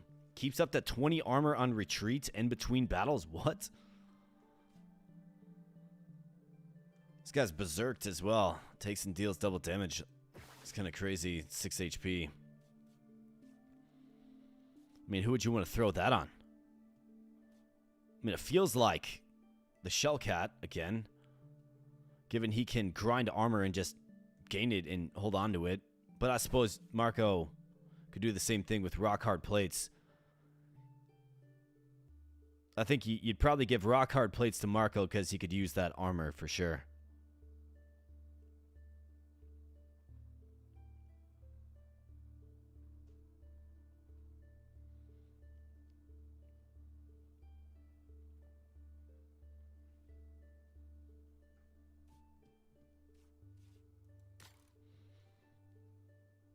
Yo, Core, you definitely got to check out the Everything is Crab. You'll like that game because there's turtles in it, and they're the funniest thing.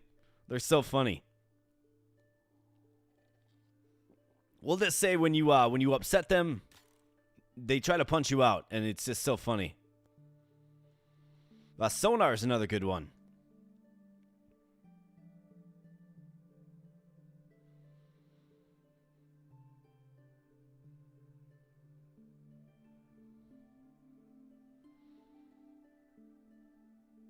I mean, I think we definitely go with this path. Eternal Shield is fantastic, but we can take that from him after the fact. Rock Hard Plates, I think, is the move you would use this syringe on. This one. 3 or less, I mean, doesn't get much better than that. And then you recruit him. You recruit him and then you take Eternal Shield from him. The answer is yes, let's go.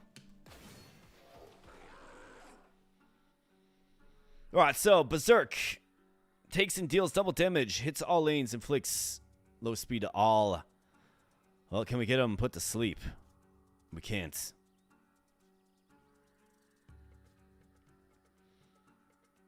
Five damage and 2 to itself. Really. Well, I've got this one that we can sack. This pillar pole. And then he'll come in with 3. We should be able to get a hit for 3 on him. He's got 3 speed, though. If this pillar pole can get a hit on him, he'll have 1 HP left. I think that's most ideal.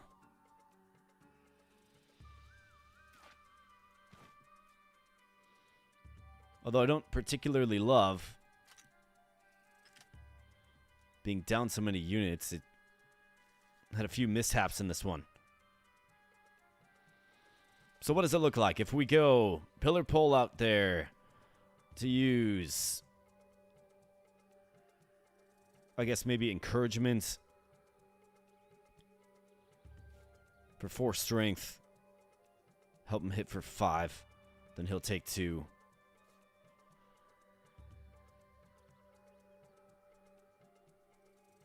This guy's body slamming for 3.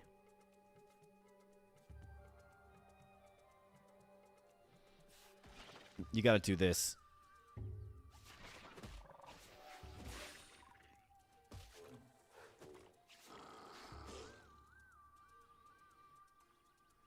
Alright, so now we got our gecko that can put the middle lane to sleep. We're gonna have to get the Shellcat over here to mess with this guy, and then Ant can just claim the soul. So Demonic Piggy, get down, Trank Bite. Or just regular bite, completely fine.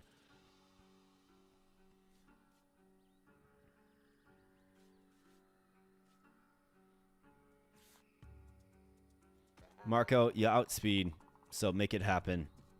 And then Shellcat, drench him in ink. And then guard up. In face. Let's go.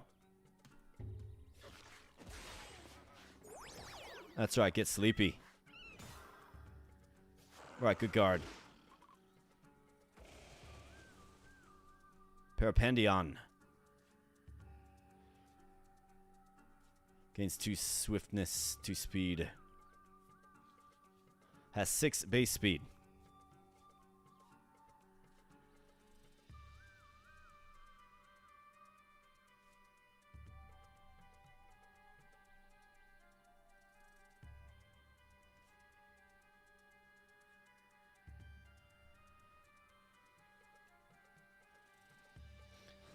Yeah, the syringe, man, it really is. It really, really is. You gotta like what this game has brought to the table, man.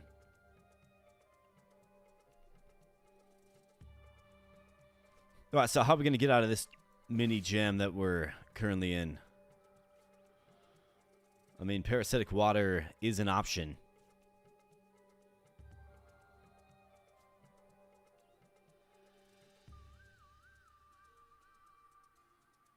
Could bite him twice.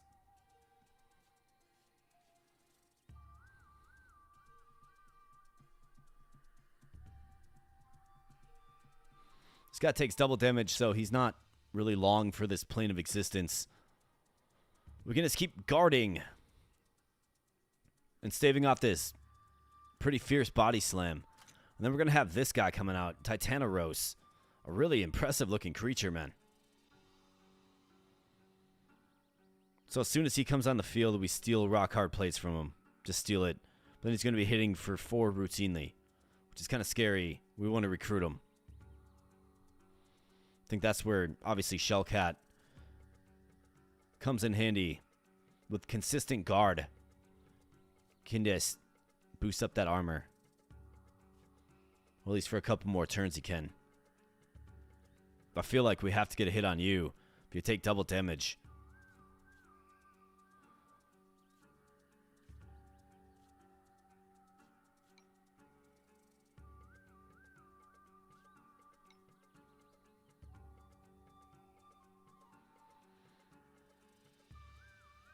Probably have to move you over. Pull Marco, I think. Get in pillar pull and then debuff this guy's attack.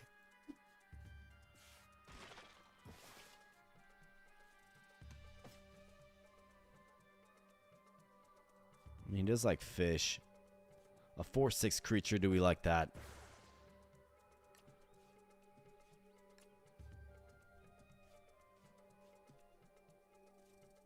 Let's go with that.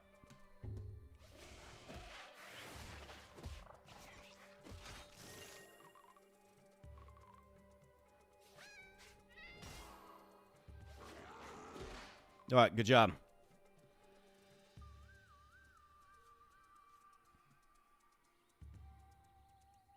Takes and deals double damage. Well, let's bite him to victory. Weak sting for victory. And I think we just keep guarding. We want to build up these armor stacks to start tanking that one unit. In fact, why don't we do this? Let's get Marco in here. Let's get Marco on the salamander to take him out.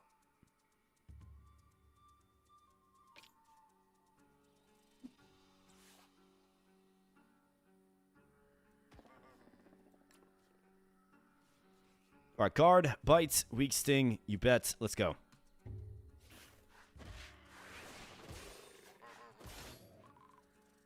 Nice, you got anesthesia back.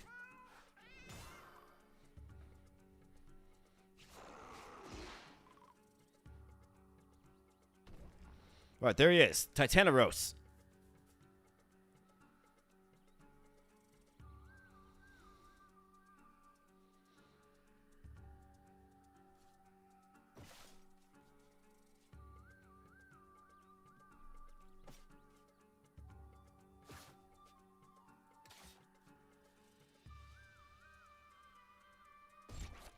Let's take rock hard plates from him. Just scoop that up immediately.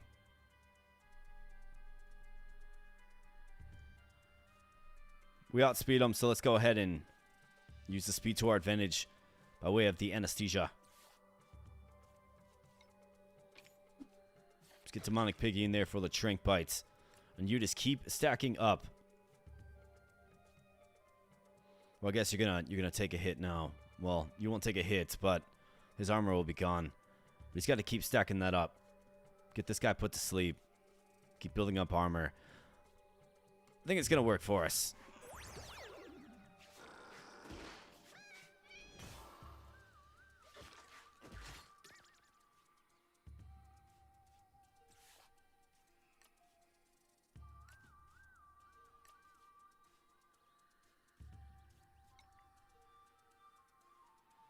Let's do that. All right, way to go on the Trank bite. Then more guard for the Shell Kitty Cat. A crushing weight coming down again. Let's keep guarding up. Actually, no, we can just bite. Got protect already. We outspeed him anyways. So bites and bites. Yes.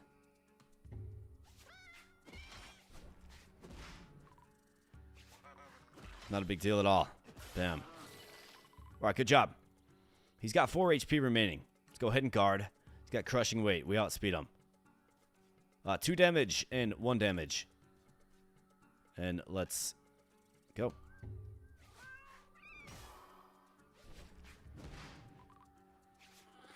Man, protection is just so good, dude. Fortress, so incredible.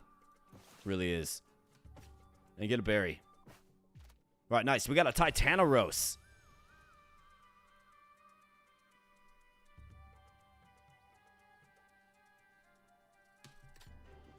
Absolutely incredible creature. Now we're going to pilfer a lot of his skills, but, I mean, still. Fight or flight reflexes kicked in. Well, hold on a second. Rock hard plates. Need that on you, Marco. Be real careful here.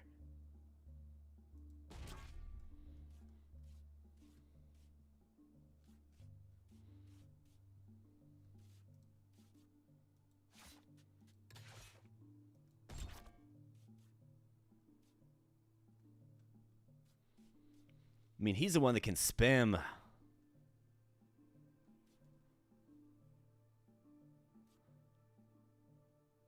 I guess he can spam the armor, like... You have to use it 4 times, but he's been using it pretty consistently.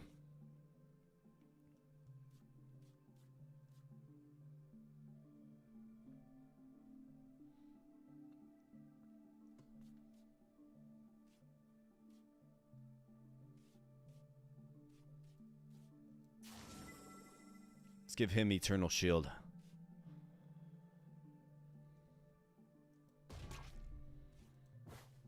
Let's go. A Chasm Horror. 9 HP. 4 speed. Ambush Fist. Nocturnal Sun. Uppercuts. Okay, wow. This guy's intense. He likes berries.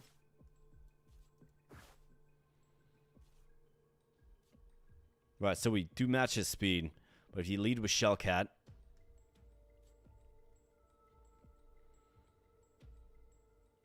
We can get the guard.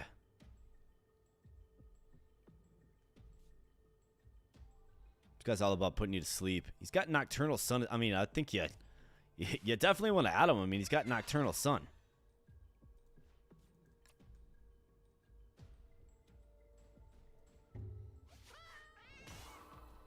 Good job, kitty cat. Yeah, man. You got a bunch of nothing. Let's get the bite. Got Titaneros as well.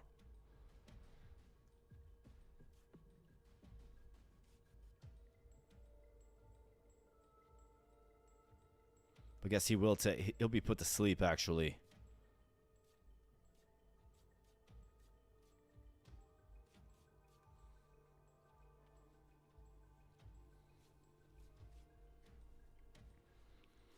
Alright, so this is an interesting little 1v1 here, man.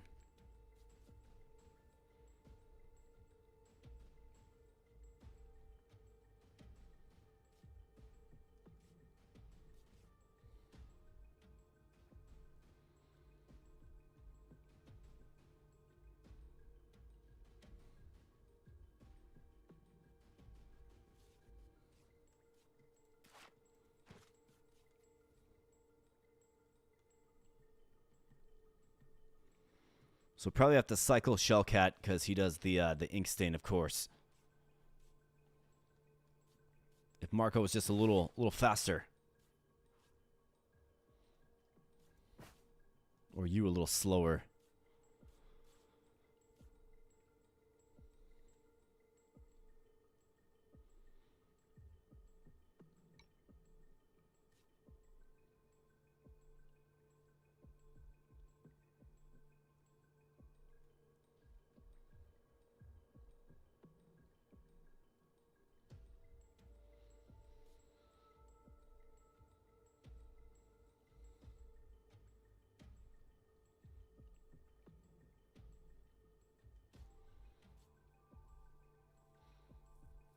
We're actually in, I don't want to say we're in a tough spot here, but I think what I have to do is trank bite him and sack an ant in the process.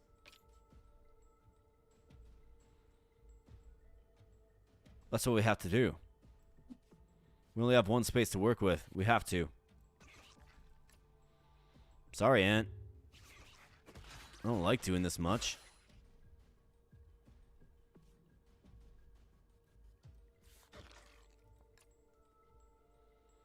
But this guy's absolutely lethal.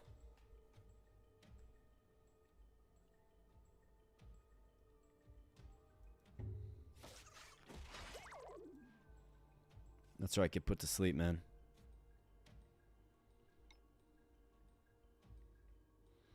And now we can do this, so we can switch you out. Get you in there for the ink again. Right, cycle him in. We can actually do the bite this time. Good hit, kitty cat. Good job. All right, chokehold. Inflicts 5 torpidity to the target. I mean, it doesn't do any damage. It doesn't put you to sleep either. It almost does, but it doesn't quite.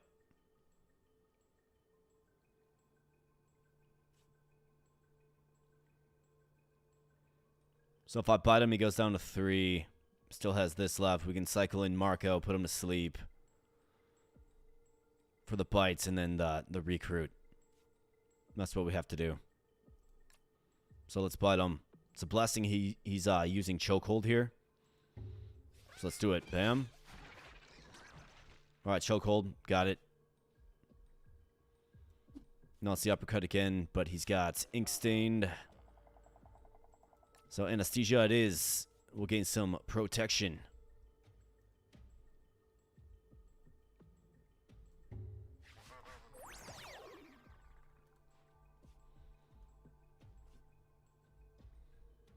All right, very good. Let's go ahead and just nibble. Alright, so he's going to do uppercut again. We do have protection.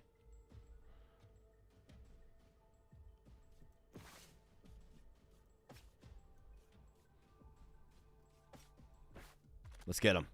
This guy's pretty legit. This one's going to be Faduka. Just because I see you in chat there, Faduka. Hey, we got Grimjaw and the Deep Weeper. Speaking of Faduka.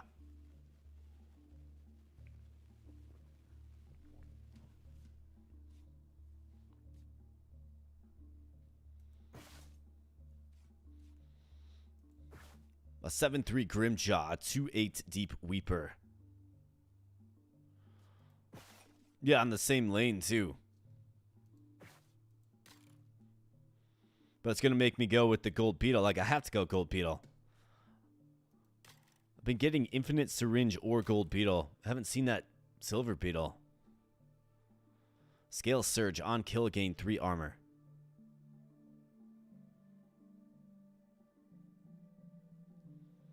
Man, we're like this armor team. We got a really strong new addition, though, in Faduka. Got to keep him healthy, but he's tough. I mean, we got to go this way. Another one of these chasm horrors, though.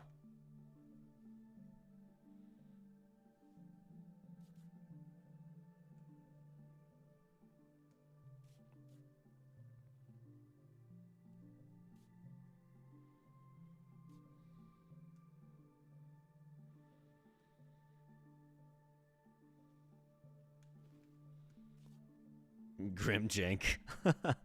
No, it's not. Well, I mean, this. I actually think this path is maybe a little easier. The thing is, the Golden Beetle is right here, right? So you have to. Who would I recruit? Maybe the Scaly Dragon. I mean, on kill, gain 3 armor, plate slam, gain 1 armor, hit for 3, hardening, gains 3 armor. Like, we can just be like this armor team. Otherwise, there's another chasm horror here that can help put people to sleep.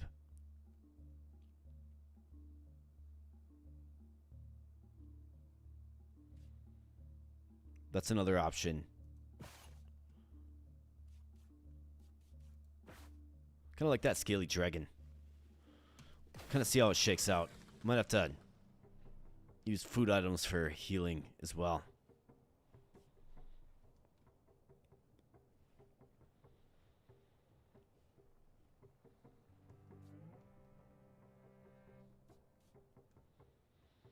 All right, 6 speed for you.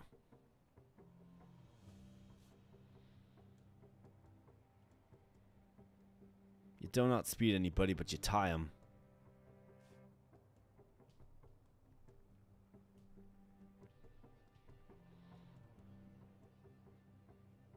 This is where Pillar Pole gets sacked for sure. I mean, unless I heal him. I could heal him, I suppose.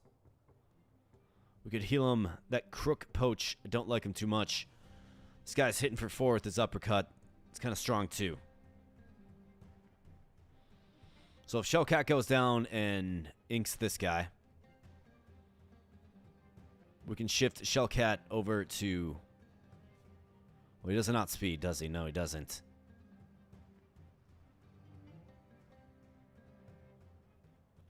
I guess if we bumped him over here...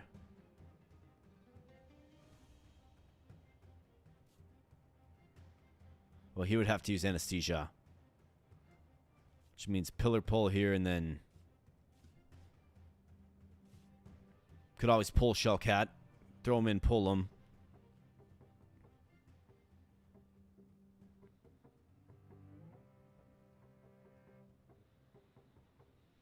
You got 6. You can do 2. Let's give you up to 6. And you do outspeed him. So we got to go right there is what we would have to do. Except for Pillar Pull does not outspeed in the middle lane. So you'd have to heal him. Can we name Titaneros Longboy? You bet we can.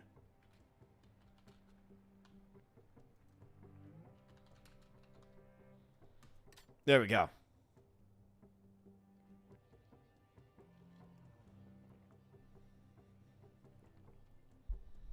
I got skin in the game. You sure do.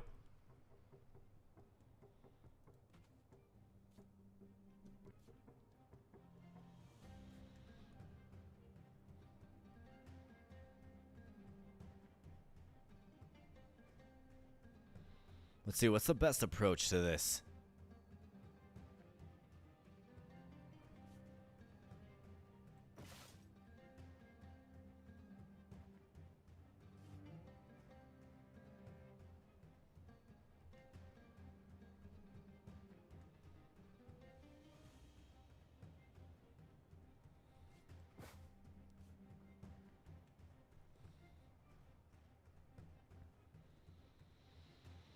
If we can get Shellcat down the leftmost lane.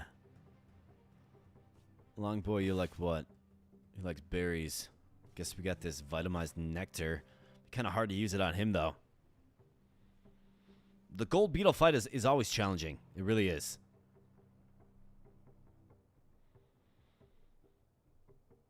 We also have the Shellcat that can simply just use armor and guard up.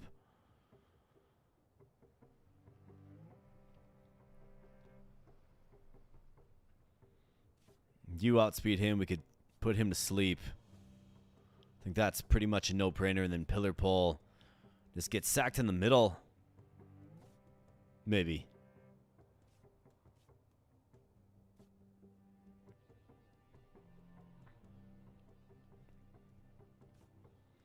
It's kind of what it feels like. It has to be done.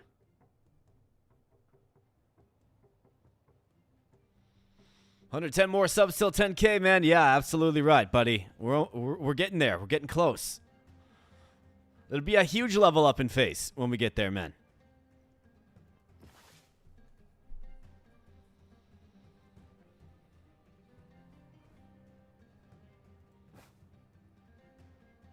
Where's my chasm horror? Faduka. Nocturnal Sun as well. I mean, it's very, very good.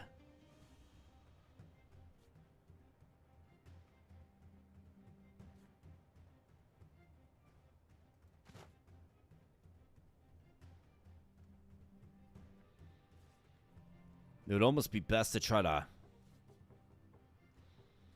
This guy's like just terrifyingly strong. So you almost have to address it with Shellcat.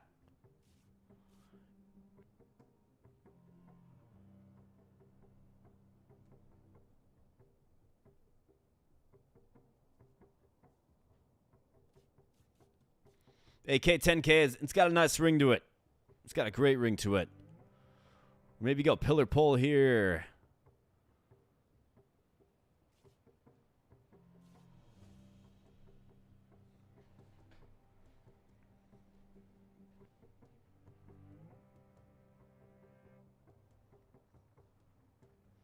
Steak half rack of ribs with Jack and Coke.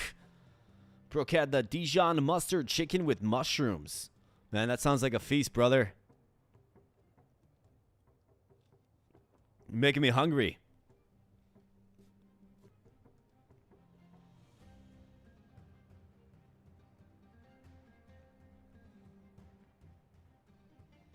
How's the night? Oh, the night's been great, man. The night's been great.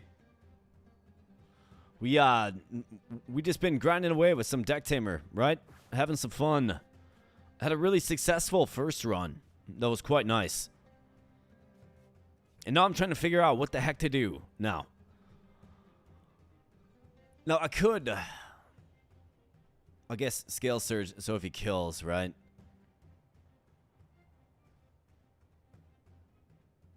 Enemies with torpor have... Okay, yeah, so power drain.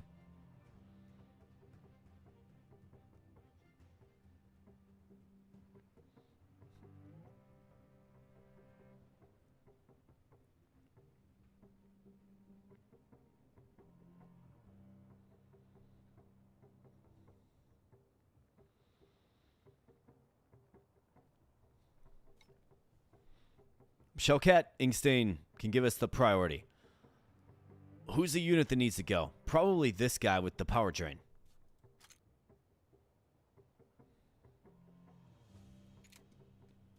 Probably that guy. I can get this guy put to sleep if we ink stain him and then get Marco here. Use anesthesia.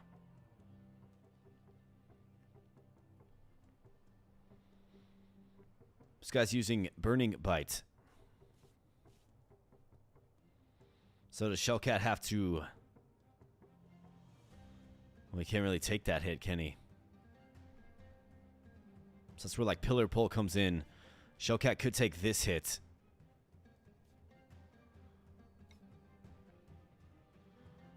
And then use guard, which gives him protect. Be a little more durable next turn. Would at least have some guard. But he has taken a hit. Could also heal him too. That means sack pillar pull right here.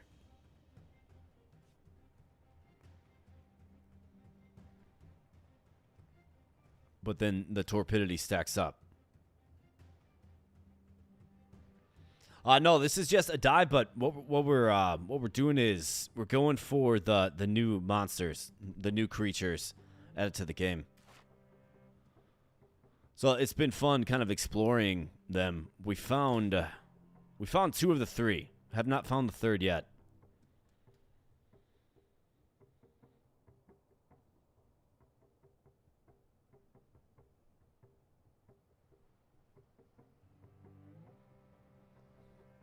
What's going to make the most sense here?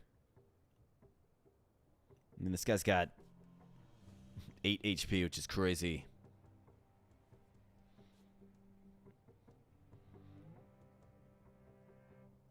Can't one-shot anything. What I need is, I need this guy and this guy out there using their skills to get protection. That's what we need.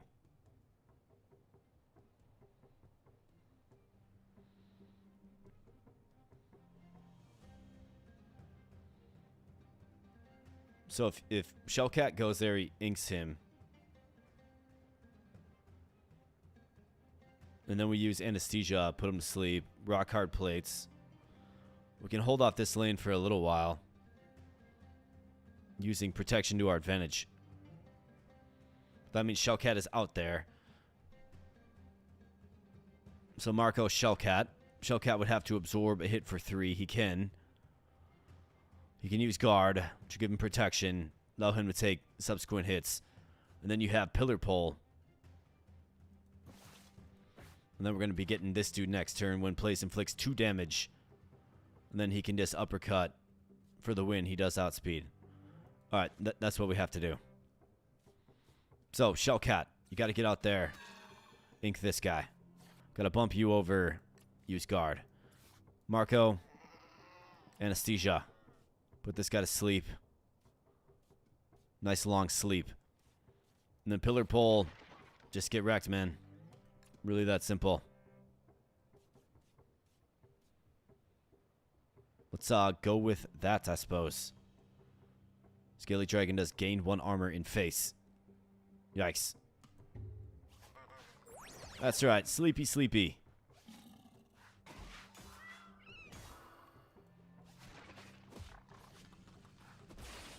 Alright, pillar pull gets wrecked.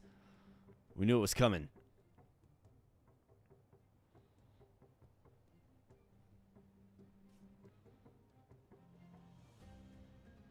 This guy's going to use hardening.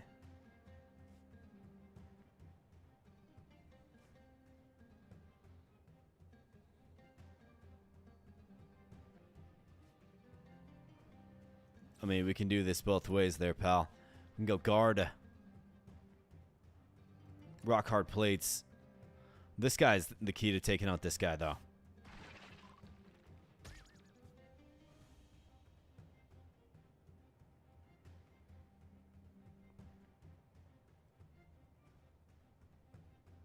He outspeeds him, too.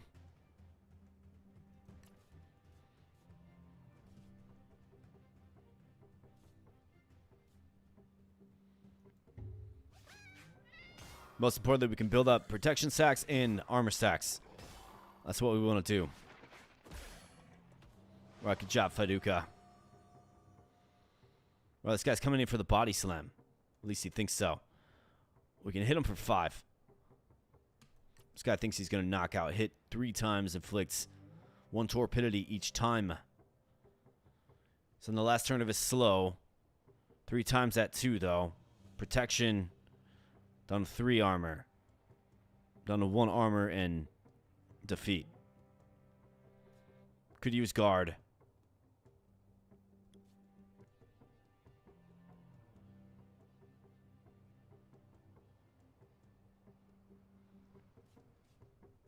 Think you gotta use bite here for sure. Guard keeps you in the fight for another turn, I suppose. That Chasm Horror is very, very tough.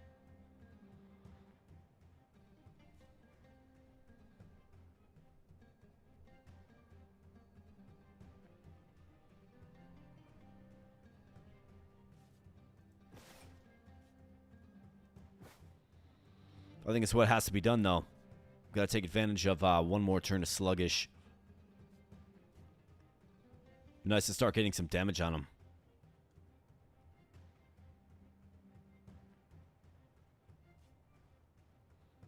Could also do something like this, too. Pound him for 4. Get 3 stacks of Torpidity.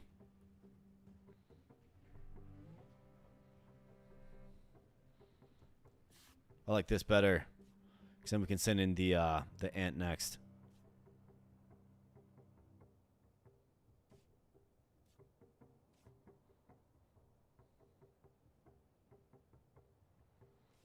Let's go with that, boys. Come on now. Right guard up. Definitely a tough hit.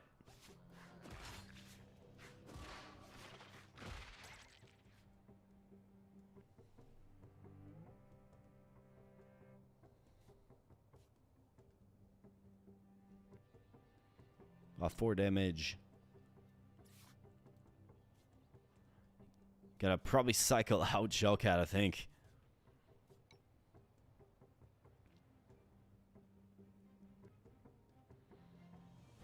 Fuduka is outsped.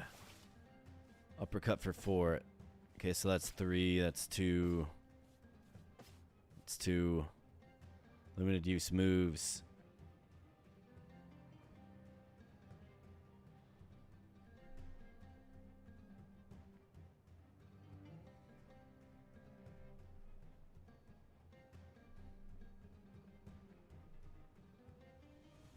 This pronghorn you're talking? I mean, I certainly could.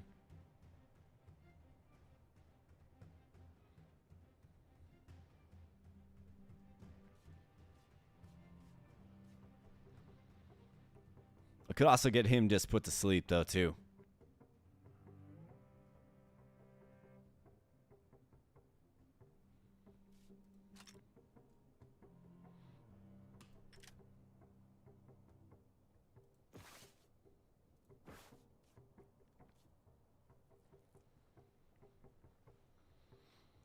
I mean, we certainly could. We certainly could tame him.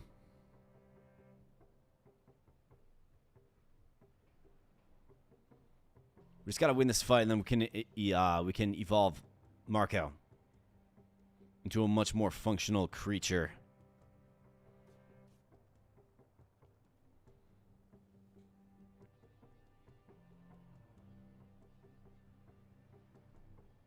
It's just hard to take 4 damage every single turn. I think you probably got to cycle in and out the Shellcat. Well, this guy's got 3 HP, but he does hit for 4. So what if there's a way? So if I cycle out Shellcat, let's try this.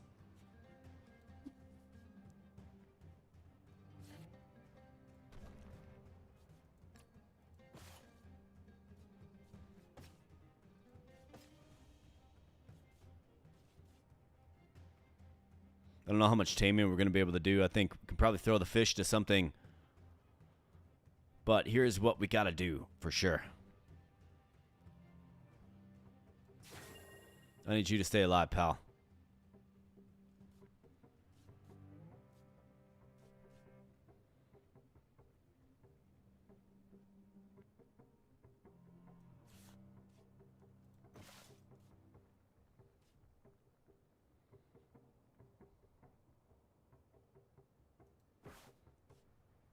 If I can get an uppercut on him, I can actually get him put to sleep with the ant next turn.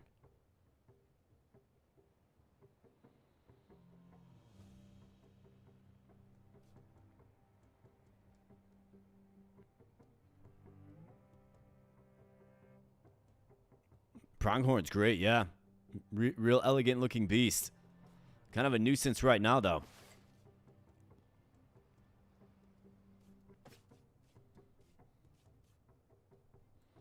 I mean, you can take a hit for 6, man. Like, you're still doing okay. Not to mention use rock hard plates to get protect. So you can hit for 3, it takes your armor off, you get +4 more. Not the end of the world.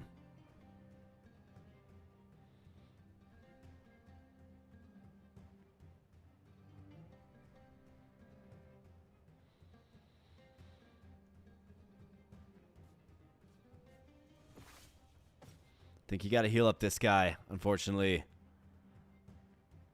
Let's either heal up. Well, I think not. Faduka's the one.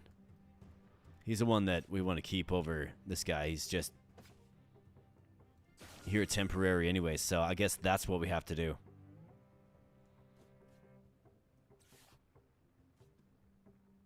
And then you can go rock hard plates right here. Take this hit for 3.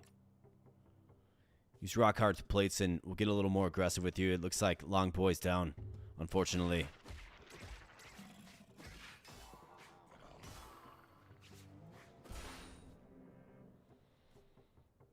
Alright, so here's what we have to do now.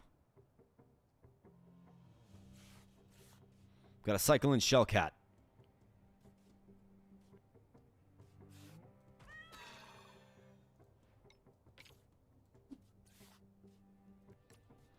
Alright, you're going first. You're going to pound him. You've got 4. I think it's time to get a little more aggressive, and then you can put him to sleep. Or you can actually just take him out.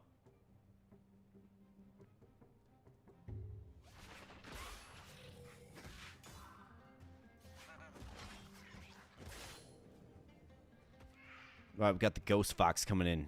Pretty weak bite.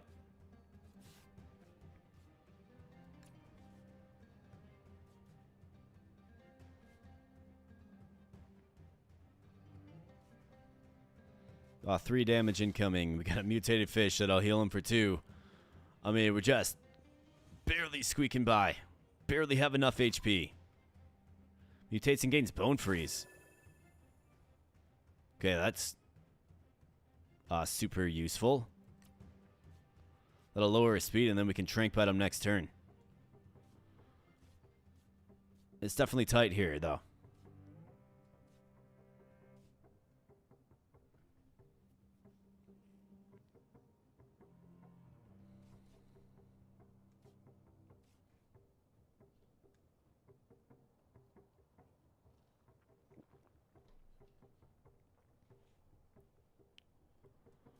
I mean, there's not much you can do, dude. Like, there really isn't. This is what has to be done. We're doing what has to be done, is the way I see it.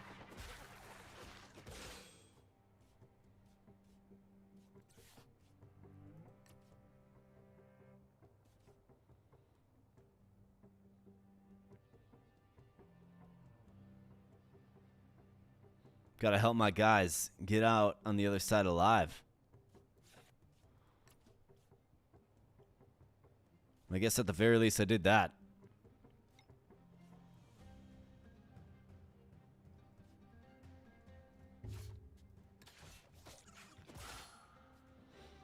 All right. Kind of a crazy fight there, man. Really, really tough fight. We're going to go with Marco. Get it? And of course, it's the Le Poseidon. So he's got Eternal Shield Obliteration now. So we finally have a unit that can hit. He's got a 3-use sleep. He's got 6 speed now. Quiet Death for 8. Rock hard plates as well for armor and face. I mean, it's going to hopefully help bail at this run. We definitely ran into some adversity there. We did. No question about it.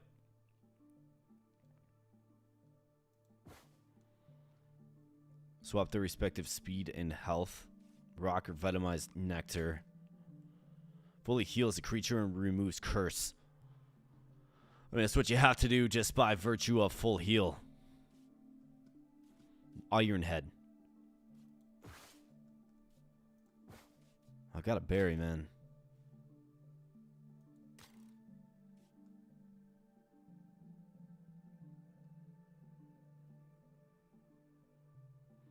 Spiky scales, that'd be crazy for your unit with Eternal Shield, man. That would be insane. Like, armor builds are interesting to me. But we're going to dive on in and battle 6 of 8 in a very, very tight one here, friends, right? Not all runs, I should say, are equal and peachy and easygoing. This game really makes you think, can really get tight sometimes. We're in a really tight one here, so let's see if we can do it. I mean, the odds might be insurmountable, but we finally got a power creature that we can rely upon. However, before we dive in, I'm going to run to the restroom quick. I shall return momentarily.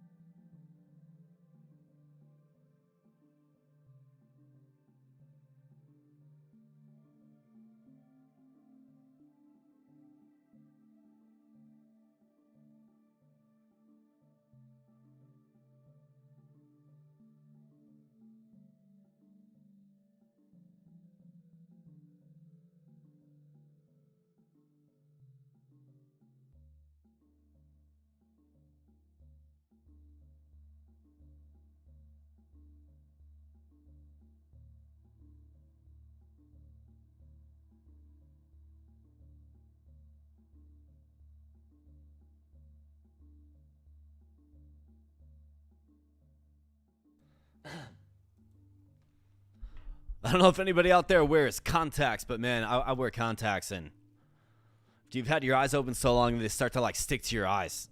So I gotta spray some that nice contact solution in there. Lubricate things up again. Anyways, Plants of Youth is obviously the route that we have to take.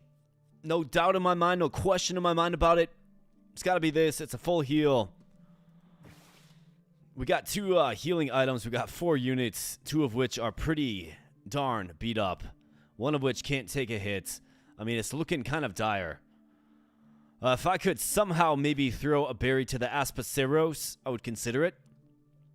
But we got some high-speed units in this lane that we're going to need the services of the Shellcat on, for sure. So, I mean, I think it's almost a given that we have to use the Shellcat, well, the meat on the Shellcat. I guess we'll see. This is going to be tight, and the boss battle seems quite perilous at this particular juncture, but, you know, we do our best here. We're giving it our best. Let's go.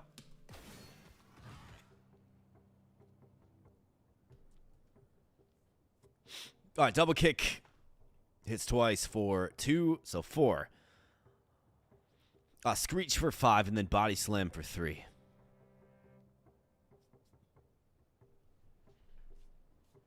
Man, how about that Iron Head skill, though?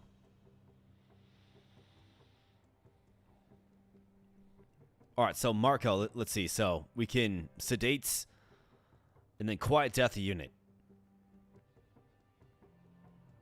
Quiet Death kills anything on this board right now. So it's nice to have a power unit again. It really is.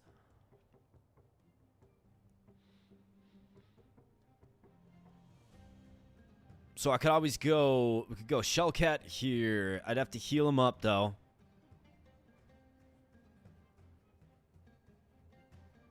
But Shellcat here. Switch him over. Go guard. He gets protect. Actually, guard keeps him alive. So I wouldn't have to heal him, at least yet. Then we got a body slam coming down for 3.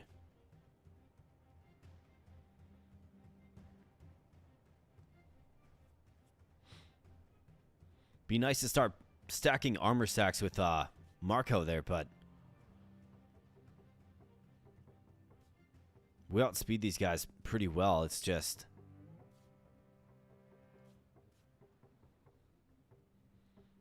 body slam for 3. I mean, if I throw the healing item to Faduka here, we can get an uppercut on him. I mean, uppercut times 2. Could also uppercuts, bites, reduce him to 1, and put him to sleep for the tame.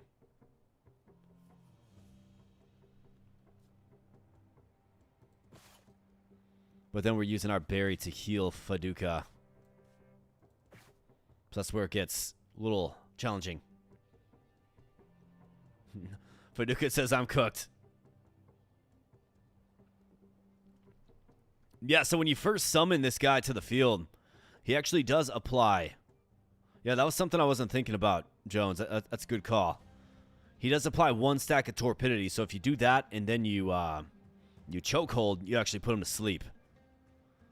And we do outspeed him. So there's our solution right there. Good stuff. Thanks for reminding me of that. Not to mention Nocturnal Sun is in effect, which helps all moves do more damage as well. So, let me calculate this. So, Shellcat. You're going to get hit twice by a double kick. If you use guard, you're going to get 2 armor. That'll stave off 1 of the hits. But you also get Fortress, which will completely... Nah, he will take 1 damage. So, he will actually die. So, we have to give our Shell Kitty Cat... If he's going to sit on this lane here and enable this lane to be 1, he's got to get the ribeye. And then we're pretty much going to have to cycle in Faduka because his opening skill, as long as he's faster, is good. Otherwise, I mean, he could go here too, I suppose. This guy hits for 4. This is just a one-time hit for 3, so maybe it's better to move Shellcat over here. Have Faduka just punch this guy out, like literally punch this guy out. We'll choke him out more like. I think I like that move better. So Shellcat goes here. We shift him over. So one-time hit, body slam. We use guard. We get protection. It does 1 armor. So he'll have 2 hit points left. Two total hit points. I think that's what works. So Inkstain, yes. Let's shift you over. And let's go guard. You do outspeed. Fantastic. Faduka.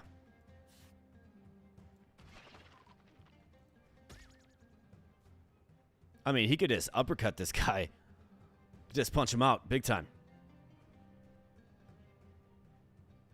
I mean, he outspeeds him. We might as well choke him out. Choke him down.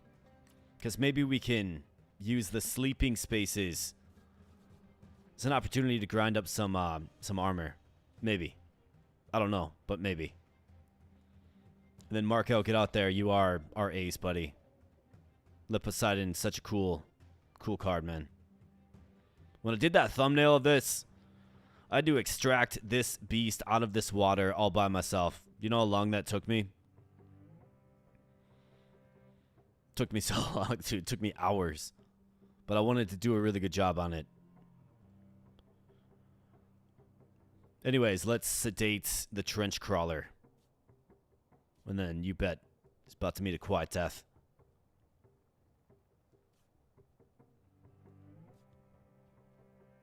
Yeah, Faduka, we ain't done with you yet, man. You're choking people out. All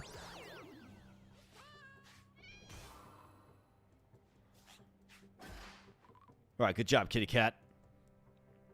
All right, so now we have 2 units sleeping. So this is a distinct opportunity. I mean, I think you want to probably quiet death them. But it's also an opportunity to use things like rock hard plates and things of the like. I mean, Nocturnal Sun is mixed in here too, so everybody's taking a lot more damage.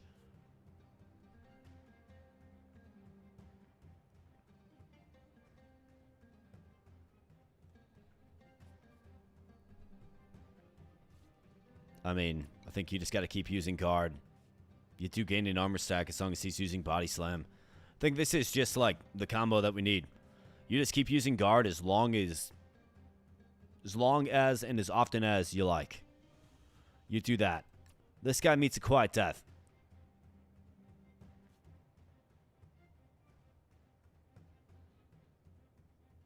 Faduka, I think we need to cycle you out, actually. So let's see. 5 and 5, never mind. They both outspeed. That's a bummer.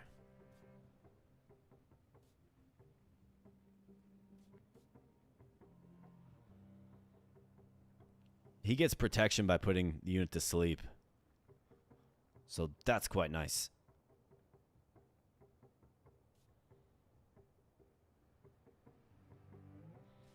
I think Faduka needs to be cycled out. We can get in you. For a simple bite, you can do that twice and take him out. So let's try to like kind of stall this. I don't want to say stall the battle, but let's long play it a little bit. Got to build armor stacks. Nice job. Met a quiet death. Next up is the Heat Tiger. So overheat, but he's outsped, which really isn't good for him.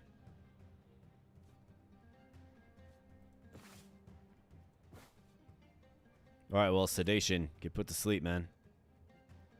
You got nothing on me. You're outsped.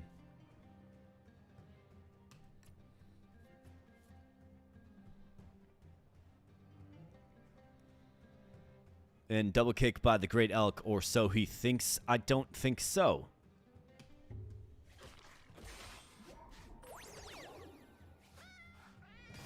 Alright, good job, kitty cat. Just keep powering up in face, man. Just keep doing it. Alright, now we got Mr. Spiky Slam, who is promptly outsped.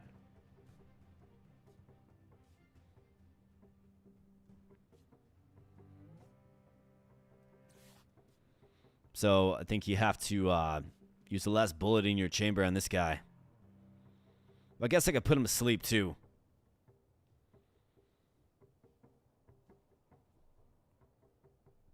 This guy does fall to obliteration, and he's outsped. So let's use quiet death. You keep guarding. You might as well. Get a little bite. But you just keep guarding Shellcat.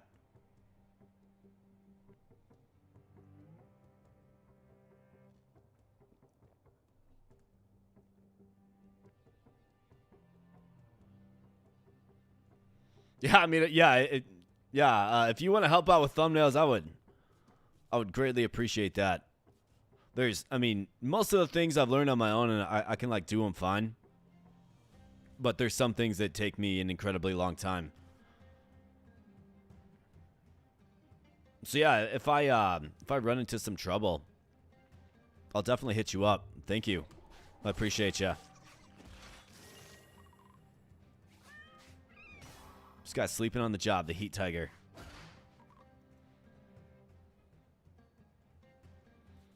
Remove its negative effects. Hits an extra time for each effect removed. Hits for 2. I mean, it's not enough. So you're going to hit me for 2. Got no negative effects. You're going to hit me for 2. We're going to gain 2 armor and face. Not bad. So this is where I want to take the opportunity to go rock hard plates. But first, let's... little sleepy time for this guy.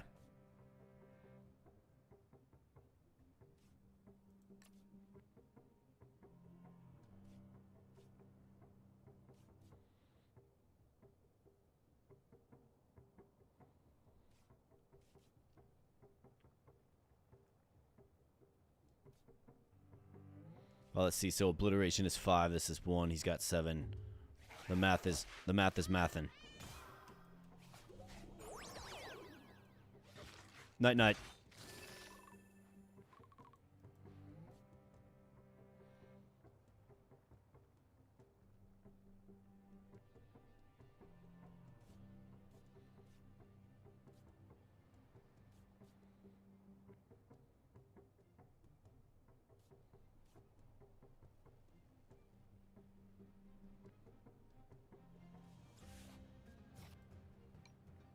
I think here's what we have to do. We got to go.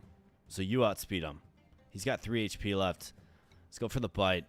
Let's pull Shellcat. Let's go Faduka. So now you're going to take 3 and perish.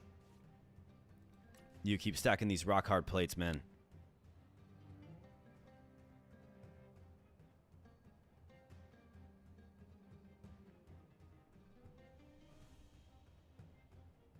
Do we hit him with the bone freeze?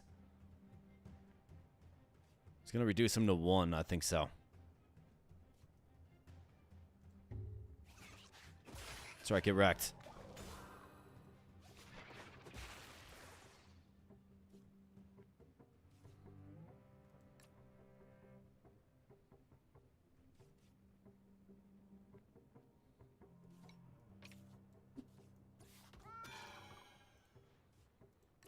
Let's guard up. Bodies, I mean, yeah. Same formula as rang true this entire match. But most importantly, this allows us to stack up 8 armor stacks on Marco. So now we got a guy that can actually take a hit.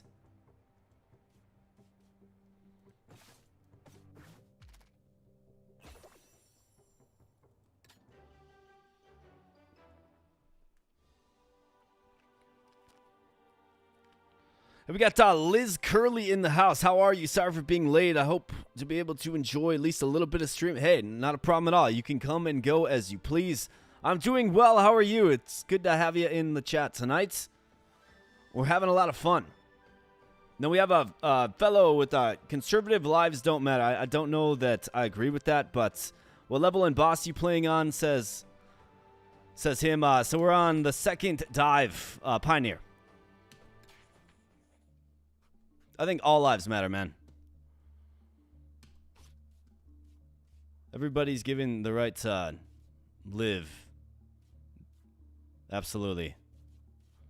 I think Faduka needs the heal. I would love to heal up Shellcat, but this guy has 9 HP. You gotta. It's tough, but you gotta. He's too impactful.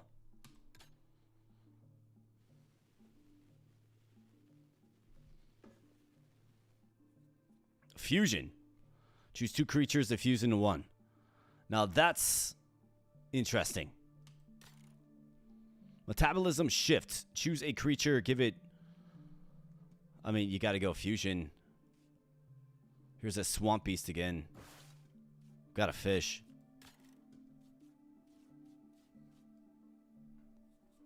Fusion, man.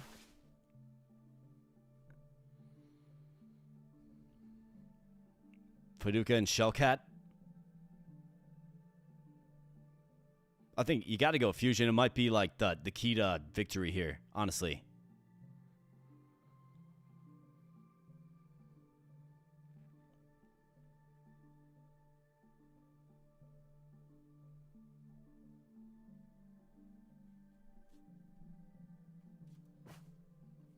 But what are we up against? Impregnable shell.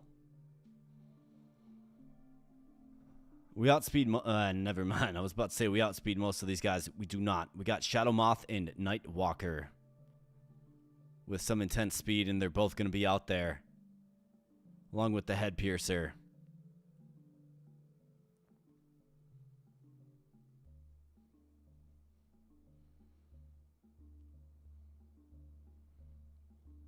I mean, is this like... Are we sacrificing the run and trying to get a little greedy with the fusion? That's what it feels like to me.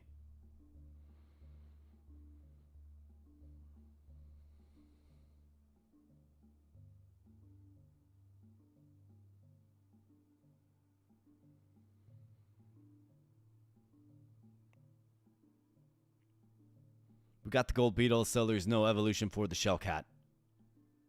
It's not going to happen. He's going to be stuck at 5 HP, but he's got that ink stain. Ink stain's very, very good. Faduka is an instant sleep. Instant sleep spell with ink stain. He gets to jump on him, uppercuts him to the face. Not only does he put him to sleep, but he does incredible damage to him. Then he has Nocturnal Sun. And Bone Freeze as well to crush speed. I mean, a really actually versatile unit. Or do you maybe go... Do you mix the ants? In the Faduka? I think these two make a pretty good combo. This one can help clean up. But this guy can actually put him to sleep on the first turn, which is crazy with Chokehold. Right, Ambush Fist and then Chokehold. Think of him like coming out of the cave. Like, boom. And then, boom. And then, drain life. If he had Sleep Sucker. But what other value is he getting? Not really too much. With this approach, he gets Fortress, which would make him insanely strong. The ability to guard while they're sleeping. I think you'd probably mix Shellcat and Faduka. I think that's what you would have to do. So let's do fusion.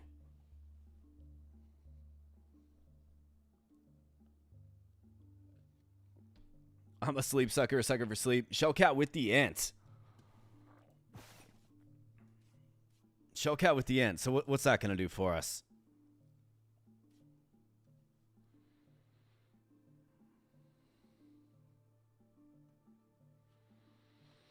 I think you'd want Shellcat with Faduka. I think that's what you'd want to do. He's going to have 9 HP, 4 speed. He's going to get Ink Stain, Fortress, Bite, and Guard. It's mainly these two traits or talents. Those two on him would make him very, very strong. He'd be able to stay out there, stave off damage. I think you have to go the fusion route. It's a little scary with the Shadow Moth and the Nightwalker. But you also do have Leposeidon that has a ton of armor on him.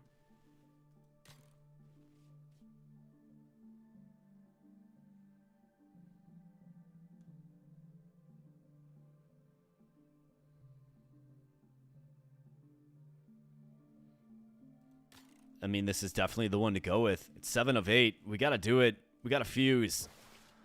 We got a few healing items. We can maybe toss a something or another to one of these guys to recruit them if we can. But, yeah. Man, this run has been a grind, bro. A grind.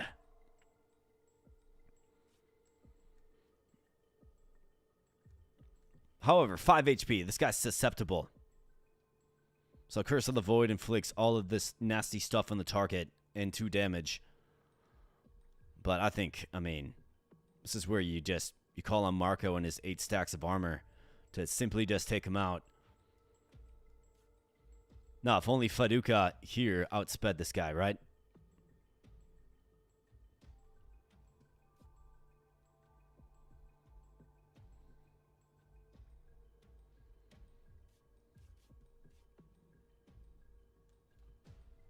I don't know if this is where you sack Aspaceros. I don't like the prospect of that with shells up. I mean, it's useful. It really is. 10 of each turn regains 1 HP.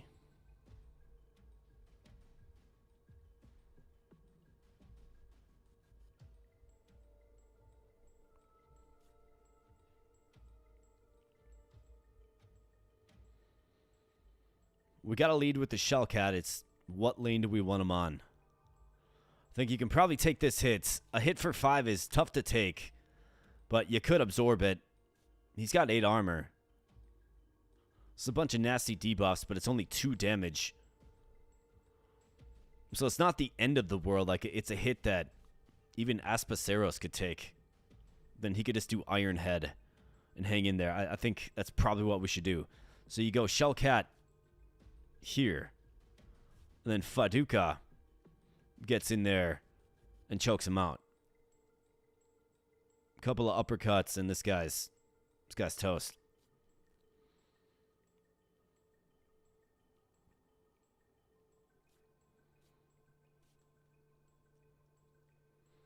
Could also just use guard with the Shellcat too. That'll stave it right off until he starts using savagery, I suppose. We got options at least. I don't love the idea of sacking his hard-earned 8 armor that he has.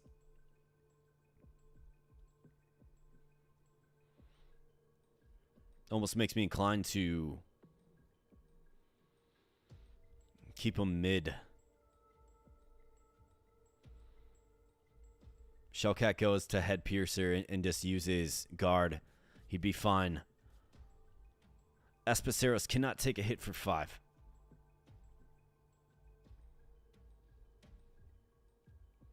That's where it's tough.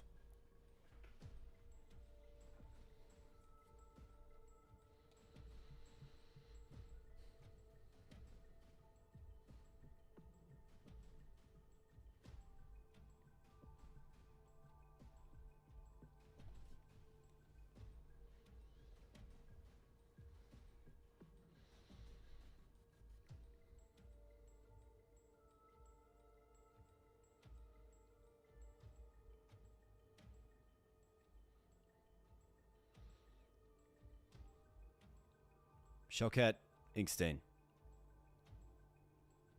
It's the key to this one. What unit do we deploy it on?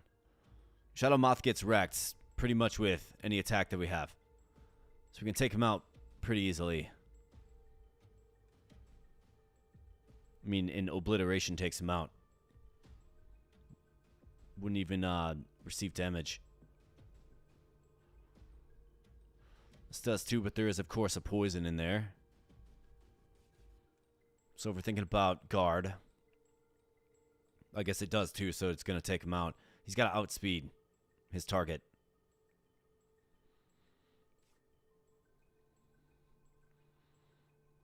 You could easily take a hit. It's not really that big of a deal.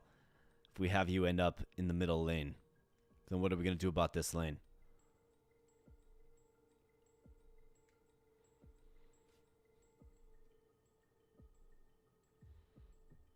I think you go Aspaceros mid.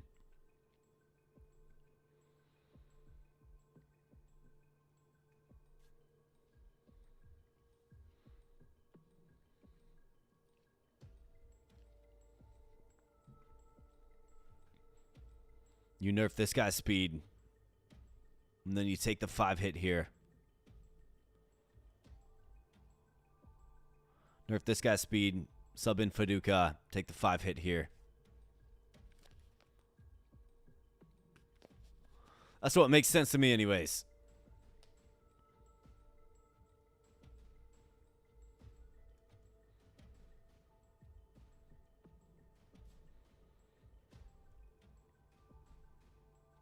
Or perhaps we don't necessarily need to. Faduka can punch this guy out. You can take out this guy. Yeah, you can easily take out that guy. Put him to sleep if you want. And just quiet death him. Right, so Shellcat here, Faduka, get out there. And put this guy to sleep. And then just punch him out. That's what we do. So, good job. Staying him in ink. Let's pull you out. Let's go you right there. Let's go you right here. Use Iron Head. He'll take a hit for 3. Not good, but Iron Head is phenomenal. Then you, boom, hit him for 2.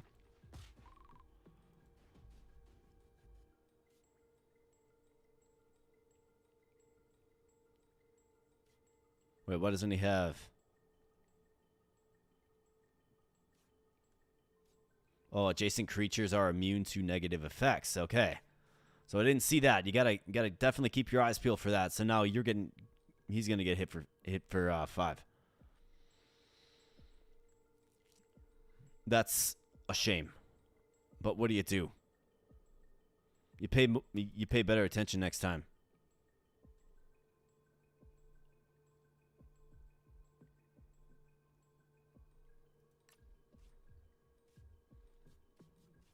You pay better attention next time. Simply put,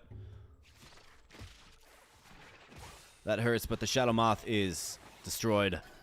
Iron Head gives him a lot of durability.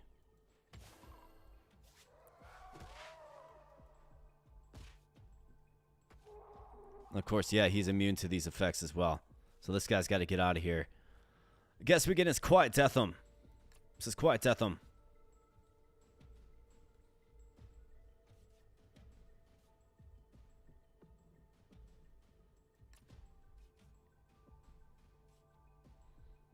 This guy's about to get hit for 4.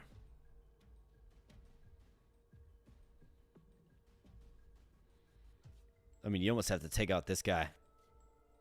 Like, he can take a hit for 7. It's not ideal, but he can.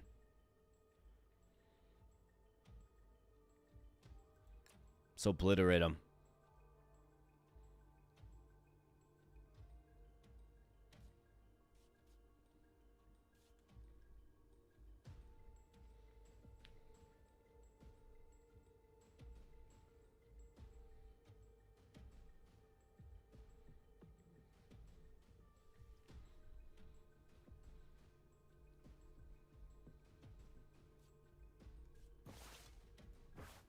Or maybe not. Maybe this is the guy to take out. You outspeed him.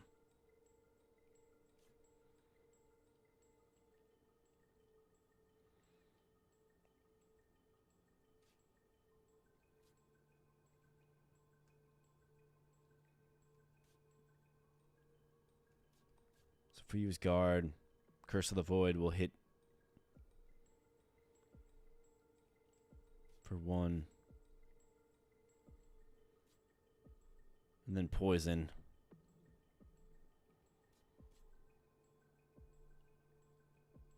Should have 1 HP left.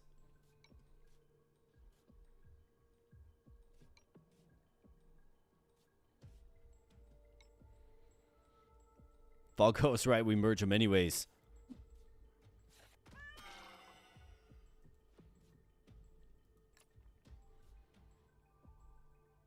So if we use guard, he's going to have 2 armor. He'll get hit 1 from that, and then poison for another 1. Not to mention we'll have shells up coming in too. Let's do that. Get a mark out. Bam. Good job. All right, Fortress. Yep. Got this nonsense. Spiky Slam coming in. Takes off his sturdy armor, but that's what has to be done. We still have this guy. But we got some Quiet Death coming your way there, pal. You shells up again.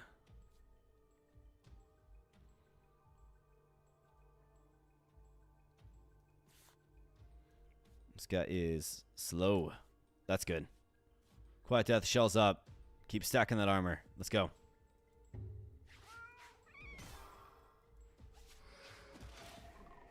Alright, not bad. Quiet Death, bam, get wrecked. And shells up.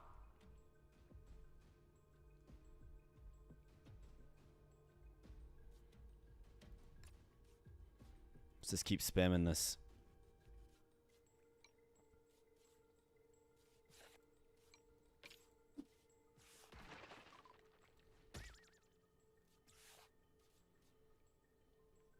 Do we like this guy?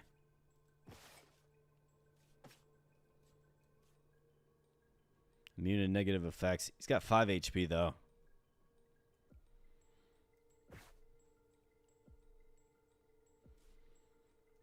I suppose it wouldn't be the worst thing to try to add to the ranks just a little bit.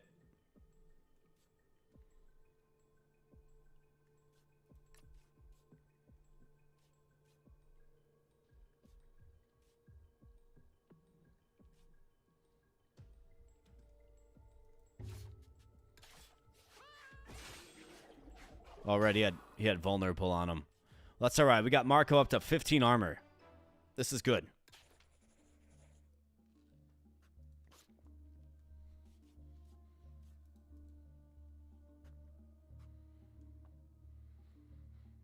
Alright, the human inside is waving at me. Alright, so I think Faduka and Shellcat.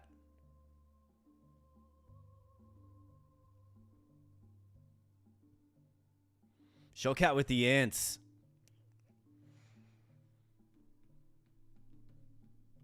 It's not going to make a very strong creature. I mean, it wouldn't be bad, but what do you really get from it? I guess you could do Trank Bite. But the real value of the Shellcat is using... I mean, even with Chokehold, you got to do Shellcat and Faduka, man. You have to.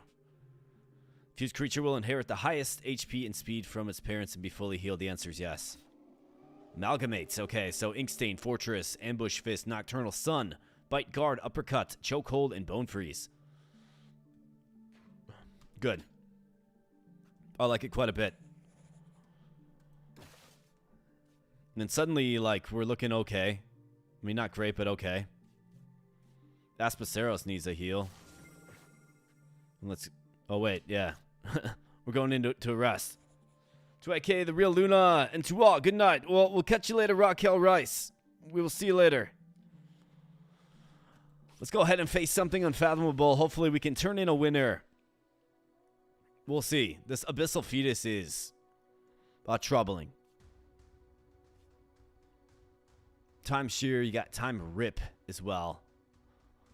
So what you have to do is you have to power down the former Pioneer as quickly as possible. But also be ready for the Time Paradox, which eliminates one of your units. This guy's super strong until this is gone, right? You can get yourself a free turn to smash on the boss if you take out these guys.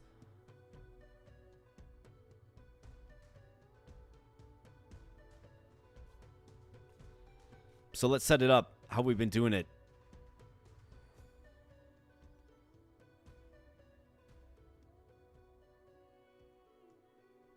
Nice. Marco at speeds.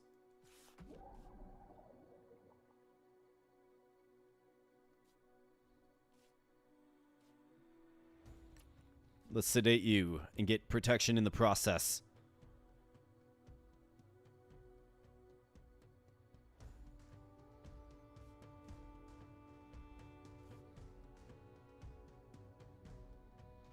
5 speed for you. I mean, you are going to do some damage, but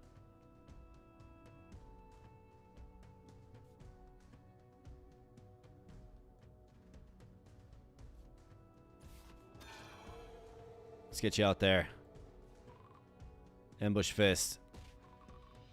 All right, there we go. Torpidity gets stacked up, and let's go for the Chokehold. Then Aspaceros, you go over here and you just keep shells upping the team. Let's go.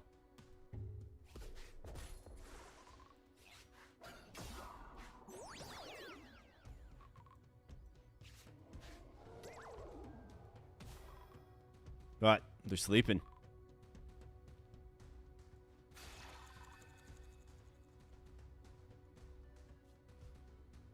Shells up.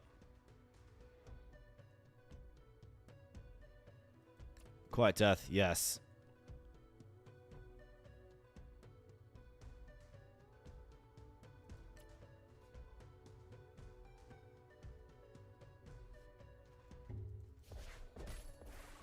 What?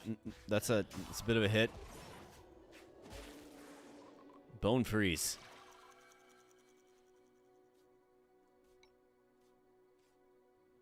Erase the target from existence. I don't like that too much.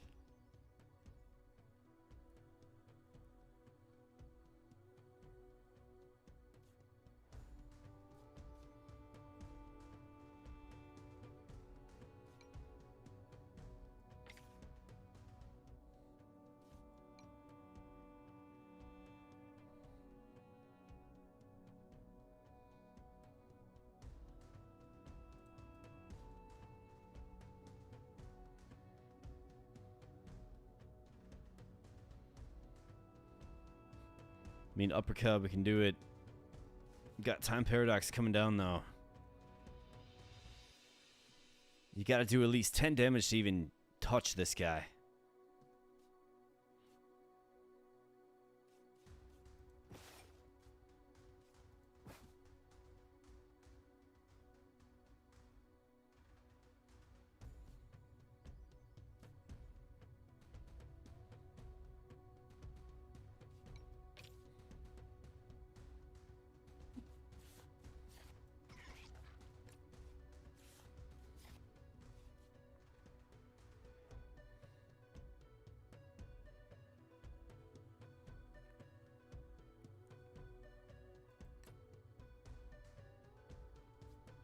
Let's do something like that. Let's trank bite him. Let's go obliteration. Let's go.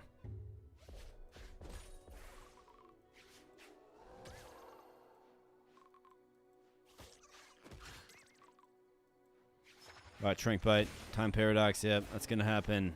Rip ants. You did great the entire run, ants. Let's see if I can make you proud. What about some more time shear nonsense?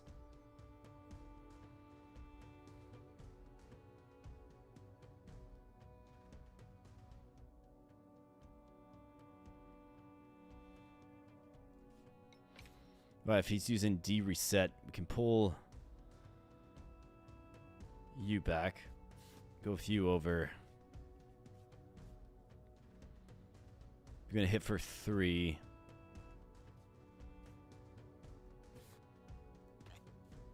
Need you to take him out, man.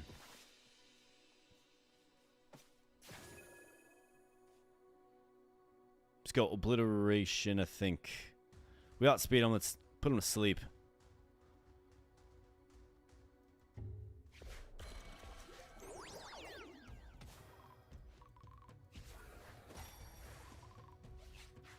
That's right, get wrecked. Alright, there we go. Now we can double team him.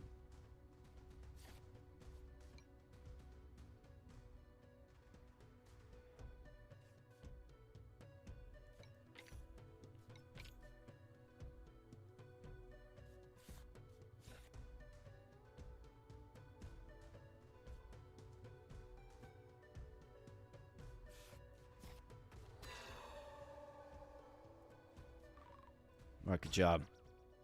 Job with the ambush fist. Then we can chokehold him. Go here, go Iron Head. And for you, he's sleeping, so how about a quiet death?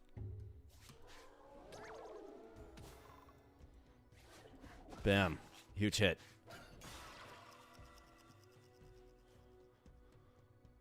Alright, world line shifts to revive an ally. Not if I put you to sleep, though. Really, not if I put you to sleep.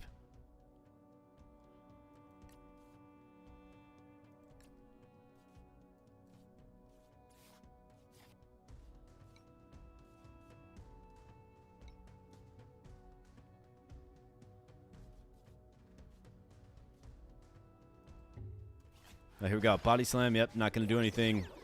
That's right. Get put to sleep. Bone freeze again. Great job. Let's go body slam again. You kind of just have to hang in there. Quiet death.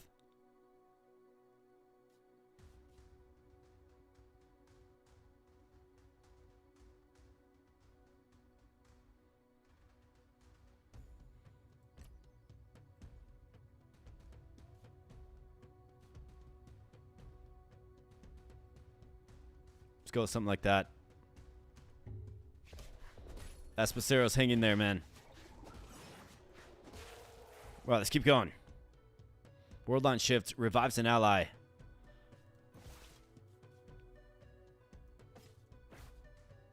Yeah, we'll see about that. How about you get put to sleep? What do you think about that?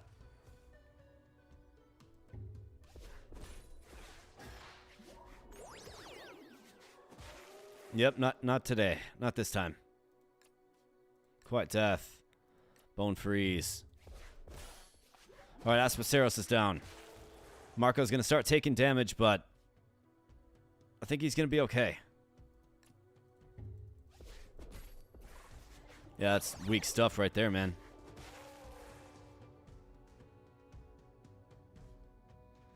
Quiet Death should eliminate. Time Ripple. There we go. And Quiet Death. Well, let's use Obliteration and Uppercut. Bam, for the win. All right. That wasn't necessarily easy, but we got it done, and it feels good. I mean, it was really, really, really tight for a while in there.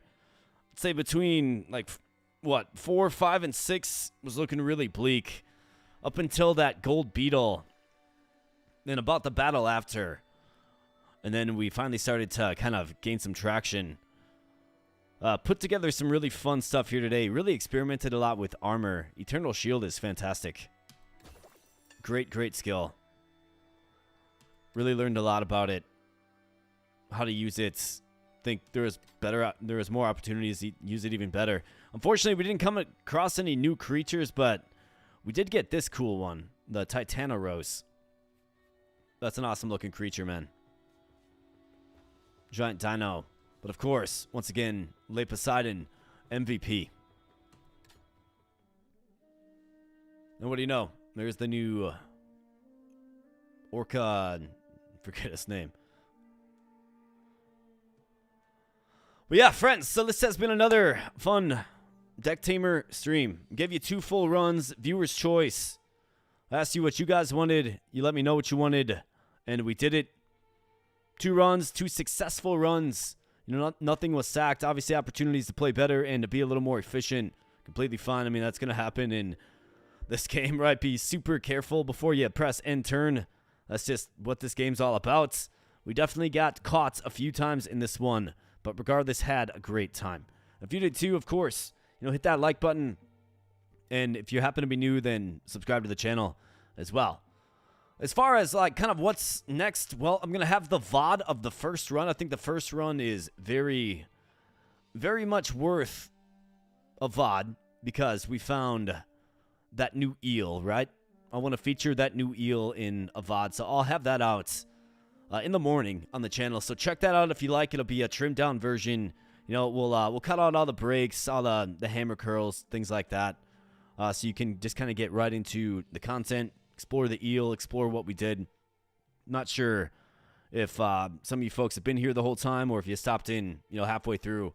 Whatever. Regardless, we do have run number 1. I would say that's probably the most exciting one that we did. And I'll have that in VOD form on the channel tomorrow. I'll also leave the live up if you want to check out the live too. That's completely fine. I always leave the lives up.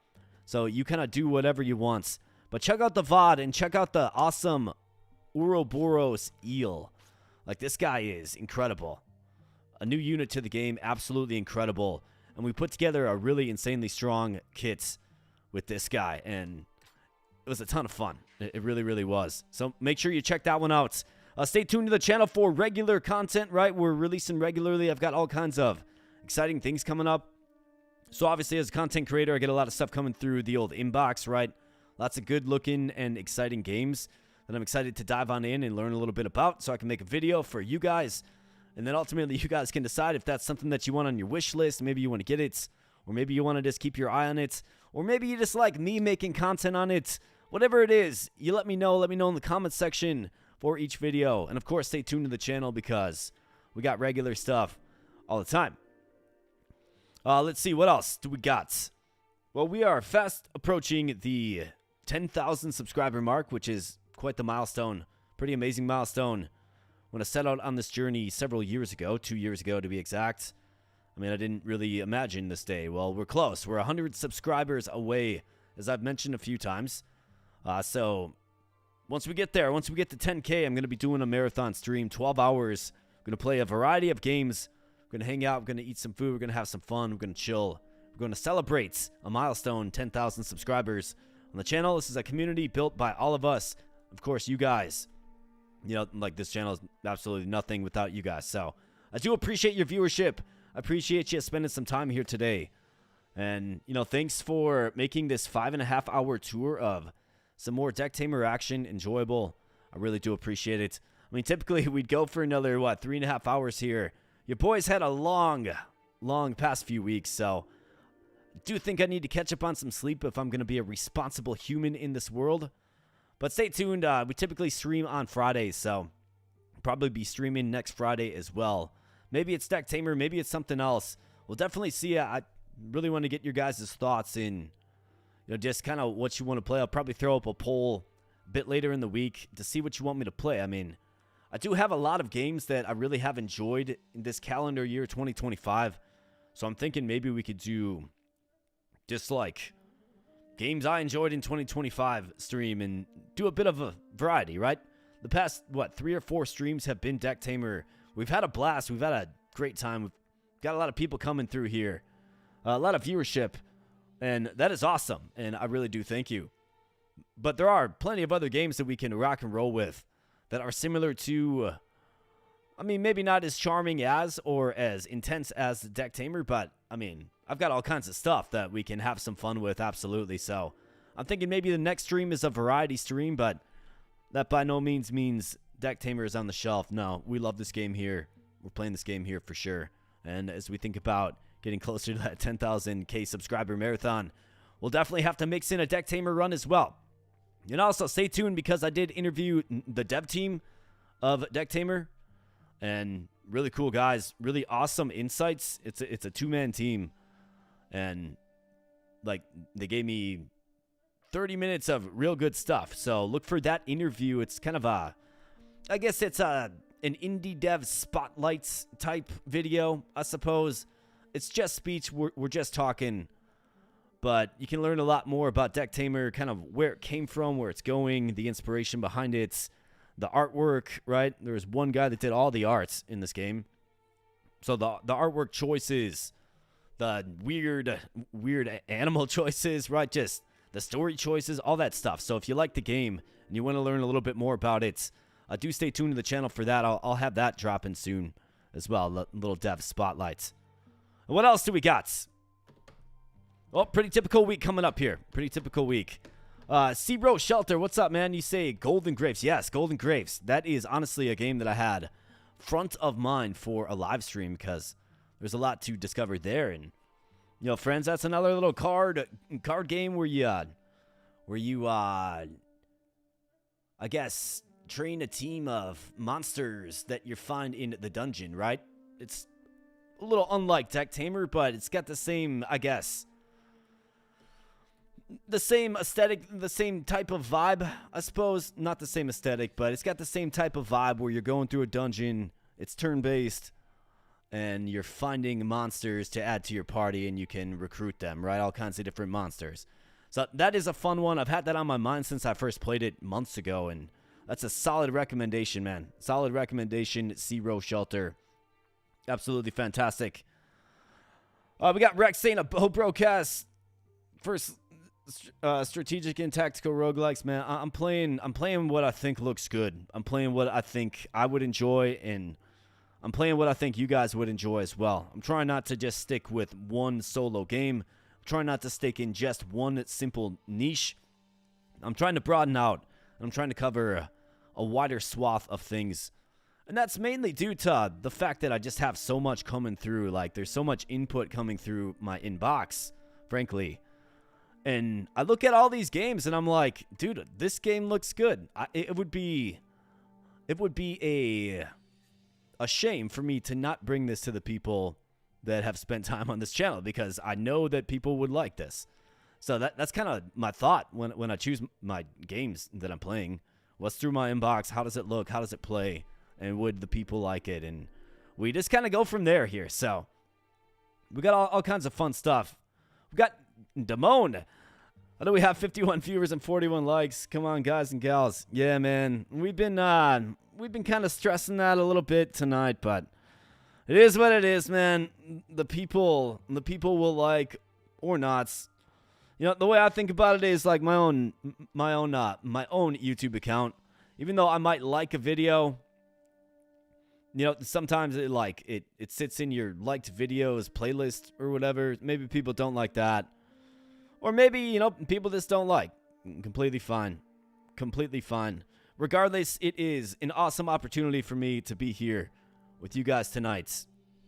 truly, whether you smash like or not or subscribe or not, it truly is an honor, and I do have a lot of fun doing these streams, which is why we've been doing them all the time.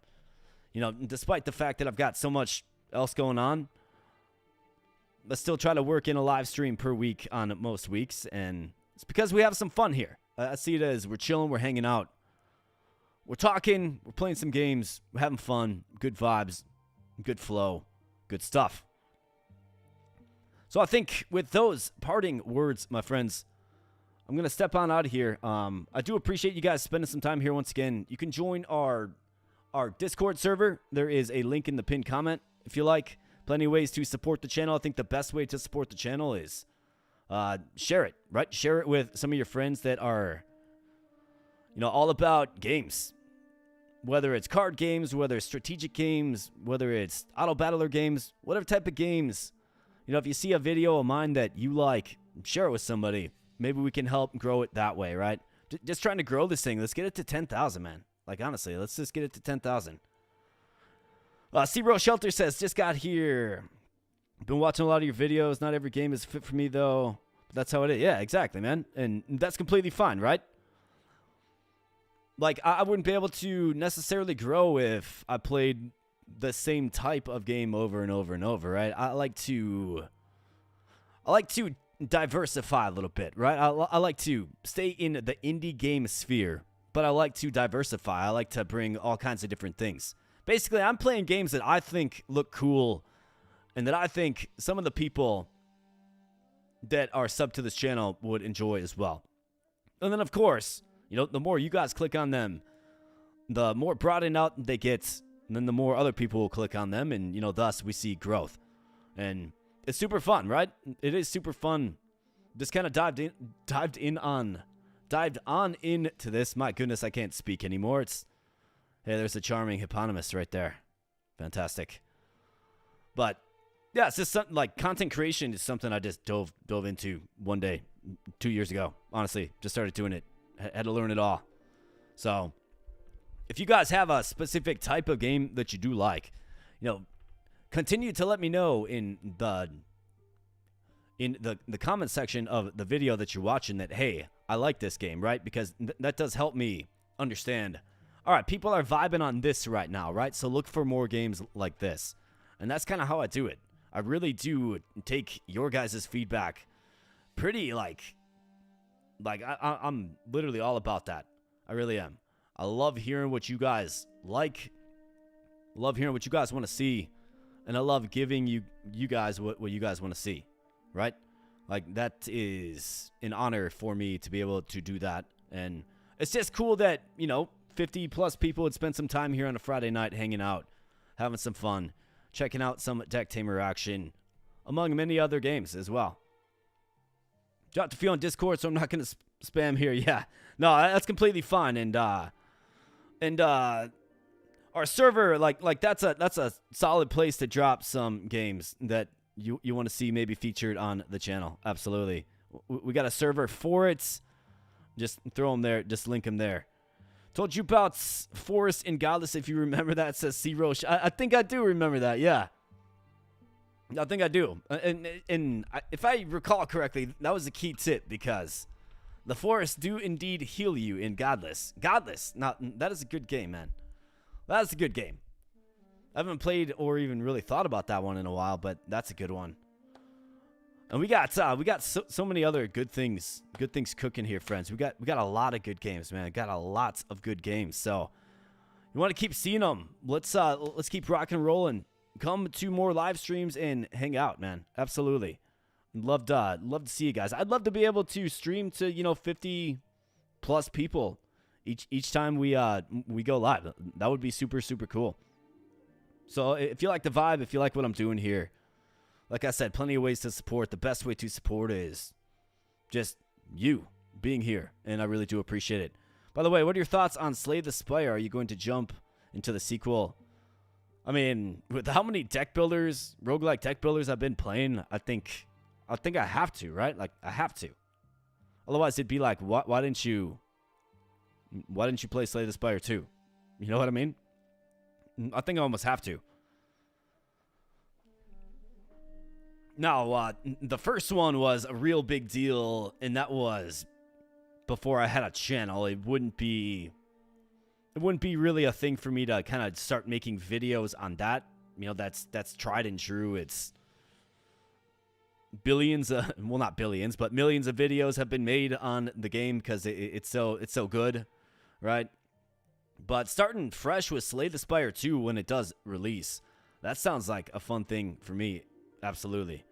So yeah, I think, like, I have plans to make a video on it. It's right in the realm of the games I like to play here, right? And the first one was really good. So the second one should be better, right? I guess not always, but it should be. It should be a highly vaunted game that a lot of people are looking forward to. And, you know, you can add me to that list of excited peoples as well. I think Fountain is already very good. Will be iterative. Oh, the Foundation, yeah. I think you're right. I mean, I was looking at Steam on it, and it looks good. It looks awesome what they have coming out. Did I play Cubic Cosmos? No, I have not. I have not played Cubic Cosmos. Is that one you think I would like? You could recommend that one? Okay, cool. Yeah, see, you know what's awesome about it? Is you folks have spent enough time around this part, around what we're doing here, around what we're growing here, that you know what would or would not be a fit for what we're doing here. I think that's awesome, right? I think it takes an army. It takes all of us out there either looking at trailers or reviews or games or other channels or just the act of playing the game ourselves to be like, yeah, you know, I think this would be a fit for, you know, for what we're doing here, not what I'm doing here, what we are doing here, right? I very much want everybody to kind of have a say in how we shape this thing. I want to know what you want to see. I want to know what you think would be a fit.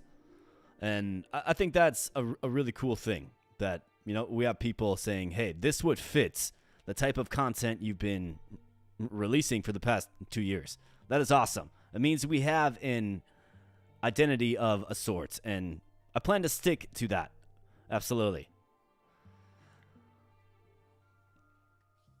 Community you surround yourself with is indicative of who you are, even more so, but the leader of said community. Hey, man, I think we're all in this. Like, if we're all having fun, like, ultimately, at the end of the day, that is what I want everybody to have. A ton of fun. I want you to look forward to showing up here. I want you to look forward to seeing one another, and we all just kind of come together and chill and chat and play some games. Good vibes. Maybe it was a long week. Maybe it wasn't. Maybe there's some negative stuff going on. Maybe there's some good stuff going on. Whatever. Like, let's all come together and have some fun. Like, that was the whole thought about starting this whole thing. This whole thing, right? That was the whole thought, and I think we're starting to do it, man. We're starting to do it more and more, and it's really awesome. It really does encourage me. It really does. It makes me feel good, right? Yeah, absolutely. I mean, we cover, like, such a broad range of games. I can definitely understand why one person might like one game over another, why one person might be more interested in one video over another. Absolutely. And that's completely fine. Your guys' time means something to me as well. I'm trying not to waste your time either, right? And I completely understand. There's a billion videos out there, and I'm not always playing a game or making a video of a game that will suit everybody. But that's because, you know, I've built this. We've built this together, like, off the backs of so many different types of games, right? So it would make sense that everybody would have just a bit different of a flavor of game that they would like. Maybe I can show you some cool new things. Maybe you guys can show me some cool new things. I think that's the cool thing about what we're trying to do here, man. So yeah, good times, friends. Like awesome times. Another awesome stream. I really did enjoy myself, and always good to see your names in the chat. We got some, of course, like legendary names in the chat. We got some new names in the chat as well. Thanks for people that threw some bucks my way as well. Really do appreciate that. We had a five member bomb happen. So congrats to those of you who got memberships. Awesome stuff. What else do we have? I mean, I think the next big thing for the channel, friends, is we've got the 10,000 subscriber marathon stream. It's going to be big. I've been thinking a lot about it. I've been thinking about it for months, actually. So let's get to that. Let's get to that vaunted milestone, and let's do it. Like, I'm ready, man. I think I can go 12 hours. I'm pretty darn sure I can. But let's make it happen. Like let's do it. Let's hang out. And let's play a ton of games. Let's have a ton of fun. So plenty of ways to stay connected, friends. Plenty of ways. I've already went through them all. I do thank you for spending some time here once again. I've said that several times too, but you know, it's worth saying again. Absolutely. Just in the periphery, but I'd like to give you props on a job well done so far. Well, thanks, man. I appreciate that. And yeah, you know, if there are things that you think I can do better, if, you know, maybe it's, and obviously, you know, it like everybody is entitled to what they think, right? And I will always listen to people. I actually got my stats from this past year, like this year in review, excuse me. Sorry. And I responded to like 4,800 comments, man. 4,800 comments. So I do want to hear from you guys. I do. Absolutely do. So keep your thoughts coming. Like, really, I honestly do. If you don't like a game, just tell me. Tell me why. Tell me why. And, you know, I can keep that in mind because I've got a ton of games to sift through always, right? And I want to bring the stuff you guys would find the most entertaining to the forefront, of course. So I think with those closing words, my friends, it's a solid time to probably wrap this one up. I'm going to get the timestamps thrown into this live. I'm going to get the VOD put together and released tomorrow. I guess count on next Friday for a live stream, for the next live stream. Let me check the date real quick. It should be feasible. It's not Christmas yet. Although I should probably find some time to do some Christmas shopping on. What do you guys say? Yeah, I'm thinking we'll have a stream December 19th. Maybe we can do like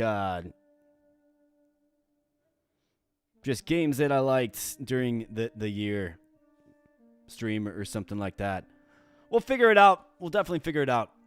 But I hope everybody has a wonderful weekend. Thanks again for spending some time here. I will see you again as we cross paths wherever we may cross paths. Comment section, live stream, wherever. And yeah, you guys absolutely rock. So thanks so much. If you had some fun here tonight, like. If you're new here, subscribe. And let's get to that 10K, guys. Let's do it. Golden Graves, yes, man. Golden Graves. Love that game. Absolutely. So yeah, thanks, guys. I do appreciate it. I'll be catching you in the next one. Thanks so much.